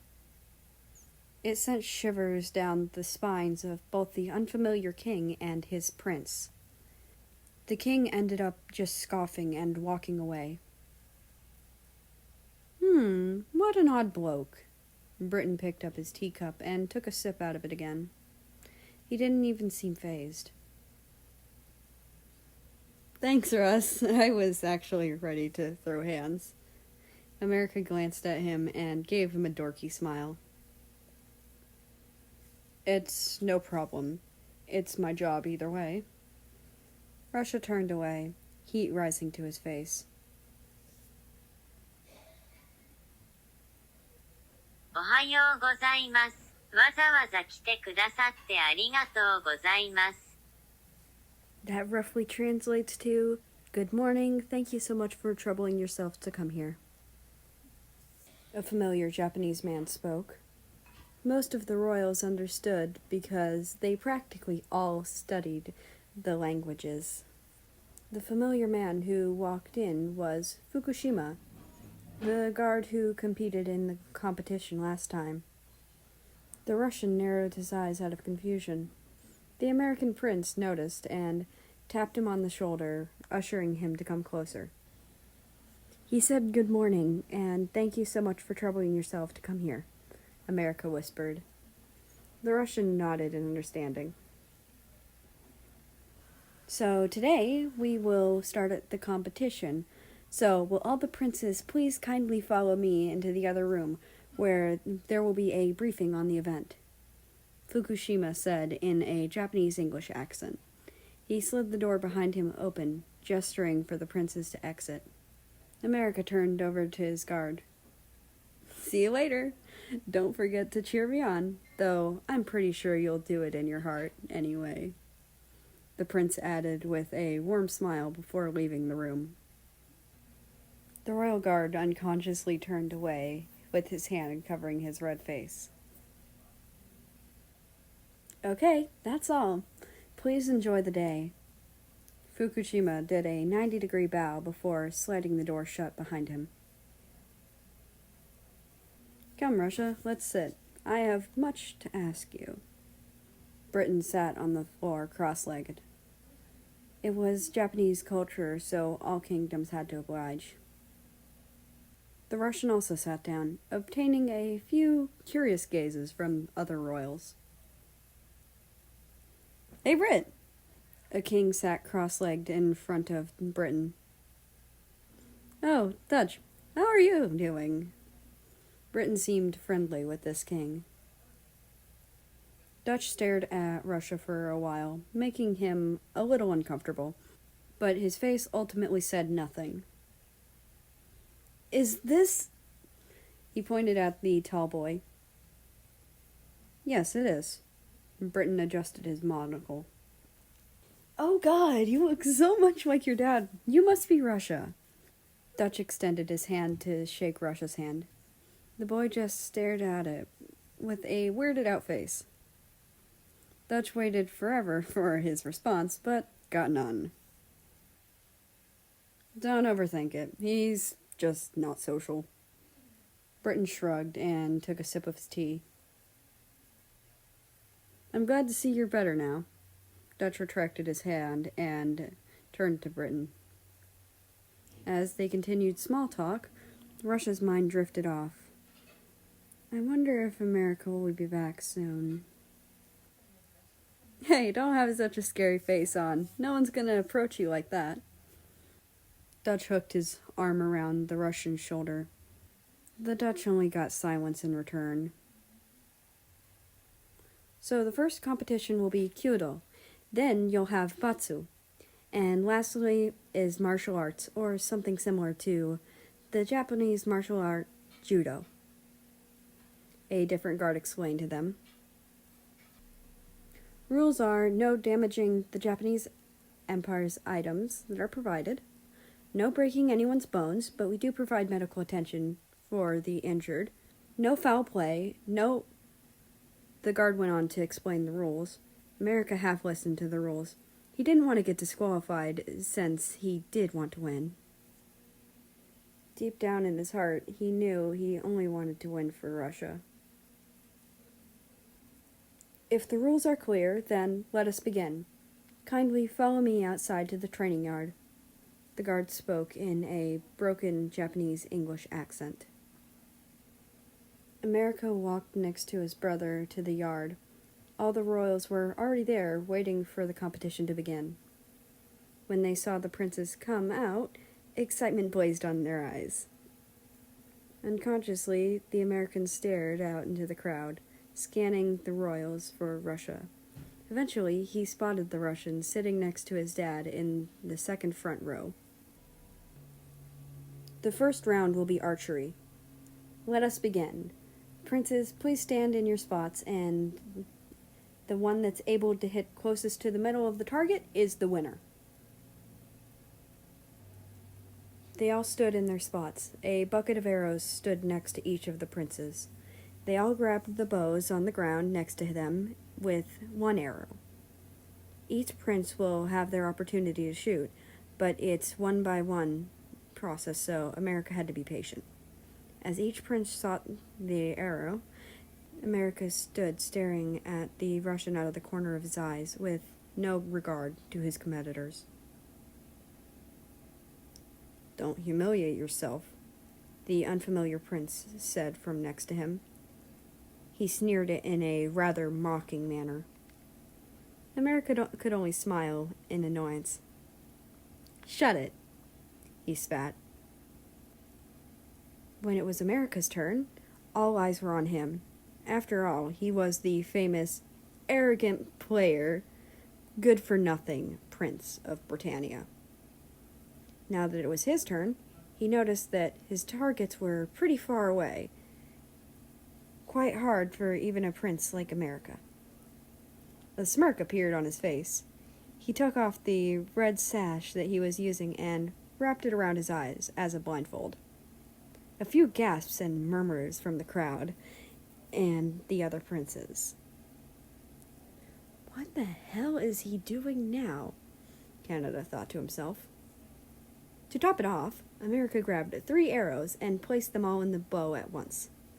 He did a spin with it and let go of the string mid-spin. I should have told him to go easy on them, Canada internally sighed. Russia's eyes widened a little. After America confirmed that the arrows were already pierced through something, he pulled off his blindfold, or sash. All 3 arrows had hit the targets precisely on the bullseye. Another smirk appeared on his face, and everyone stood in shock and silence. Then they all reluctantly started clapping. No matter what shit people had to say about America, they couldn't deny his performance right now was extraordinary. America noticed Japan and her mother sitting at the VIP seats in the lawn with the best view. Even Japan was halfway out of her seat. He's actually showing his true skill. That's odd. He never does that.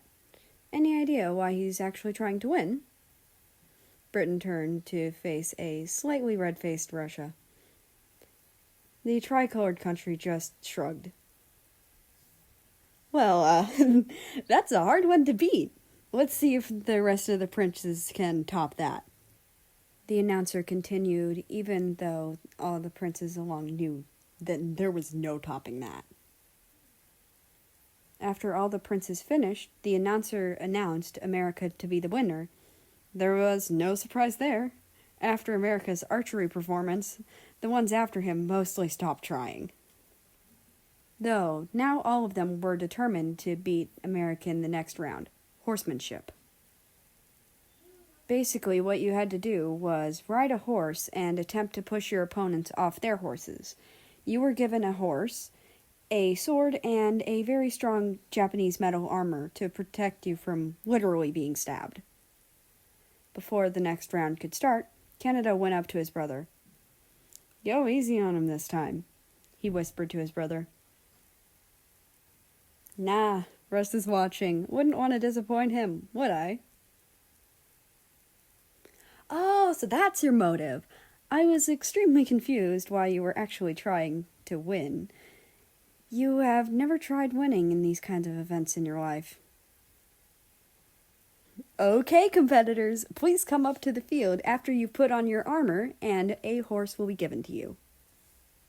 All the princes decked out in metal armor entered the field.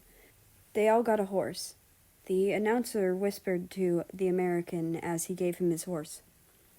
"This horse is the hardest to handle, but that's a rule for the winners of the previous round." "It's okay. Thank you for your hard work." America gave him a friendly smile. The American mounted his horse. The horse was a nice shade of brown and had long legs. When the bell was sounded, they all slightly kicked their horses to start riding. His horse was hard to control, like the announcer had said, but it was decent enough to win. While all the other princes were busy knocking each other off of their horses, America just rode around without bothering. He figured he'd just wait it out and knock the last person off of their horse. That was already America going easy on them. But out of nowhere, while he rode around, a horse and prince sprinted up to them. America didn't even spot them until he sliced America's horse's reins into two pieces, one of them longer than the other. The American fell off. That wasn't allowed. Like the rules said, you can't break the Japanese Empire's items that they provided. The crowd gasped. They all knew America was basically screwed. But the American prince did not give up. He grabbed the longer rein and held on for his dear life. His horse was running sideways due to the massive amount of force tugging him towards that side. Fuck going easy on them. The prince immediately ditched his heavy armor and used the rein to swing back onto his saddle. Even in a situation like this, he noticed how on edge Russia was. America immediately knew that he was worried and wanted to protect him like last time. Then he proceeded to wink at the Russian. Russia could feel his face flush. He could hear the murmurs and gasps and cheers from the crowd, but paid no mind to it. He ripped off a part of his sleeve with his teeth and tied it on to the two separate parts of the slashed rein to fix it. He did get rid of the armor covering his arms and legs, but not the one on his chest, so once the situation stabilized a little more, he took it off and kicked the horse to make it go faster. In all honesty, the armor was weighing him down. Now, without it, he felt quite free. America immediately proceeded to knock the remaining competitors off their horses, making him be the last one there. The crowd cheered, and America was announced the winner once again. The competition was basically over. He had won 2 out of 3 rounds. America was the winner of the entire event. We have a winner!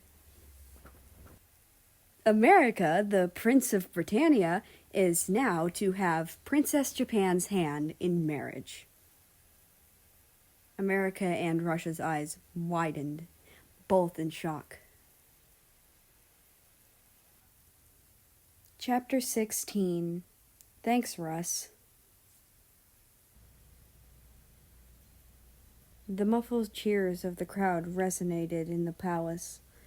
The constant waves of congratulation made the prince gag. Everything around him was blurred, and yet he still heard everything people said, from insults to praises. America, are you okay? Huh? America snapped out of his daze. There stood China with a glass of tea, or more specifically, matcha. Yeah, I'm jolly. Just awesome. He rolled his eyes and replied sarcastically. Don't worry, I won't say congratulations or anything. I know how much you dislike marriage in general. China sat down in the lotus position next to the American. The Chinese man wore red and golden traditional Chinese robes. He had long, silky hair that was tied up with beautiful hair accessories. America glanced at him. Even though we're technically rivals, yeah, I admit, you do know me pretty well. China just silently sipped his tea. 这并不意味着我们不能成为朋友，这只是我们的王国在竞争哪个更好。 That roughly translates to, that doesn't mean we can't be friends. It's just our kingdoms competing over which one is better. Of course I know that, dumbass. Isn't that why we're still friends, even now, against our kingdom's wishes? The American prince chuckled and ran a hand through his messy hair. China just squinted his barely visible eyes. You should enjoy the party. It is, after all, for you. He took another sip of his tea. America scoffed. Don't make me laugh. I never wanted this in the first place. You seemed to be very determined during the competition. That's because no one told us the reward for winning. The Chinese man raised an eyebrow. Indeed, they didn't tell us during the briefing, but it was clearly stated in the invitation. His Chinese-English accent was extra visible. Wait, they did? America's eyes widened in disbelief. Yeah, they did.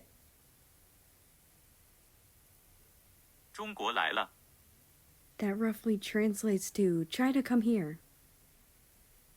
The American prince could see the Chinese prince's face contort in annoyance. Sorry, my 3 annoying uncles are calling me again. I have to go. I wish you luck with your dad. China got up in an orderly manner and walked away without a word. Like Chinese people say, walk like the wind. Suddenly, Britain and Russia walked up to the sitting American. Before his dad could say a single thing, the American jumped up and grabbed him by the collar. What the hell, old man? You didn't tell me anything! America angrily complained, a little too loud. A few people noticed them. Britain's face was unmoving and calm. Even while being threatened and yelled at by his son, he showed no distraughtness. I see you figured out already. How about we go talk about it outside? Britain's royal aura emanated even now as he handled the situation with ease. What is there to explain in the first place? Russia stood next to the two as they argued. He stood there without a word because he knew that when it came to these things, It was Royal's business and not his. The sooner you get married, the faster you'll get the throne, and finally start acting accordingly, without fooling around. America let go of his dad's collar, but his expression could be explained in one word. Pissed. Ever since the beginning, America noticed his dad's demeanor was somewhat similar to Russia's, always so calm and collected. Except his dad wasn't emotionless, and Russia didn't have any of his dad's royal aura. Sorry, America, but being foolish like you are now will only lead to tragedy. Britain flattened the part of his outfit America had grabbed. So not wanting to marry is foolish to you. The American prince snapped again and attempted to grab his dad by the collar again. Bloody hell, I said sorry already, you twat. I knew you wouldn't try at all if you knew about the reward.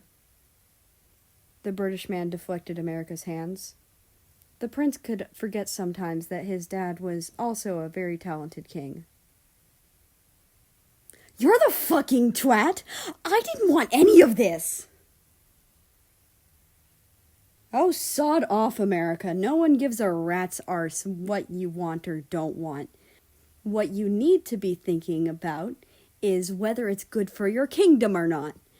Having a queen can reassure your people, especially with that bloody personality of yours. Grow up. Fine, you want me to piss off? Then I'm fucking leaving, and I ain't dealing with this shit. Come on, Russ. America stormed off, with the Russian following him, out of the room they were using for the party. The cold night air swirled around the two of them as they took a walk around Japan's oddly large garden in silence. Sorry you had to see that. Me and my old man usually don't snap that easily. Especially him. It's fine. I just hope you're okay, Russia replied. Well, it doesn't matter. The marriage will probably be held in a few years, so I still have time to figure out how to call it off. We're gonna head back tomorrow. America rubbed the side of his neck. You don't want to marry her, right?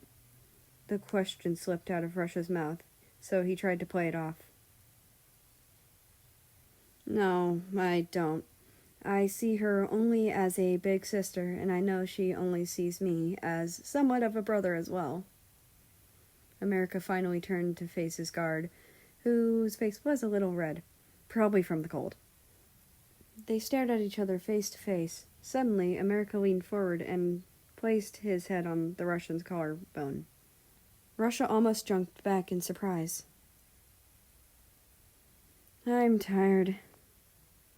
The silence between the two lasted for a while. America was simply too tired to speak.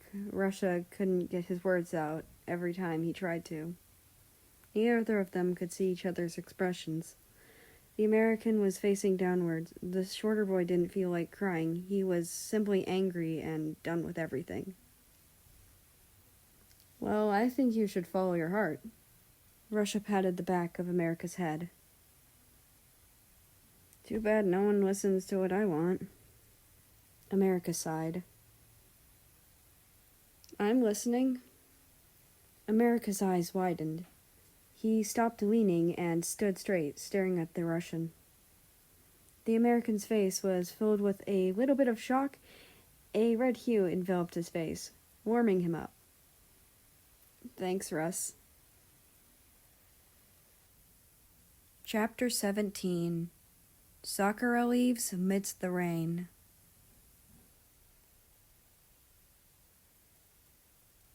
How do we get out of here? The American stared at the Russian. His eyes sparkled as something seemed to spark in them. I honestly just want a break from all this. How about we explore the town? I heard the scenery is very nice here. He persistently asked. As much as the Russian wanted to refuse, so America would go back to the party, he couldn't. The taller man thought about it long and hard in silence. Should he refuse America so he could go and do his duty as a prince, or should he accept because he wanted to go? Well, even if you're not going, I'm still leaving. See ya. Wait. A smirk appeared on the prince's face. He knew fully well that Russia couldn't let him get hurt, and he'd be extra cautious when it comes to going to town due to what happened that one kidnapping incident around 3 months ago. I'll go. You can't go by yourself. Russia sighed in defeat, though he was actually quite happy that he could come along. In all honesty, America was quite disappointed. He really wanted a reaction out of his guard when he said that he'd go alone, but his face was a block of ice. They both snuck out in the end. Turns out, America had been here quite a few times, just never out of the main building itself.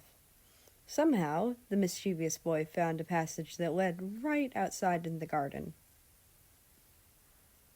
They walked through the fairly narrow passage, Russia's head pressed against the ceiling.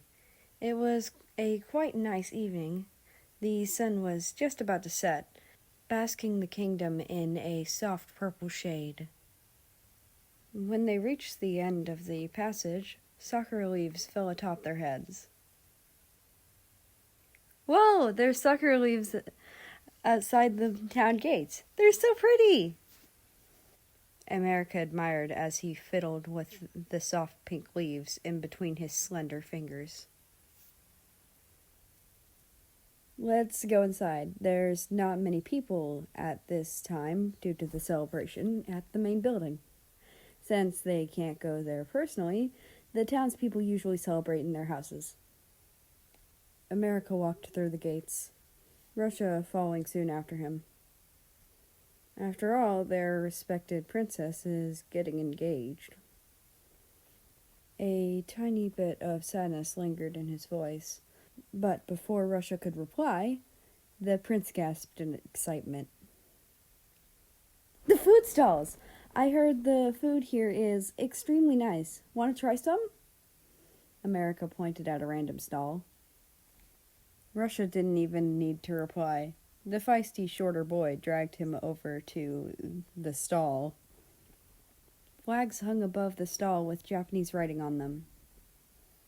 What would you boys like? The lady at the counter asked in English. Oh, you can speak English, the prince exclaimed.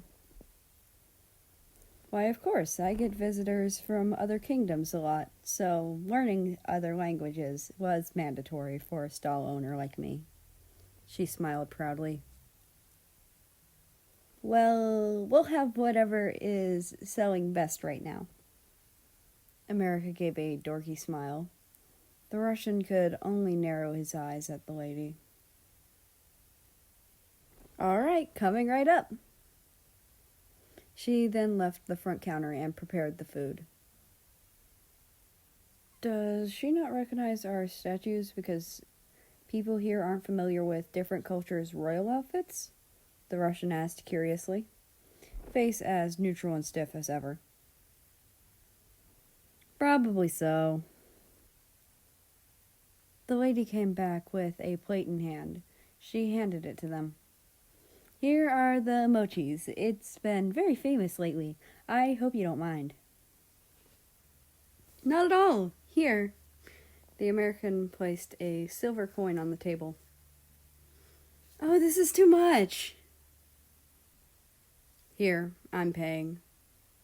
Russia swept away the silver coin and placed a golden one from behind America instead. In a flash, he grabbed the plate and was already walking away before America could protest. Your friend over there has a scary face. What's up with him? He's not as bad as he seems. Anyway, thank you. Bye! America walked off as well, as he waved at her one last time. He stood next to the taller Russian. Russia handed him the plate of mochis. Hey, what was that all about? That was from your share of pay, wasn't it? Yes. You didn't have to pay for that. Now I feel guilty. The American stared at the plate of food and popped one in his mouth. If you feel guilty, then feed me one of those mochis. America almost spat out his food. Why so sudden? He exclaimed in surprise as he grew more and more flustered. Fine. He took one and suspended it in front of his guard's face, as he took a bite out of half of it. Not bad, the taller male mumbled. Russia walked away without another word. What about the rest? The American raised an eyebrow, still holding the half-eaten mochi and the plate. You can have the rest. Fine, he said as he ate the mochi in his hand. America could only see his guard's back, while Russia's heart was doing backflips for some reason. It's getting cloudy. Maybe we should head back. America caught up to Russia just as he finished the rest of the food. The prince dusted his hands off against each other. I will follow your command. The tri-colored country managed to clear his mind again. Midway, as they walked back, thunder shot through the sky, and it started raining. They both hurriedly sprinted back to the passage they came out of. On the way there, they saw a very beautiful lake shrouded in sakura trees. It seemed to glow under the moonlight. By now, they didn't really care that they were drenched in rainwater. The water just kept pouring down either way. There was a bridge from one side to the other.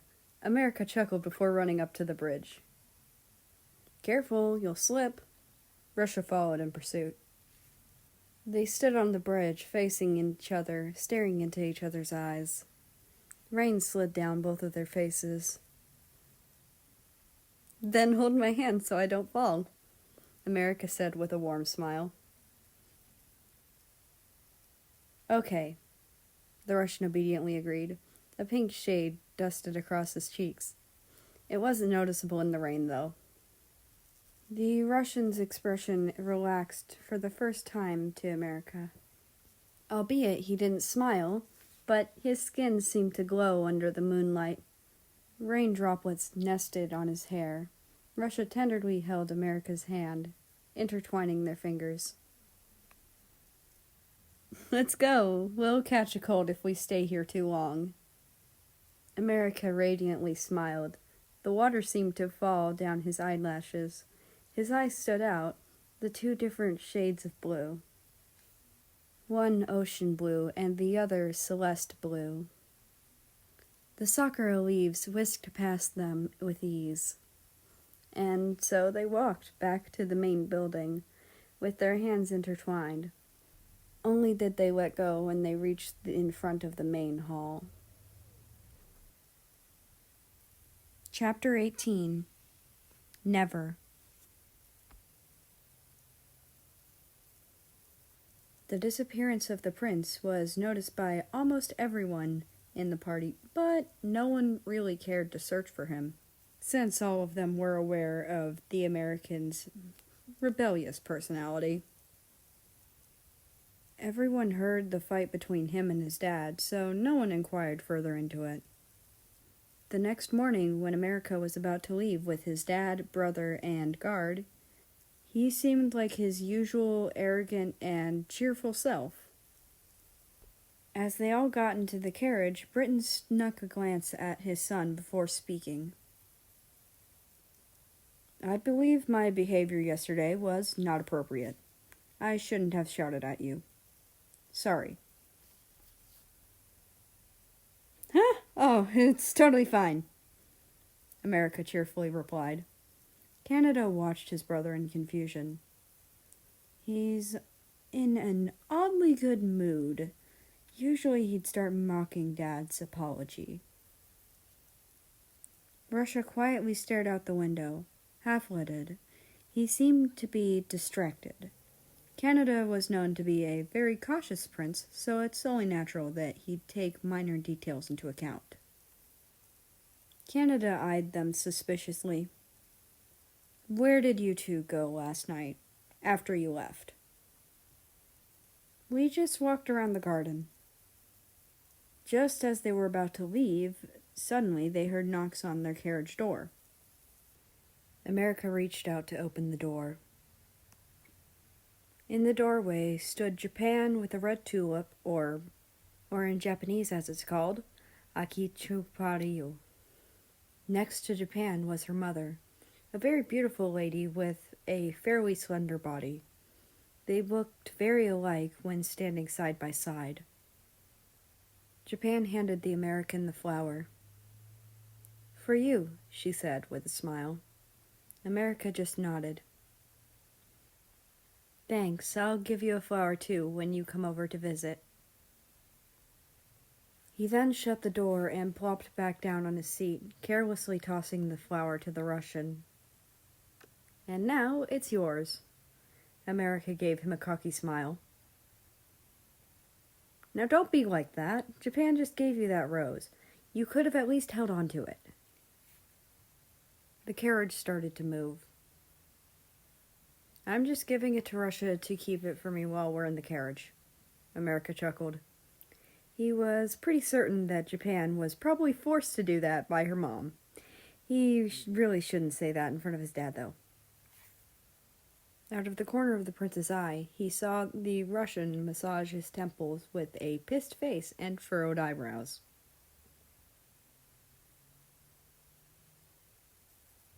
The day after they got back to Britannia, the American woke up bright and early.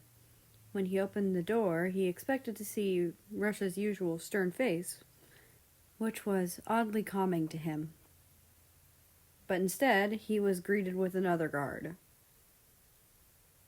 "Where's Russia?" He raised an eyebrow. "Russia is currently sick, so I'm his replacement for today. He did try to resist and insisted he was fine, but Ukraine kicked him back into bed," the guard explained. "Ah, shit. Is it because I insisted we walked in the drenching wet rain?" America silently cursed in his head. "Can you show me to his room?" America suddenly said after a long moment of silence, where he cursed himself in his head, featuring statements like, "Why did I even want him to hold my hand? This is my fault. If only I was thinking straight. Is he going to be mad at me? He probably is." And so on. The guard was surprised. "Oh, sure. Don't you have your prince things to do, though?" "I can always skip.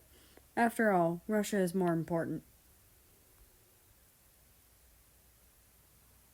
The Russian laid there in bed with an aching headache.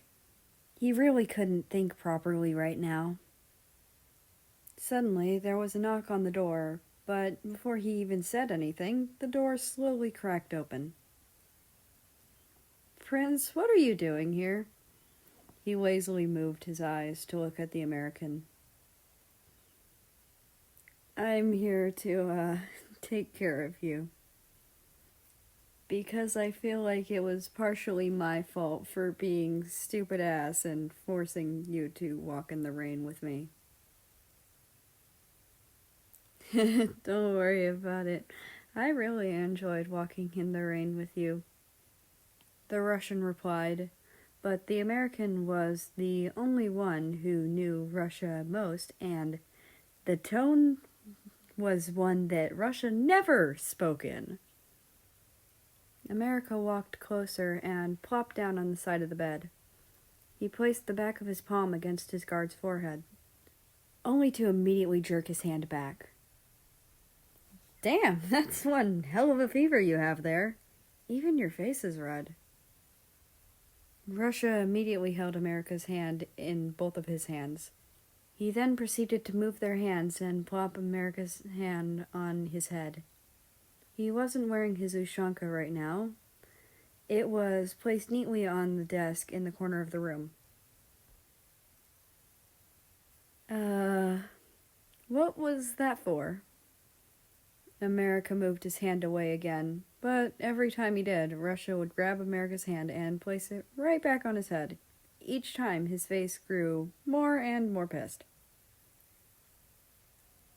"Do you want me to pat your head?" America said jokingly as he lets out a series of laughs. But to his surprise, the Russian nodded. America took a few seconds to process it. "Are you drunk?" he finally spoke. Russia didn't answer. "So, because you can't get drunk by alcohol, but to you, getting sick is the equivalent of getting drunk." I see. You did see me drunk before, so take this as payback." A mischievous smile grew on his face.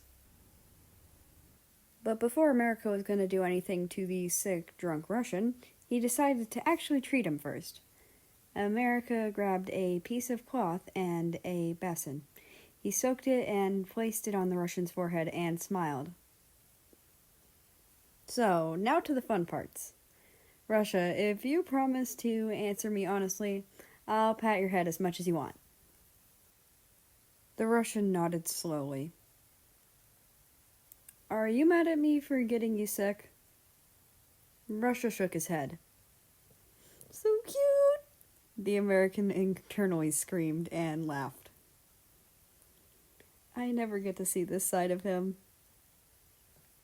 "What do you think of my dad?" Indifference. "How about Ukraine?" "Like a mom." "How about Germany?" Brother." "How about me?" America pointed at himself. "Mine."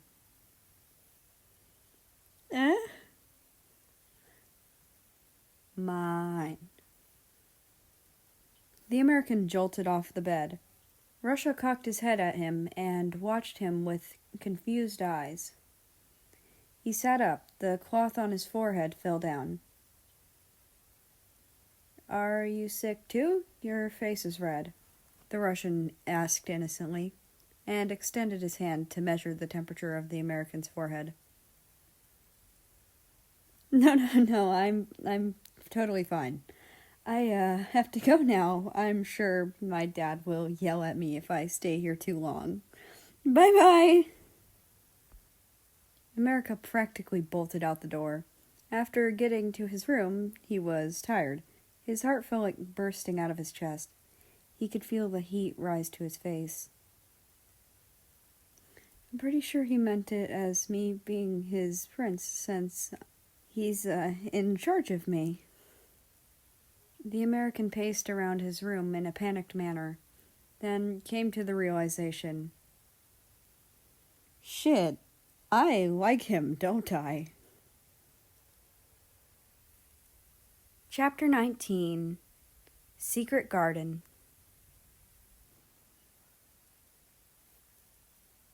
After the mess of visiting the sick Russian, he eventually got better in a day. After some rest, of course. Belarus informed him that the prince had personally visited him during that time frame. Albeit the Russian was grateful, he was also quite worried. He was fully aware of how he acted while sick, and silently prayed that he didn't say anything weird to the prince. Throughout the entire day, while Russia tailed the prince as he went to do his lessons and such, America didn't seem to talk to him much. His face was solemn and always staring straight ahead, which was strange enough. Other than that, the American gave him side glances just for split seconds before turning away without a word. On the other hand, America was simply thinking about things related to the hypothesis he made yesterday. But at the end of the day, whether he liked Russia or not should not change the fact that their attitude between each other shouldn't change. As the evening light slowly arose, they both walked back to the prince's headquarters, the feeling of worry slowly eating at the Russian as the seconds ticked by. "It's almost evening," America muttered. The Russian was a little startled that the prince actually spoke to him. "Say, if you were to suddenly become royal, how would you feel?" "I'm not royal, though?" They both couldn't see each other's expression. The Russian walked behind the prince's shadow. "What if?" America repeated. "In what possible situation would I suddenly become a royal?" The American sighed. "I don't know, a marriage?" The royal guard thought for a second. "I simply cannot have thoughts like that. My duty is to serve you and only you. Nothing else." But for a split second, just a split second, he actually thought about it. "Never mind then. Actually, I want to show you something." The mood flipped around as the American started to drag his guards somewhere. They turned a few corners before finding themselves in front of the water fountain. Then they continued on. Behind the fountain was a large hedge that even Russia could not look over. The prince tapped around for a while before pressing his fingers on the hard surface. He felt around for a while before gripping the handle of a door and opening a secret door hidden in the hedges. America placed a finger on his lips before entering the door. The Russian followed and shut the door behind him. Inside the mysterious door was a little secret garden. It was full of beautiful flowers and overgrown vines on the walls. The grass beneath them was soft and fresh. "This is my secret garden. I go here sometimes to relax. It's actually quite comforting in here." America plopped down on the grassy ground. He patted an area next to him, gesturing for the Russian to sit down as well. He did as he was told and sat down. "This feels like one of those cliché romantic books in the Royal Library." America sighed to himself. He glanced over at his guard, who was eyeing a specific bush of flowers. "If you want to take some, then go ahead."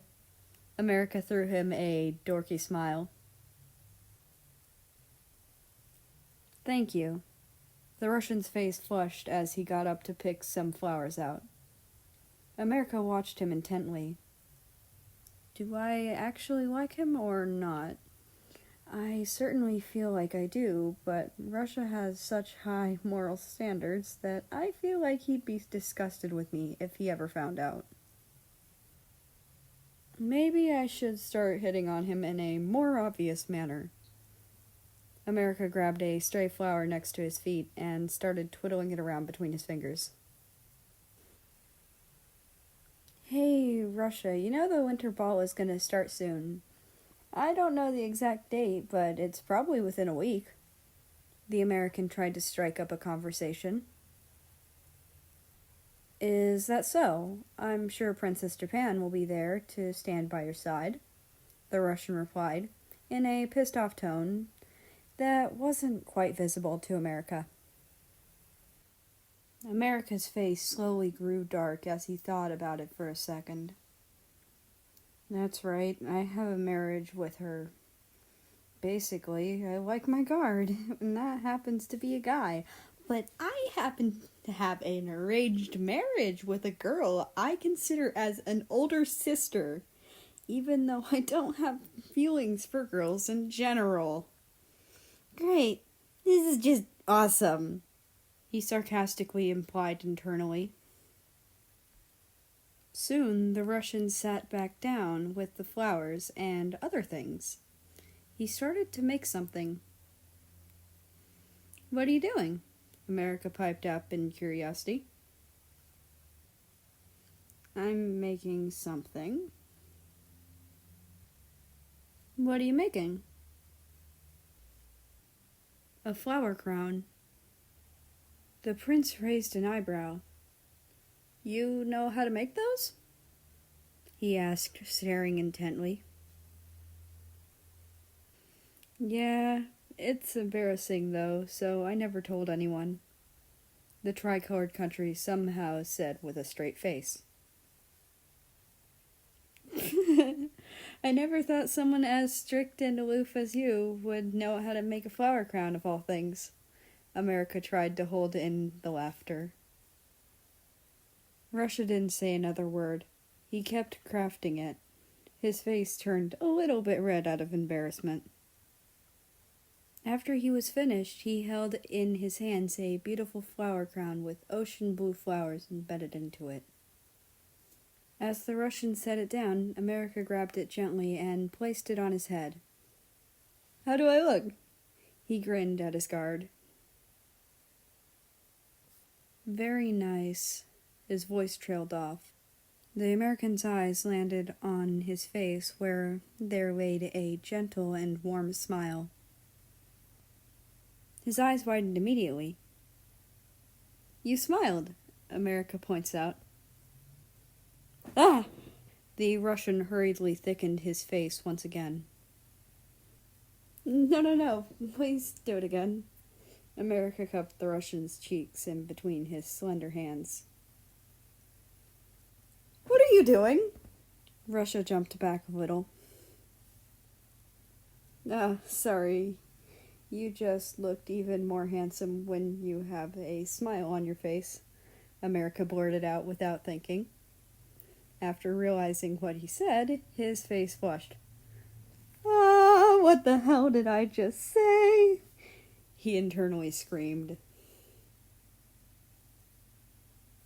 Russia turned away, making the friends' faces back. Hey, don't be mad at me. I really didn't mean to. I don't understand why you think not smiling is better. When, in truth, Russia wasn't even mad. He just turned away to hide the very obvious red blush on his face.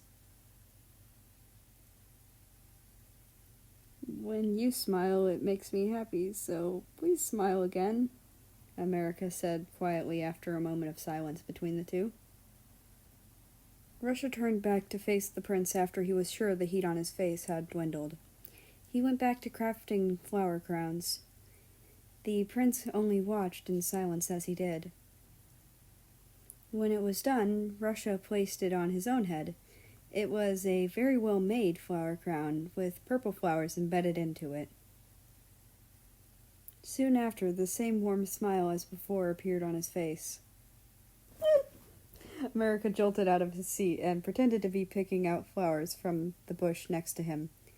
He wasn't actually going to pick flowers, though. He was just waiting for the warmth on his face to subside.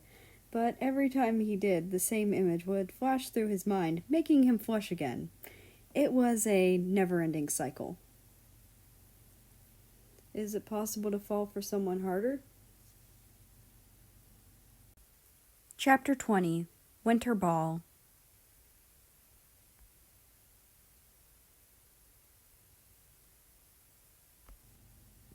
As the weeks went by in a flash, the winter ball grew closer and closer.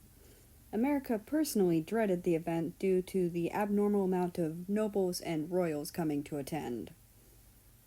The winter ball is a Britannia tradition, but it's pretty famous, so almost all kingdoms are invited to join the ball.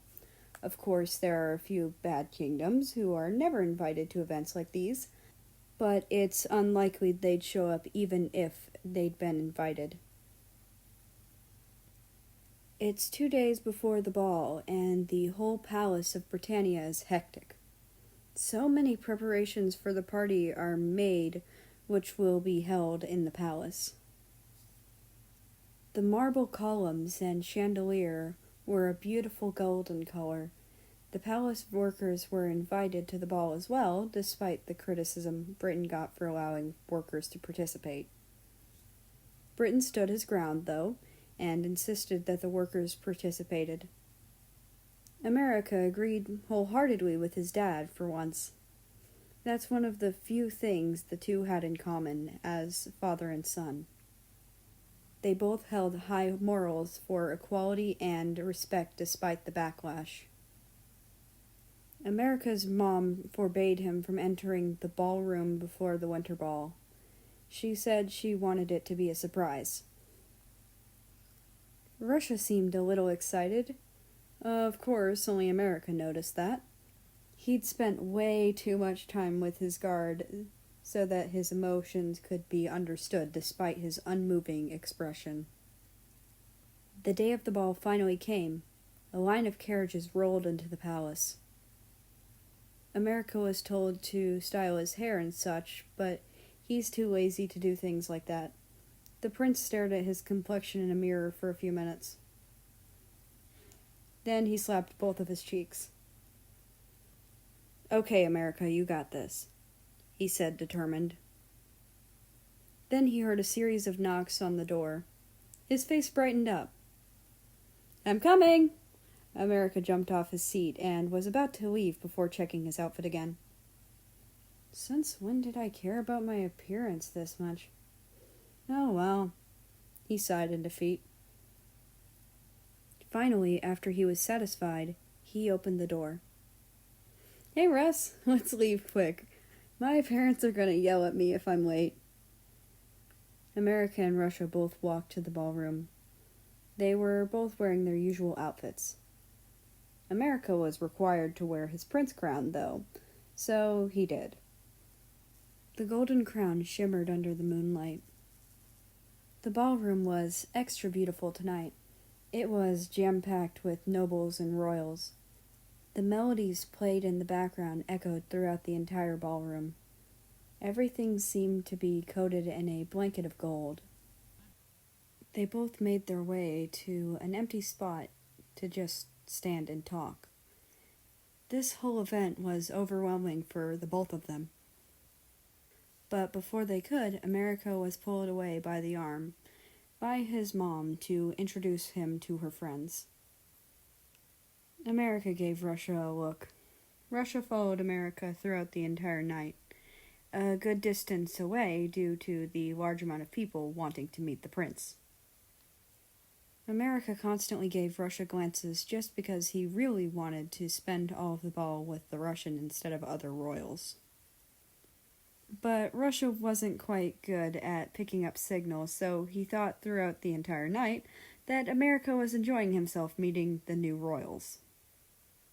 Somehow, America finally managed to break free and decided to just stand in a deserted spot by the food table, with his guard to catch his breath. That was exhausting. America chuckled. The Russian stared intently without a word. Of course, he felt oddly annoyed that America was spending more time with the others rather than him. The Russian was about to say something before someone pushed through the crowd towards them. "Oh, hello, America, dear. Why don't you hang out with your little fiancé here? I have business to do with other royals. Thanks so much." The Japanese Empire came and left as quick as the wind. Japan was wearing an extra fancy kimono, and there was more accessories on her outfit. She had an aloof aura to her, fitting of a future queen, but as soon as her mother left, she relaxed her shoulders and back. "I'm so sorry about," she sighed, leaning against the wall next to America. "If you're not comfortable with it, just tell your mom," he replied. "You can't keep pretending to be fine with it. Take some time to relax a little." Japan let out a series of low laughter. "It's not like I have a choice, do I? She expects me to be a perfect future queen, and she believes that I'm fine under this pressure." As they talked about problems, Russia glared at Japan the entire time. The two of them talked without sparing each other a single glance, because they both have to focus on keeping a mask up. If the two of them were to talk to each other face to face, Japan would probably slip up in the middle and accidentally laugh too hard, or something similar to that. Without looking at each other, the two would find it easier to keep up their facade. America thought about Russia for a second. Japan, I don't want to marry you, he said bluntly.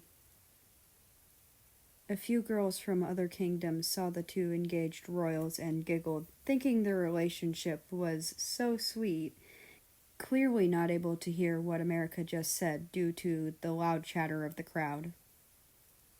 You think I want to? But we can't really call it off now. There would be a riot, the Japanese girl sighed.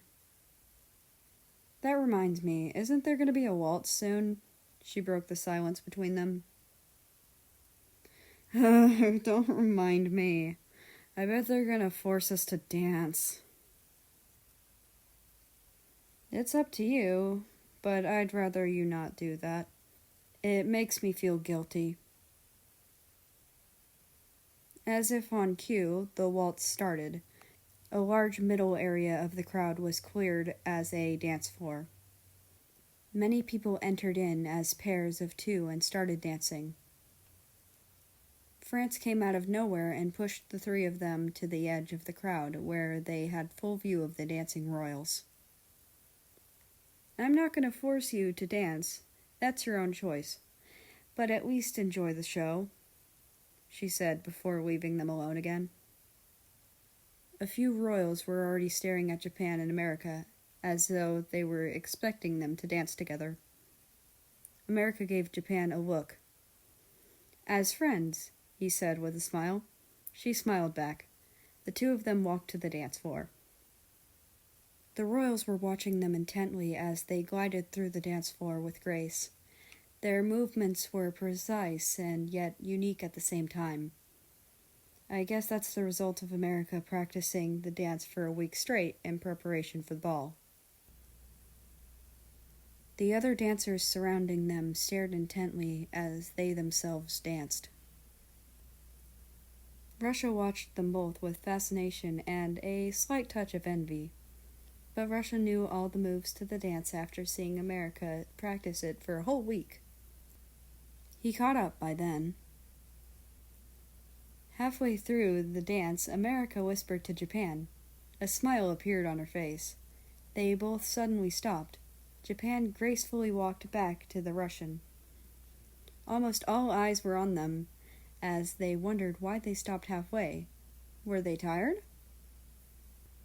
America walked over as well, but the Japanese girl stood there and rested while the American stopped to halt in front of his guard.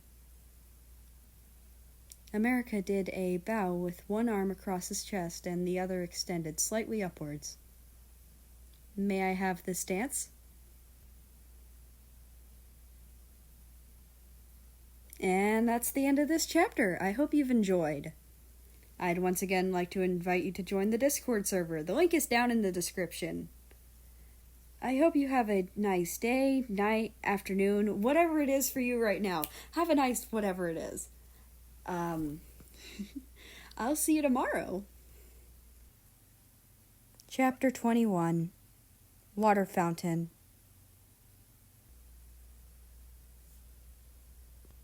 The whole room was frozen. Literally everyone had a "did I just hear that right?" expression plastered on their faces. Having a male ask another male to dance hardly ever happened, and not in a big event like this either. America stayed in the same pose, but lifted his head slightly to see the Russian's reaction. His reaction was flawless and calm as usual. The edges of his mouth twitched as if trying to repress something. Russia unconsciously lifted his hand and placed it in America's open, extended hand. The prince's face immediately beamed with a slight red hue. A grin appeared on his face, and he let his guard off to the middle of the dance floor. The music continued playing regardless, as the dancers spared some side looks as they continued to dance as well. "You can dance, right?" America whispered to the other as he led Russia to the dance floor. "I can. I learned it from watching you." he replied instantly. Is that so? Then I'm guessing you only know the leading version of the dance then.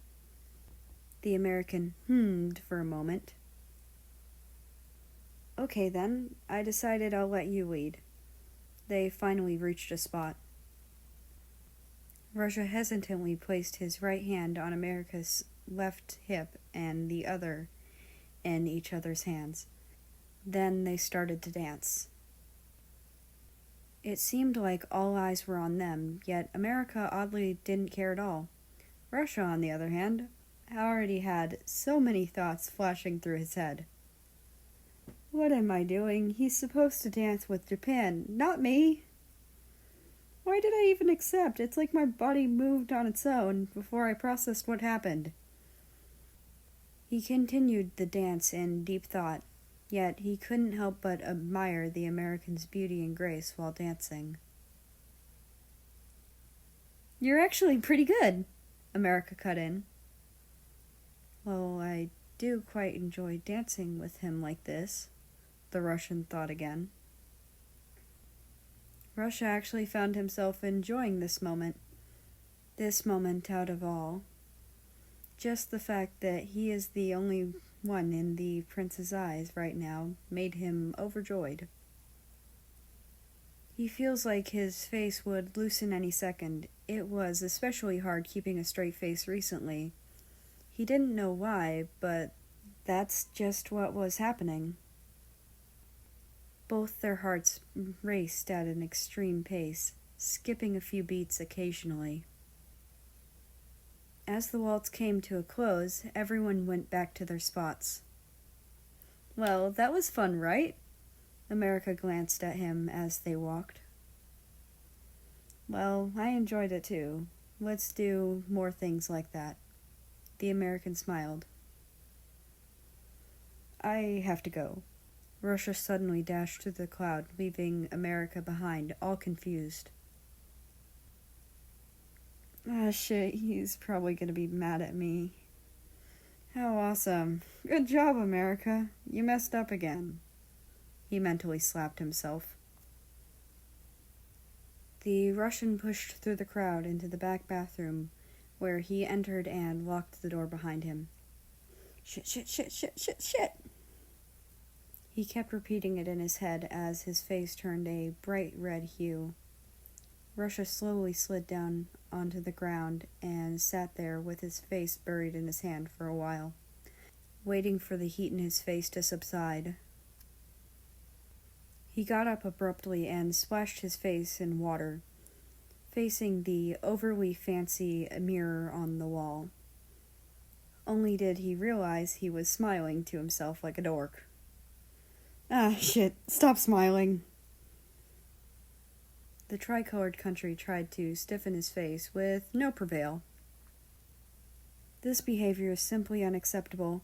My ancestors will probably slap me over 1,000 times for this when I die. Eventually, his face did gradually stiffen, and finally his aloof and cold expression was back, but a smile still threatened to appear on his face. I should probably get back to the prince. He left the bathroom and searched for the prince around the ballroom. He didn't find the prince, though, so Russia started to panic a little. Trying to find your prince? A voice appeared from behind him. Germany, Russia said quietly. He walked out just a few minutes ago. Germany took a sip of his wine. Thanks. Russia immediately rushed out to leave. By the way, nice dancing, the German said before the Russian left. Russia walked around outside of the ballroom and searched around for a while before finding the prince standing next to the water fountain, way at the back of the palace. America hadn't noticed Russia walk over. He was staring at the fountain as the moonlight illuminated his features. Prince. Oh, hey Russia.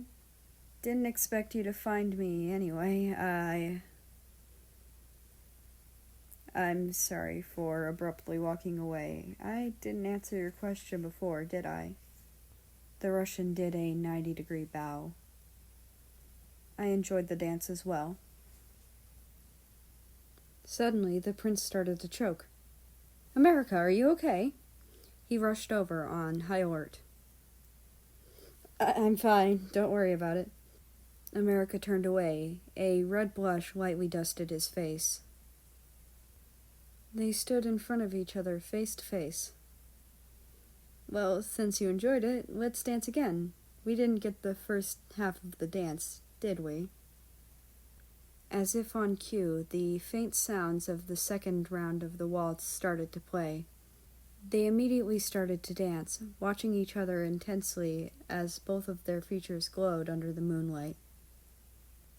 Russia lifted America into the air in the middle of the dance. Whoa, you have nice moves, America chuckled as they continued to dance. Through the red blushes on their faces, it was almost plainly obvious. The faint sounds of drops of water of the fountain resonated in the air along with the waltz. The crickets seemed to cheer them on. The grass and trees emanated a fresh and refreshing scent. As the waltz stopped, they still continued to dance for another 10 minutes before realizing the song was over. Both of them were mesmerized and lost track of their surroundings. Both only paid attention to each other. America stood in front of Russia, only a small distance away. Thank you for the amazing night. The Russian smiled warmly at the prince. A ton of things flashed through America's mind. One of them was, fuck it.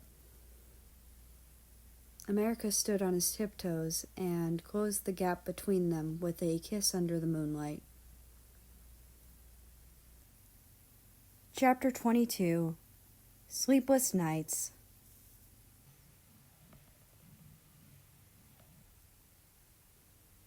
As the sun rose from its resting spot, sunlight peeked through the windows of the kingdom.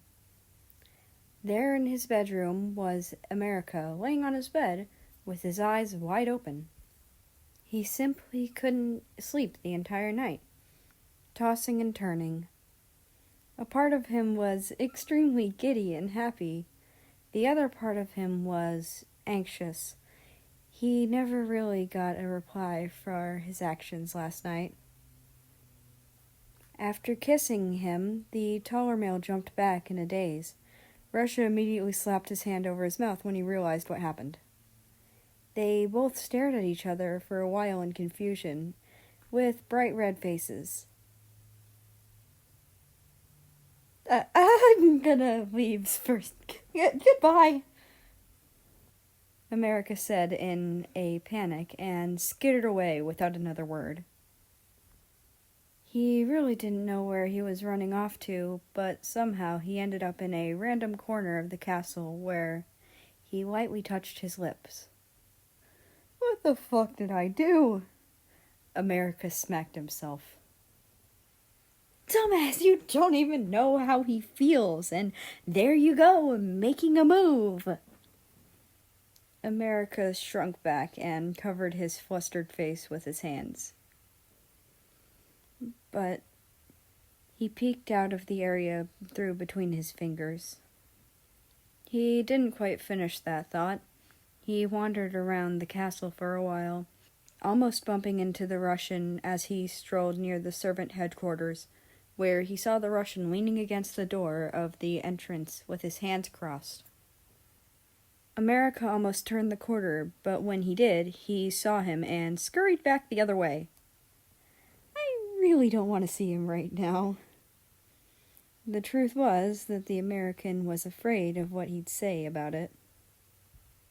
After wandering around for a while, he made his way back to his room, crashing onto the bed. He tightly hugged his pillow between his hand with his face half peeked out on the top.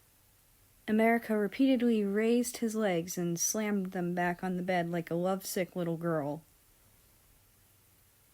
Regardless of what Russia replied with, he knew that he himself enjoyed it. The night went by in a flash, with America continuously repeating the scenes of what happened that night. It was 6 before he even knew it. I should at least go to make breakfast, he thought with a grin on his face. America leaped up from his bed and ran a hand through his hair before he swiftly left his room, running towards the royal dining room. Luckily, Russia hadn't shown up yet. America really didn't want to see him right now. If he did, he'd probably die of embarrassment first. As he slipped into the dining room, he saw the palace maids preparing a table. They noticed America and stopped to greet him. "Good morning, Your Royal Highness. You're quite early today." They placed both of their hands on their skirts and did a bow. "Yeah, I couldn't sleep, so I came early." "I must say, your dance yesterday was amazing." Another maid chimed in as she set more plates down. America's face turned a slight shade of pink after being reminded of last night. Yeah, thank you." "I hope it's not rude for me to ask a question," she said with a cheerful tone. "Not at all. Shoot." "Well, I was wondering why you asked to dance with Russia halfway through." She set down the last plate, along with her fellow maid friends. The maid that asked had pigtails. Her flag was green, white, red, and had a unique pattern on the white side. "Well, I'm only asking because Russia is like a brother to me, so I guess I'm just curious." Belarus put on an innocent smile. "I just wanted him to enjoy the dance, but I knew he wouldn't willingly dance without anyone asking him to, so I did." America half lied. It was true he wanted Russia to enjoy the dance. The other half was mostly America just being selfish and wanting to dance with him. I see. Belarus clapped her hands together. "Well, I finished my work here, so I hope you'll excuse me and my friends." "Of course. Have a nice day, Belarus." America waved them off. The other maids left first. Belarus was the last to leave. Before she did, she said something. "By the way, the reason I asked was because he was all serious-faced this morning, muttering things about dancing and Prince and such." "Didn't you say you asked because you were curious?" America laughed as she sprinted off to catch up with the other maids. "Well, it was both," she said before immediately shutting the doors behind her. Soon the whole family came in and sat in their seats. America sat in his usual seat and ate whatever was on the menu for today, but he couldn't help but feel a gaze on him the entire time. "America, you seem oddly happy today." His father cocked an eyebrow. "Oh, do I?" America snapped out of his daydream. The prince was thinking about last night again. A bright smile slowly edged onto his face as he did, arousing his father's curiosity. France beamed with a smile. "Isn't that a great thing?" she said with an air of friendliness around her. "Yeah, you do seem oddly cheerful today," Canada said with a suspicious tone. "Oh, quit shitting me, Can. Aren't I always cheerful?" America retorted with a mischievous smile. Canada only scoffed and went back to his food. As they finished up, America was about to leave before Canada forcefully pulled him into a random empty hallway. "What's up?" America cocked an eyebrow, still with a grin plastered on his face. "I saw you." "What did you say?" Are you deaf or dumb? I said I saw you last night, Canada repeated. You mean on the dance floor? Yeah, everyone saw me. No shit, Sherlock. The America couldn't help but chuckle at his own joke. No, I mean near the water fountain. Canada started to get flustered and stuttered.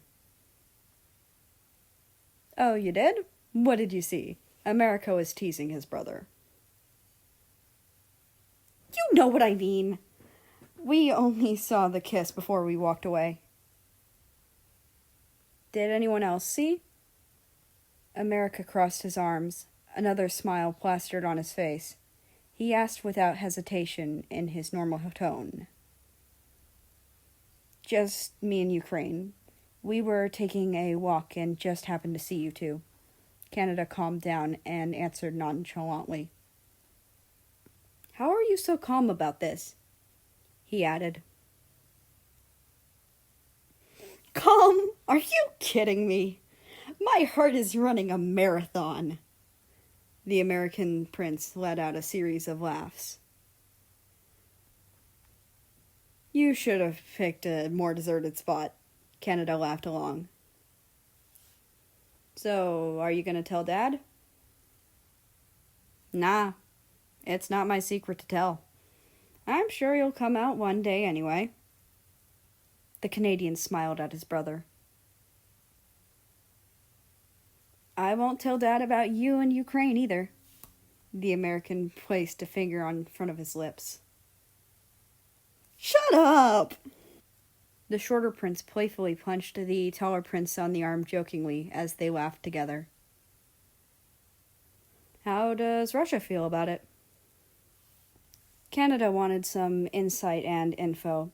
He's a naturally smart and curious prince, so it was just second nature for him to ask.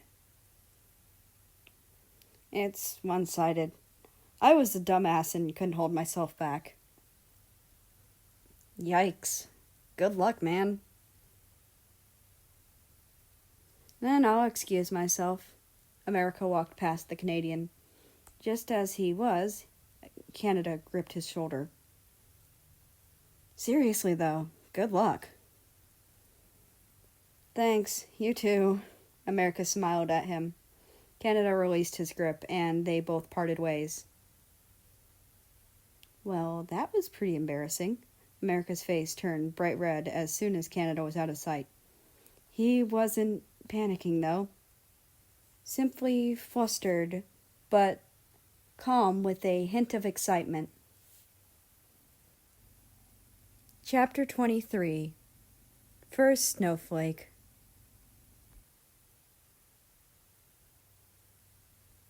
The American walked out of the dining room. He was suddenly hit with a wave of cold air that made his spine shiver. Was it this cold when I came in? He rubbed the side of his neck, probably due to the freezing weather. It's probably going to snow later today, America internally sighed. He wasn't a huge fan of winter. America! A shout came from near the corner. The American glanced over and saw a familiar, tall boy standing there, out of breath. Ah, shit. I was looking all over for you. I'm glad nothing happened. Russia's face was calm and his tone was the same as always. America walked over to him and pat his shoulder. You don't have to worry about me all the time, he said with a smirk in a playful manner. But isn't that my job? A small part of America was a little hurt whenever Russia said something like that. The prince felt that his feelings meant nothing sometimes. Sometimes he believed the Russian was only nice to him because it was his job. As for Russia, he had no intention of inquiring about yesterday's events, simply because he wasn't good at conversations, so he wouldn't know what to say. Ukraine also confronted Russia about yesterday.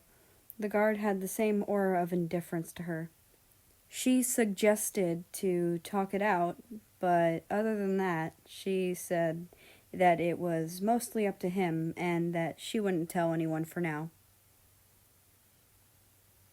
It seems like winter is starting very soon, the Russian suddenly remarked, tilting his head to the side a little. What are you talking about? Winter already started, but we're probably going to get our first snowflake soon.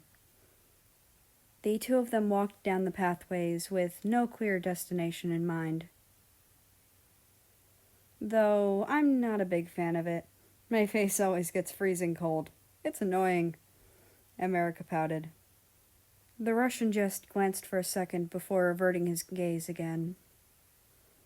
They were both walking through the garden when suddenly a small white object glided downwards from the sky. See? It's already here, America pointed at the tiny snowflake falling towards the ground. As they continued to walk, more and more fell down. Jeez, it's freezing. The prince rubbed his arms back and forth, attempting to warm himself a little.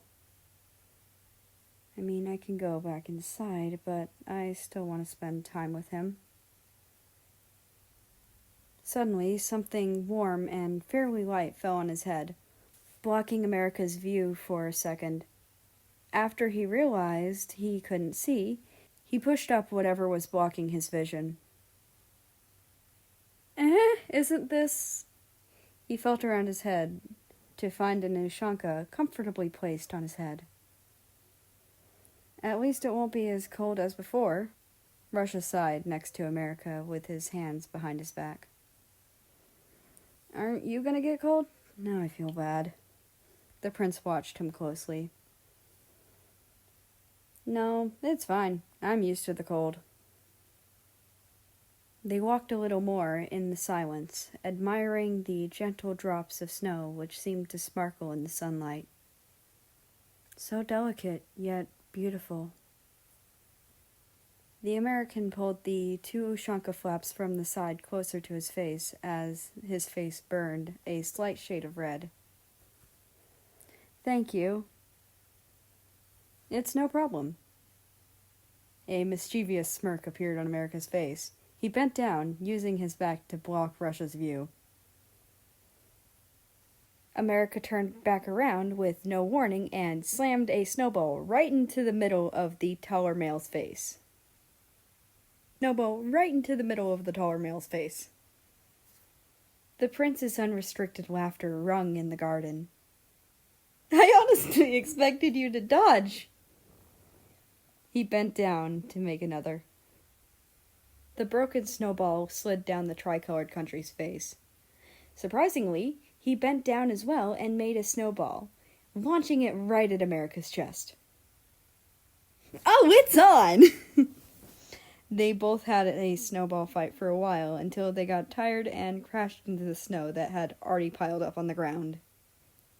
They laid next to each other, side by side, in silence, watching the snow fall with ease and grace. I expected you to scold me again. What's up with you today? Has someone possessed your body? A moment of silence. I just felt that. I also wanted to make some nice memories with you and at least enjoy it for a while. I guess you really didn't have a childhood, huh? America remarked jokingly. No, I didn't, the Russian replied. America didn't know whether to laugh or cry. He wasn't quite expecting a reply.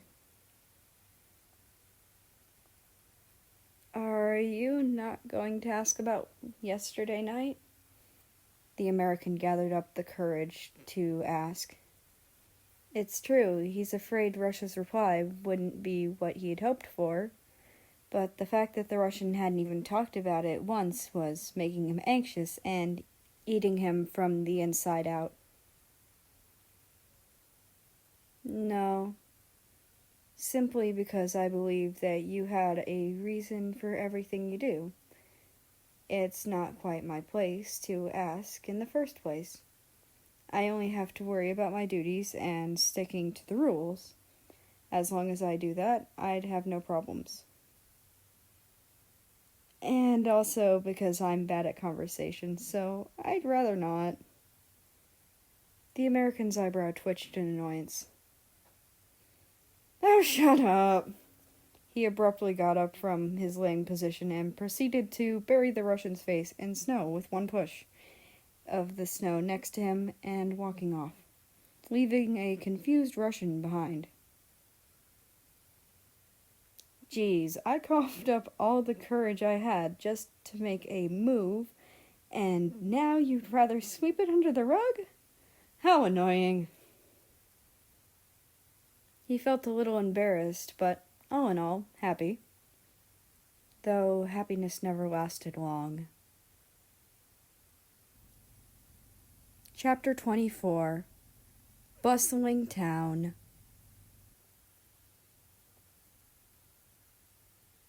The day was bright and early. Today was quite a special day. Britain decided to bring America along for a visit to the town for the first time. In Britannia, royals usually visit the town to check on the town's condition and such. Most times it's just Britain with a few guards to accompany, but today he decided to bring America along so he could learn. America was raised as a sheltered kid who hardly went outside of the palace, though that only made him more curious, which made him secretly sneak out. Isn't coming to town exciting? Britain chimed as the carriage rolled down the main path. I guess? Russia tentatively watched as the scenery swiftly changed to a bustling town. As the carriage came to a halt outside of the main gates, the three figures inside got out and casually walked through the gates, only to be bombarded with townspeople shoving gifts in their faces. Britain dealt with everyone without fault, gently pushing their gifts back. No, please keep it. Save them to sell in the markets. We aren't supposed to accept gifts. Calm down, don't push, or else someone will get hurt. He repeated towards everyone, yet a large amount of people were still persistently doing as he said not to. America figured he should maybe try to help a little. Some people listened, and some shrunk back with slight disgust on their faces. Bold of me to assume that people wouldn't be disgusted with me, honestly. After the wave of people calmed down, they went back to doing whatever they were doing before, only sneaking small glances at the three of them as they strolled through town. They occasionally started conversation with the townspeople for checking the town's status. They asked a few questions such as, how are crops this season? Are there any crimes they'd like to report? And much more. Britain tried to cheerfully encourage America to ask some of the townspeople, but the American decided not to, so he wouldn't scare away the townspeople with him approaching them. So the two boys followed behind Britain, occasionally getting a lecture as they walked to their next destination. Britain also sort of took the role of a tour guide for the two boys. While falling behind, the two of them were deeply immersed in a conversation. I'm not sure if my dad knows I sneak out here often. He's either a really good actor or just clueless. I'm pretty sure it's the former. The Russian scanned his surroundings as he spoke. They arrived at a store. How about you two wait for me out here? I'm sure it won't take long. And so the two of them casually conversed outside of a small shop in town. The townspeople were shocked due to the two good-looking males chatting intimately. Faces like theirs weren't a usual occurrence in town. Both had interesting auras along with their handsome faces. One seemed friendly and cheerful, yet mischievous and boisterous. The other seemed cold and stern, only softening his expression at the sight of the other male. "The town is staring at us," Russia inquired. Of course, America also noticed. "Pay no mind to them. It's not every day that they see someone as good-looking as me," America jokingly said. Though they weren't flat-out stalking them, the two males noticed their occasional gazes falling on them. Out of the corner of the American's eye, he saw a small group of girls actually flat-out staring at them. How bold, America thought to himself. The prince waved at them, maybe out of courtesy. The girls now knew that they were aware, and they scurried off, giggling. None of the townspeople had ever seen America's face personally, so none of them knew how he looked until today. They only knew he was very good-looking from the rumors, which were surprisingly accurate. Suddenly, a blood-curdling scream resounded from the other side of the road. A girl was being beat up by a man. There was another girl behind the man trying to pry her away from him, though. Probably to help the other girl that was being beaten up. The crowd all whipped their heads over to see what was happening. They noticed the scene and were about to cry out for help, but not even a second later, the two figures were already there. The taller one placed a sword to the man's neck. The other went to help the girl on the ground. "Drop the girl," the taller one said in an icy tone. America analyzed the man and the two girls while also helping the girl on the ground. The man was no poor man, and judging by his outfit, he was quite a wealthy merchant. The girl behind him was also quite wealthy. The other townspeople couldn't help but exclaim internally, "How fast! Is this how talented royals are?" The man's face turned ashen white as he dropped the girl. Russia also placed his sword back into its scabbard. The man then pointed at the beaten-up girl. "That slut is trying to seduce my daughter. She's doing it because she isn't anyone important and wants to rob us. Just so you know, my daughter isn't interested in woman, so scram!" he shouted at the girl. "Father, I said I loved her. She did nothing to me," the wealthy girl refuted. "Oh, quiet down.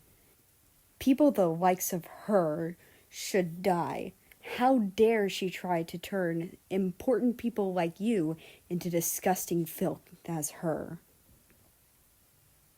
As America helped the girl, constantly reassuring her and asking if she was okay, arrows pierced through his heart.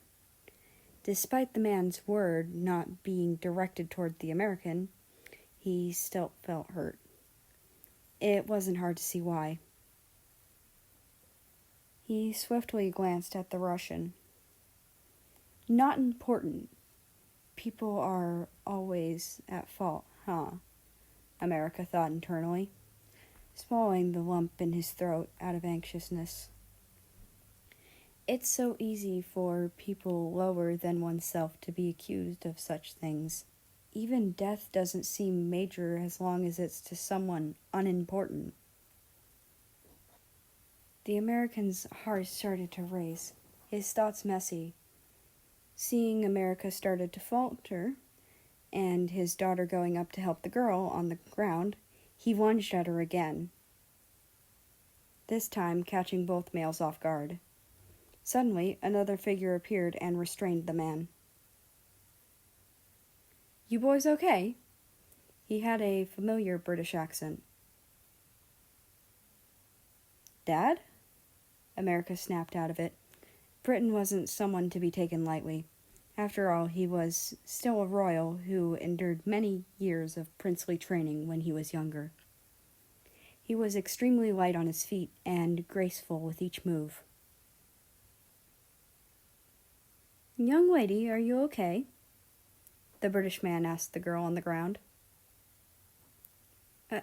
I'm fine. She anxiously tried to get up. I'll have a few guards take over here. We really must be going. We apologize in advance, Britain said in a reassuring tone. As everything was being settled, the crowd quieted down, and they went their own way. Britain gestured for Russia and America to hurry along. America, are you okay? Russia asked the dazed prince in a worried manner. Tenderness pooled in his eyes. Cold sweat slid down the prince's face as he clenched a fist. I'm fine. Let's go. Chapter 25. Realization.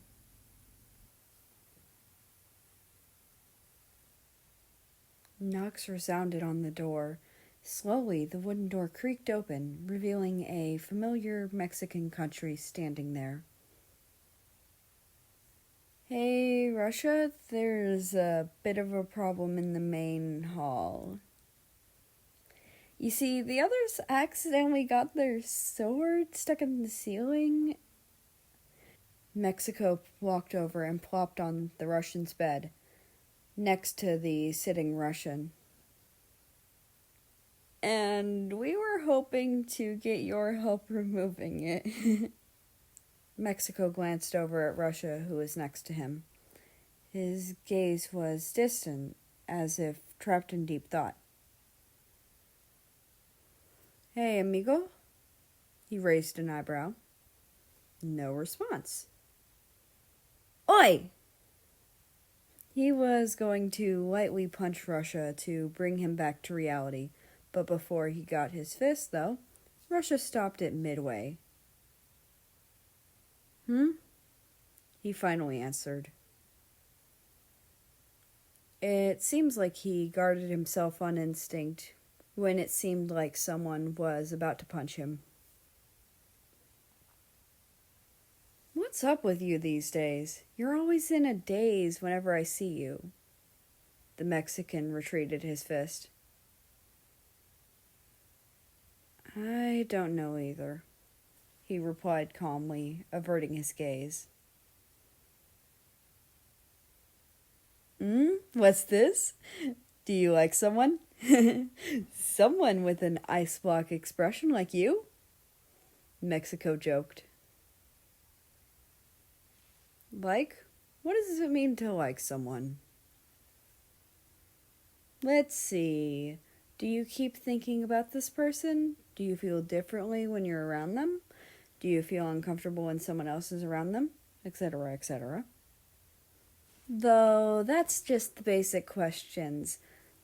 Some love is more complicated to explain and... Yes? Yes, what? To all three of your questions, he said without batting an eyelash. Wow, that was fast and more direct than I expected. The Mexican placed his hand on his chin. But isn't love supposed to be between males and females? Russia asked with a slightly dejected expression plastered on his face. Oh, so it's that kind of relationship. Mexico's face brightened up with a reassuring smile on his face as he patted the tricolored country's shoulder. Am I weird? The Russian finally glanced over.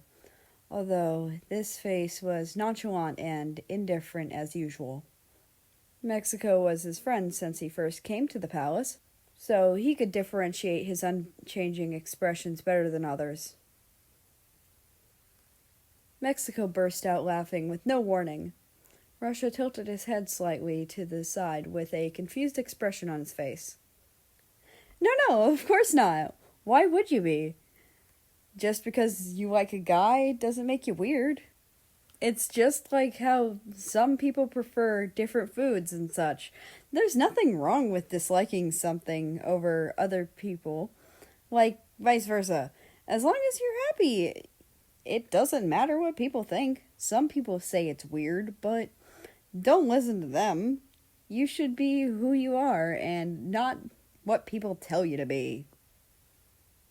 As for me, I couldn't care less if you're gay, a girl, an alien, or deformed or whatever. You are you, and that's what matters to me. You are my closest friend either way. Mexico finished off with a smile. Wait, actually, scratch the deformed one. I would care if you were deformed, since I'd need to take you to a doctor, he added after a moment of silence. Russia only covered his face with his hands. I'm not good at this stuff. Yeah, no shit. But I'll be here to support you. That's the least I can do for you as your friend. I'm sure Ukraine and Belarus would do the same. He chuckled.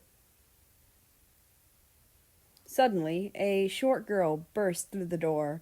Mexico jumped off the bed in surprise. The Russian only removed his hands indifferently and glanced at the girl. Don't scare me like that, Belle. You almost gave me a heart attack. The Mexican patted his uniform near the area of his heart. The two of them noticed the tears in her eyes as she stood there. Belle? Mexico raised an eyebrow. She ran up to Russia and tackled him in a hug, bawling her eyes out. Ukraine appeared before the doorway shortly after, tears also in her eyes, just not as over-exaggerated as Belarus. Russia just stared at Ukraine with an extremely confused expression on his face. Russia, do you remember our father from when we were little? Ukraine said with an odd expression on her face. Our? The Russian repeated. Yes. She stared at him intently. Sister? His eyes widened. Brother, Ukraine replied. It was a simple word, but Russia's expression softened. I'm sorry for not recognizing you sooner. Ukraine and Belarus continued to explain how they suddenly remembered Russia despite being separated at a young age, with hardly any memory of each other. They both calmed down after a while of sitting there on the oddly clean floor of Russia's room. Mexico roared in confusion. Jeez, why is your relationship so complicated? So, you're actually siblings? Yes, it appears so, Russia answered. How are you so calm? The Mexican asked again. I'm actually very happy. I thought I'd never see my sisters again, but what happened in the past is past, and now we're back together again, and that's what matters. Besides, I'd rather not speak of the past anymore, the Russian added at last. We both rather not speak about it anymore as well. We got our reunion, and we'd rather none of the relationship we had before be different because of we found out we're siblings. Very well, I won't pursue this any further. Mexico put his hands up. Shall we continue where we left off then? He finally said. What's happened before we entered? Belarus raised an eyebrow. The Mexican glanced at Russia, basically asking for his permission to tell them. Unfortunately, Russia sucks at communication, so he just sat there confused. Mexico gave up. Can I tell them? Sure. Well, you see, we were talking about his love life. Mexico pointed at Russia with his thumb. Belarus clapped her hands in excitement. So, who is it? She rocked back and forth in her seat. It's the prince, isn't it? Ukraine cut in before anyone answered. Huh? Seriously? Mexico's gaze flew between the two of them. Russia nodded indifferently. Seriously? The Mexican repeated louder. Well, geez, I never knew you had a thing for royals. Ukraine glared at him. Don't make it sound like a fetish, Max. I won't. But look at you two, both in love with two different princes. You're both homewreckers and siblings as well. He put his arms around Ukraine and Russia with great difficulty. Ukraine finally let out a chuckle. I can't argue with that, though I already confessed, and we're both mutual, so it's just him left. All three of their gazes fell on Russia. You should confess, all three of them said at the same time. We're not forcing you or anything. Do it at your own pace. But we do recommend you do it sooner rather than later, since bottled up feelings will only blow up in your face one day. But if you get rejected, that hurts more. It's your call, and we'll be here to support you. Belarus gave advice in a cheery tone. The first half could be taken the wrong way if they didn't know her personality as well. Okay, Russia replied in a simple way, like usual. A small smile appeared on his face as they chatted about many things and played games throughout the night. Russia, who once felt like it was better to be alone rather than have emotional attachments to people who only disappointed one after another, never realizing how truly lonely he was. But in the end, he found love, realized himself, and once in his life, thought, having attachments and friends isn't so bad after all. Chapter 26. Confession.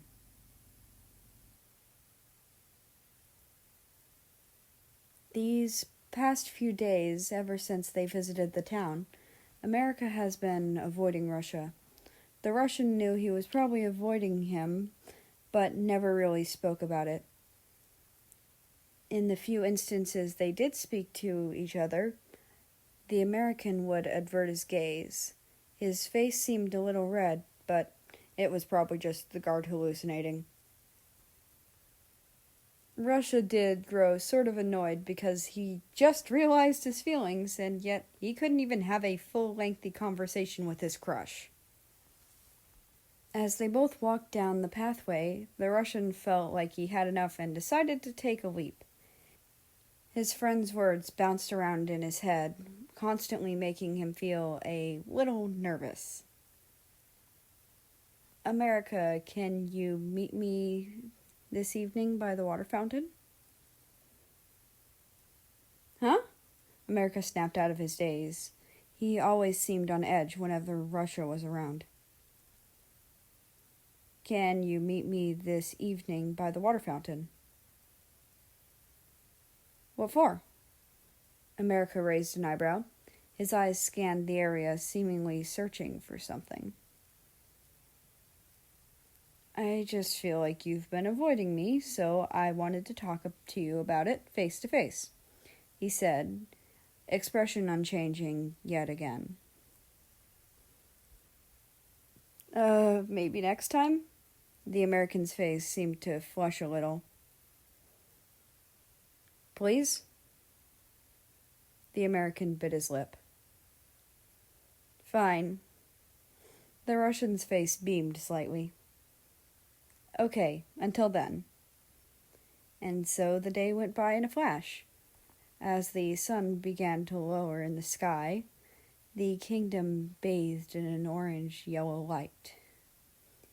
The splashes of water were abnormally loud amid the tranquil silence that filled the air. A tall male stood there. Their back is the only thing America could see, a scabbard containing a sword on the side of their uniform. I'm here. Russia turned around, his face neutral as usual. They both stared at each other in the face for a second. What did you want to talk about? Why I'm avoiding you? Don't worry, you didn't do anything wrong. I'm just... America, I like you. Huh? The blood in America's face drained, making him look pale. His heart probably stopped for a second out of shock. What are you saying? Are you playing a joke on me or something? America forced a chuckle.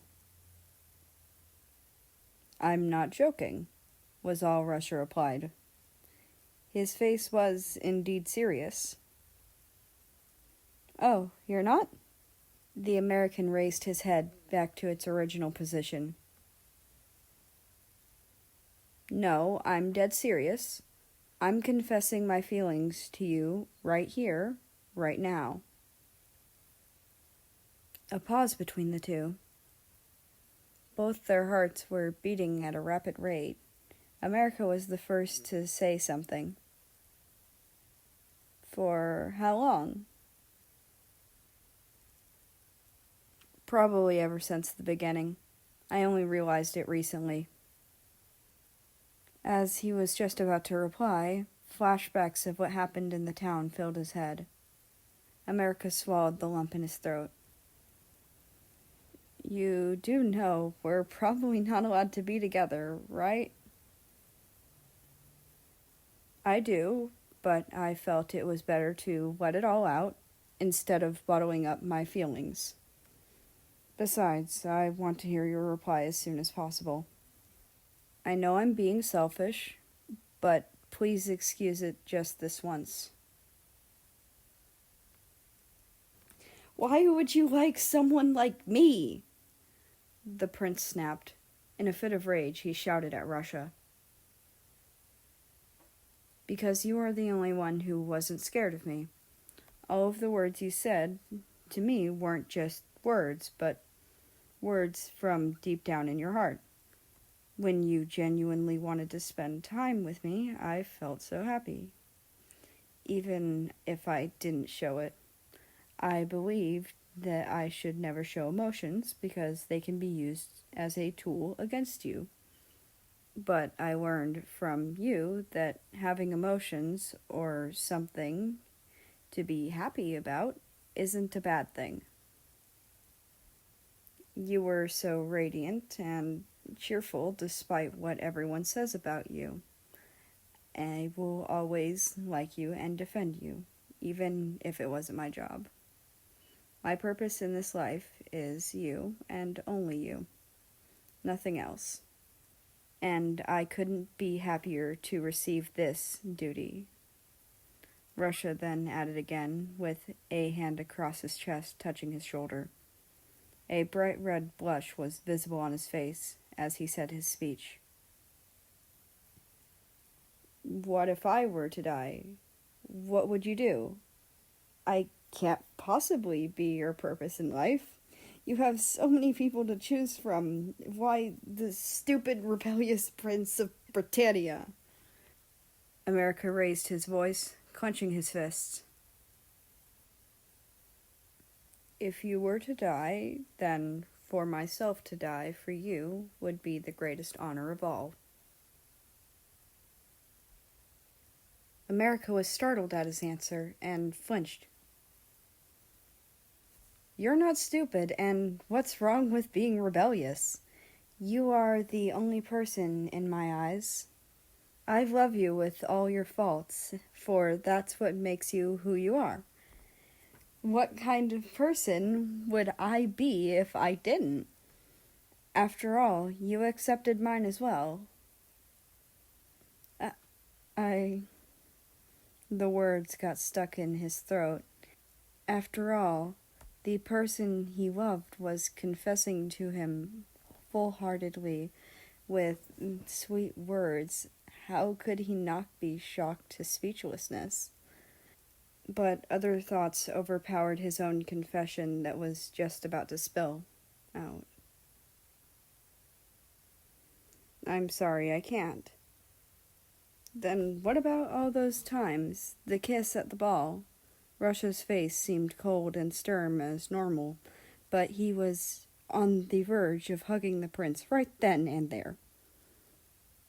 I think I had too much to drink, I'm sorry. America replied with a sad, forced smile as he spewed out one lie after another. You can't love me or don't love me, Russia asked. His voice cracked a little at the end. I don't. Russia's head was face downwards by now. The prince was unable to see his expression. Very well, forget what I said today. The Russian walked off without another word. I'm so sorry for lying to you. I do love you, and I'm sorry I can't love you back.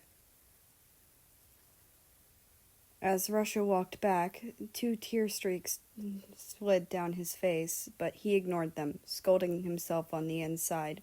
His heart tugged repeatedly as he tried to wipe away the tears as more slid down. When America finally did walk back to his room, he saw his brother standing in front of his door. Canada, tell Dad to schedule the marriage as soon as possible. Chapter 27. Happily Ever After. As the days flew by, both males avoided each other like the plague, hardly even sparing a glance at each other. At first, it was Russia who stopped accompanying America, but after a while, he did start going back to doing his job, though the two of each other never started a conversation with each other. Eventually, Russia did hear about the wedding being scheduled in 2 weeks, but said nothing about it, keeping a thick face. Mexico, Ukraine, and Belarus heard about the rejection and were there to comfort him, but nothing really helped the bitter feeling inside. But they did help him bring himself to go back to his duties again. When the 3 of them happened to pass the American prince, they'd always give him a sideways glance. Not in anger or anything, just pity. On the day of the wedding, the weather was so nice it was almost insulting. As the 2 royals sat in the carriage waiting to be taken to the castle, they rolled down the town streets where the townspeople threw flowers and rejoiced at this exciting day. The 2, Prince and Princess, looked out of the carriage window with indescribable emotions. Well, mostly Japan. America looked just plain sad. He watched the scenery change with his chin rested on his palm. Both of them were groomed to look their best on this special day. Japan was donned in beautiful jewelry, her hair styled into a marriage hairstyle for Japanese people.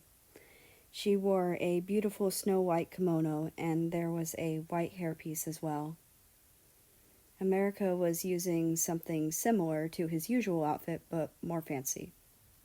Golden engravings on the white outfit, his hair was styled in a little more neatly way than usual, but nothing too different. Once they reached their destination, they would immediately commence the ceremony, no takebacks. Dread filled the American's heart as Japan glanced over. "What, not enjoying the ride?" she asked despite for herself. America answered without sparing her a glance. "Why in the world would I enjoy it? You're not enjoying it either, are you?" Japan had a shocked expression on her face, but only for a split second before composing herself once again. "I'm guessing you already have someone you like, then?" America answered without a moment of pause. "I mean, so do you." Japan chuckled. She tore her gaze away and back to the crowd. Even if her expression wasn't readable to most, it was to America due to them knowing each other for such a long time. "Actually, the truth is that they already confessed to me," America added. "Oh, is that so? Then why are we here right now? If I remember correctly, the marriage was moved to an earlier date because you requested it, no?" "I rejected them." "And why in the world would you do that? Shouldn't you be ecstatic?" She spoke calmly. They both spoke in calm tones. "I'm worried. Society always blames the less significant figure in an argument, always curses them to die, and even when they're brave enough to personally murder them themselves. Well, the point is, I don't want them to get hurt, since not many people are more significant than a literal prince, even if I have to hurt myself to do it. So, I'm guessing they're not royalty." "No." "Well, in my honest opinion, since they had the guts to confess you first, I'm sure they're fully aware of the consequences of their actions. You say you're trying to protect them. That's a very admirable thing to do, even if it hurts yourself. But what exactly do you think they are going to do after you reject them? Move on? I'm sure since they're even willing to break the laws just to be with you, that their love isn't something they can simply move on from that easily." Japan sighed before continuing. "I think what you did would hurt them more than protect them. After all, emotional pain hurts much worse than physical pain, no doubt. So why torture both of you? I say be together and go through everything together. If your love for them is as deep as their love for you, I'm sure you'd be able to overcome any challenges regarding it in your future time," she concluded with a smile. America sat there, stunned for a second from her words. He thought that by doing what he did would protect the other, but it was the opposite. After all, no choice in the world doesn't hurt someone or another. "I'm sorry, I have to go," he said out of nowhere. "Go ahead." They were already outside the gates of town, riding up the path toward the palace. There weren't any townspeople in that area, fortunately. As America forced the carriage door open, he was about to jump out. Japan added something. "Best of luck." America gave her a slanted grin. "You too." After that, he jumped out and immediately sprinted for the palace walls. When he saw a familiar hollow tree, his face lit up. Indeed, it was the hollow tree that carried their cloaks when they wanted to escape the palace. He climbed the wall with ease and jumped down, scanning the area to search for Russia. He ran around searching. That's when he saw Ukraine standing outside the kitchen. "Ukraine!" he called out to her. "Why are you here, Prince America? The wedding ceremony is the other way." No, I wanted to ask you if you knew where Russia is," America said, slightly out of breath. Ukraine's face seemed to light up a little. He's by the water fountain. Without a second to spare, America ran over to the water fountain. A familiar scene played out right before his eyes. Russia stood there with his back facing towards the American and his scabbard by his waist. Hearing the crunching of grass behind him, he turned around. Forgive me for not being at the ceremony. I couldn't bring myself to watch. Shut up for a second, America blurted out as sweat slid down his face.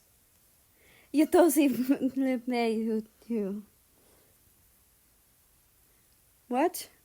Rush's eyes widened a little, thinking he heard wrong.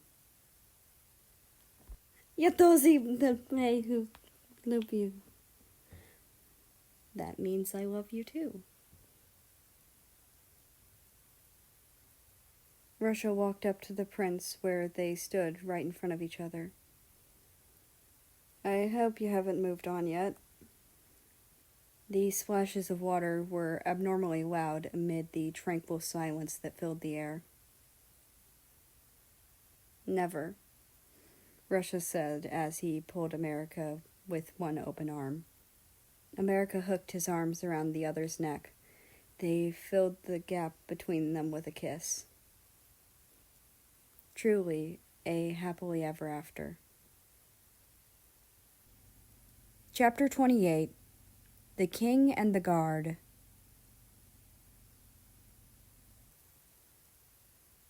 The sky was as beautiful as it has always been. A gentle breeze was flowing through the air. America sat on the bench next to the water fountain, daydreaming with a smile. The chilly air brushed against his skin. Winter must be coming soon, he muttered to himself. During his supposed marriage, Japan arrived to their destination alone, causing panic and confusion within the ceremony. Japan did her best to explain things to everyone without telling them the full truth, since it wasn't her place to tell the people about the prince's private relationships. The marriage ended up being called off. In the end, Japan wanted America to explain to her the details in the future as compensation for the trouble she went through to call off the marriage.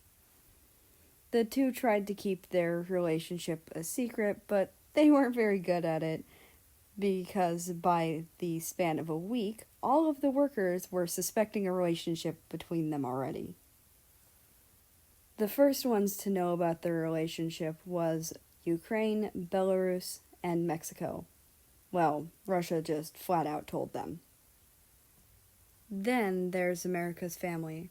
After a while, they gathered up the courage to tell Britain and France. They were quite calm about it.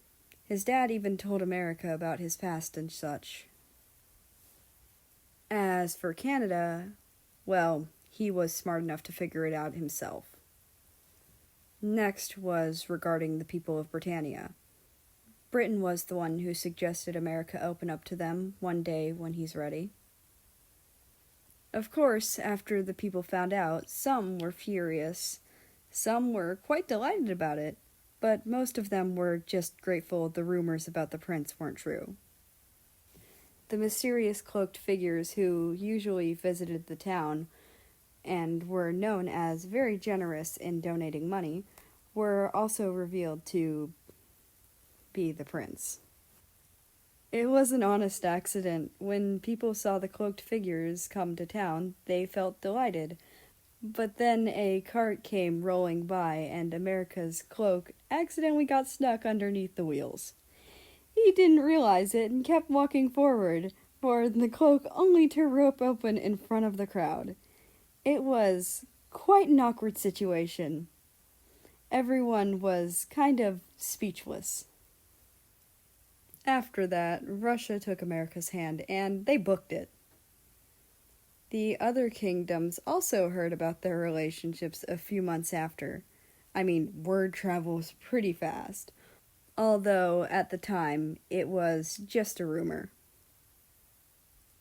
Exactly on that week, Britain was bombarded by streams and streams of letters asking for confirmation from other kingdoms. Britannia was one of the largest kingdoms and was quite important as well. News like this couldn't be taken lightly. He ended up just plainly ignoring all the letters that came and used those letters as fuel for the fire in the castle's fireplace instead. When Britannia came to other kingdom events, some people asked about their letters since they were always ignored. America answered all of them honestly and sincerely. And quoted from the prince himself, "Yep, we're in a relationship. Anything else you want to ask?" It seems Russia's bluntness has somewhat rubbed off on him. What was especially funny was their faces after America answered all their questions. Most would give Russia an odd look, and then back at America. Then the prince would add, "What, don't believe me? You want me to kiss him right now so you'll believe me?" Of course, he said it as a joke, but some people were really scared he'd actually do it and they'd drop the subject or walk away. Britain can't help but crack a few laughs in the background every single time. But America and Russia still had some shame, so they'd act all lovey-dovey once they got home. When they're outside, they'd act like their relationship was simply friends. Britannia did end up with a new law that prevents homophobia violence, but no one can change a person's mind when it is set. Fortunately, gradually, homophobia in Britannia is decreasing. America still does his lessons. He doesn't mind it much anymore. There was news about Poland and Germany in a relationship. There was also news about Japan and South Korea in a relationship. But it hasn't been confirmed yet. Of course, America can just ask the four of them directly, and they probably would have answered honestly, but he hasn't gotten the chance to yet. "Your Majesty," a familiar person spoke from behind America. He turned around and saw a familiar kneeling Russian. "Why are you kneeling? Come sit with me," he said in a cheerful tone, patting the seat next to him. Russia obeyed and sat down next to him. They both admired the scenery, listening in peace as the birds chirped and the trees rustled. "Winter is coming soon," Russia broke the silence. "Yeah, it's getting cold," the American added. Suddenly, a woman walked up to them. Her hair was tied into one ponytail. She bowed slightly before speaking. "The preparations for the winter ball tomorrow are ready," Ukraine said with a firm tone. "That's good. How are Kiwi and Ozzy?" "Princess Kiwi is currently with her friends. Prince Australia is catching insects in the backyard. They aren't causing any troubles." "That's good then." "Everything is going smoothly. The event will start at 8 p.m. tomorrow. All of the guests will be attending as they've stated in their response to the invitation." "Very well. Let's make this year's ball just as amazing as the ones before." America smiled. "Then I will dismiss myself. Have a good day, Your Majesties."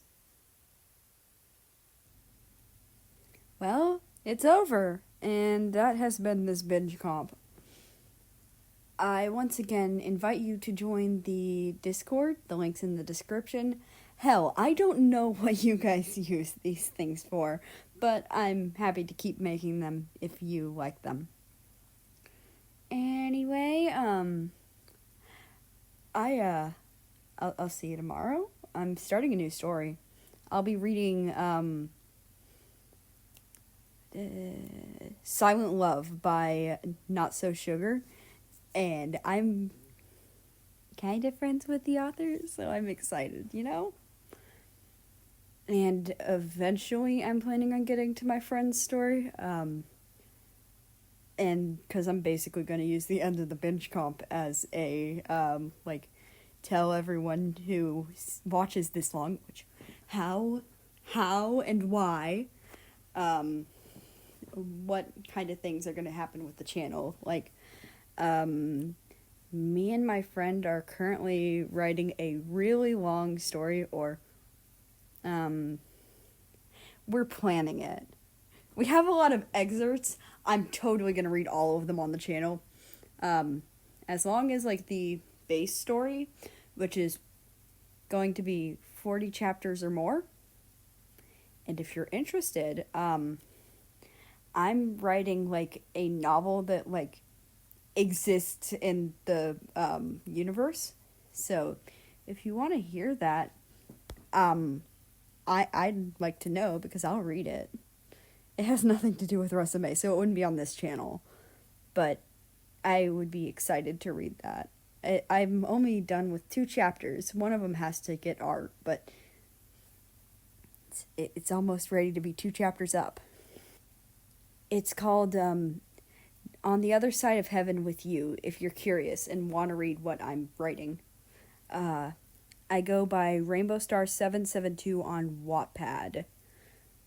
And I made it all for my friend's birthday. I'm giving them a birthday present of, like, all of the art I can pump out in, like, a year. Because they have a rare pair and it has no art other than this one piece. So, I'm making a bunch for them. So, there's also no fix for it. But I don't feel like writing fics right now. Anyway, I hope you have a nice day, night, or whatever it is for you. And if it's morning, have a nice rest of your day. Well, anyway, I'll see you tomorrow. And we'll be starting Silent Love. See you then.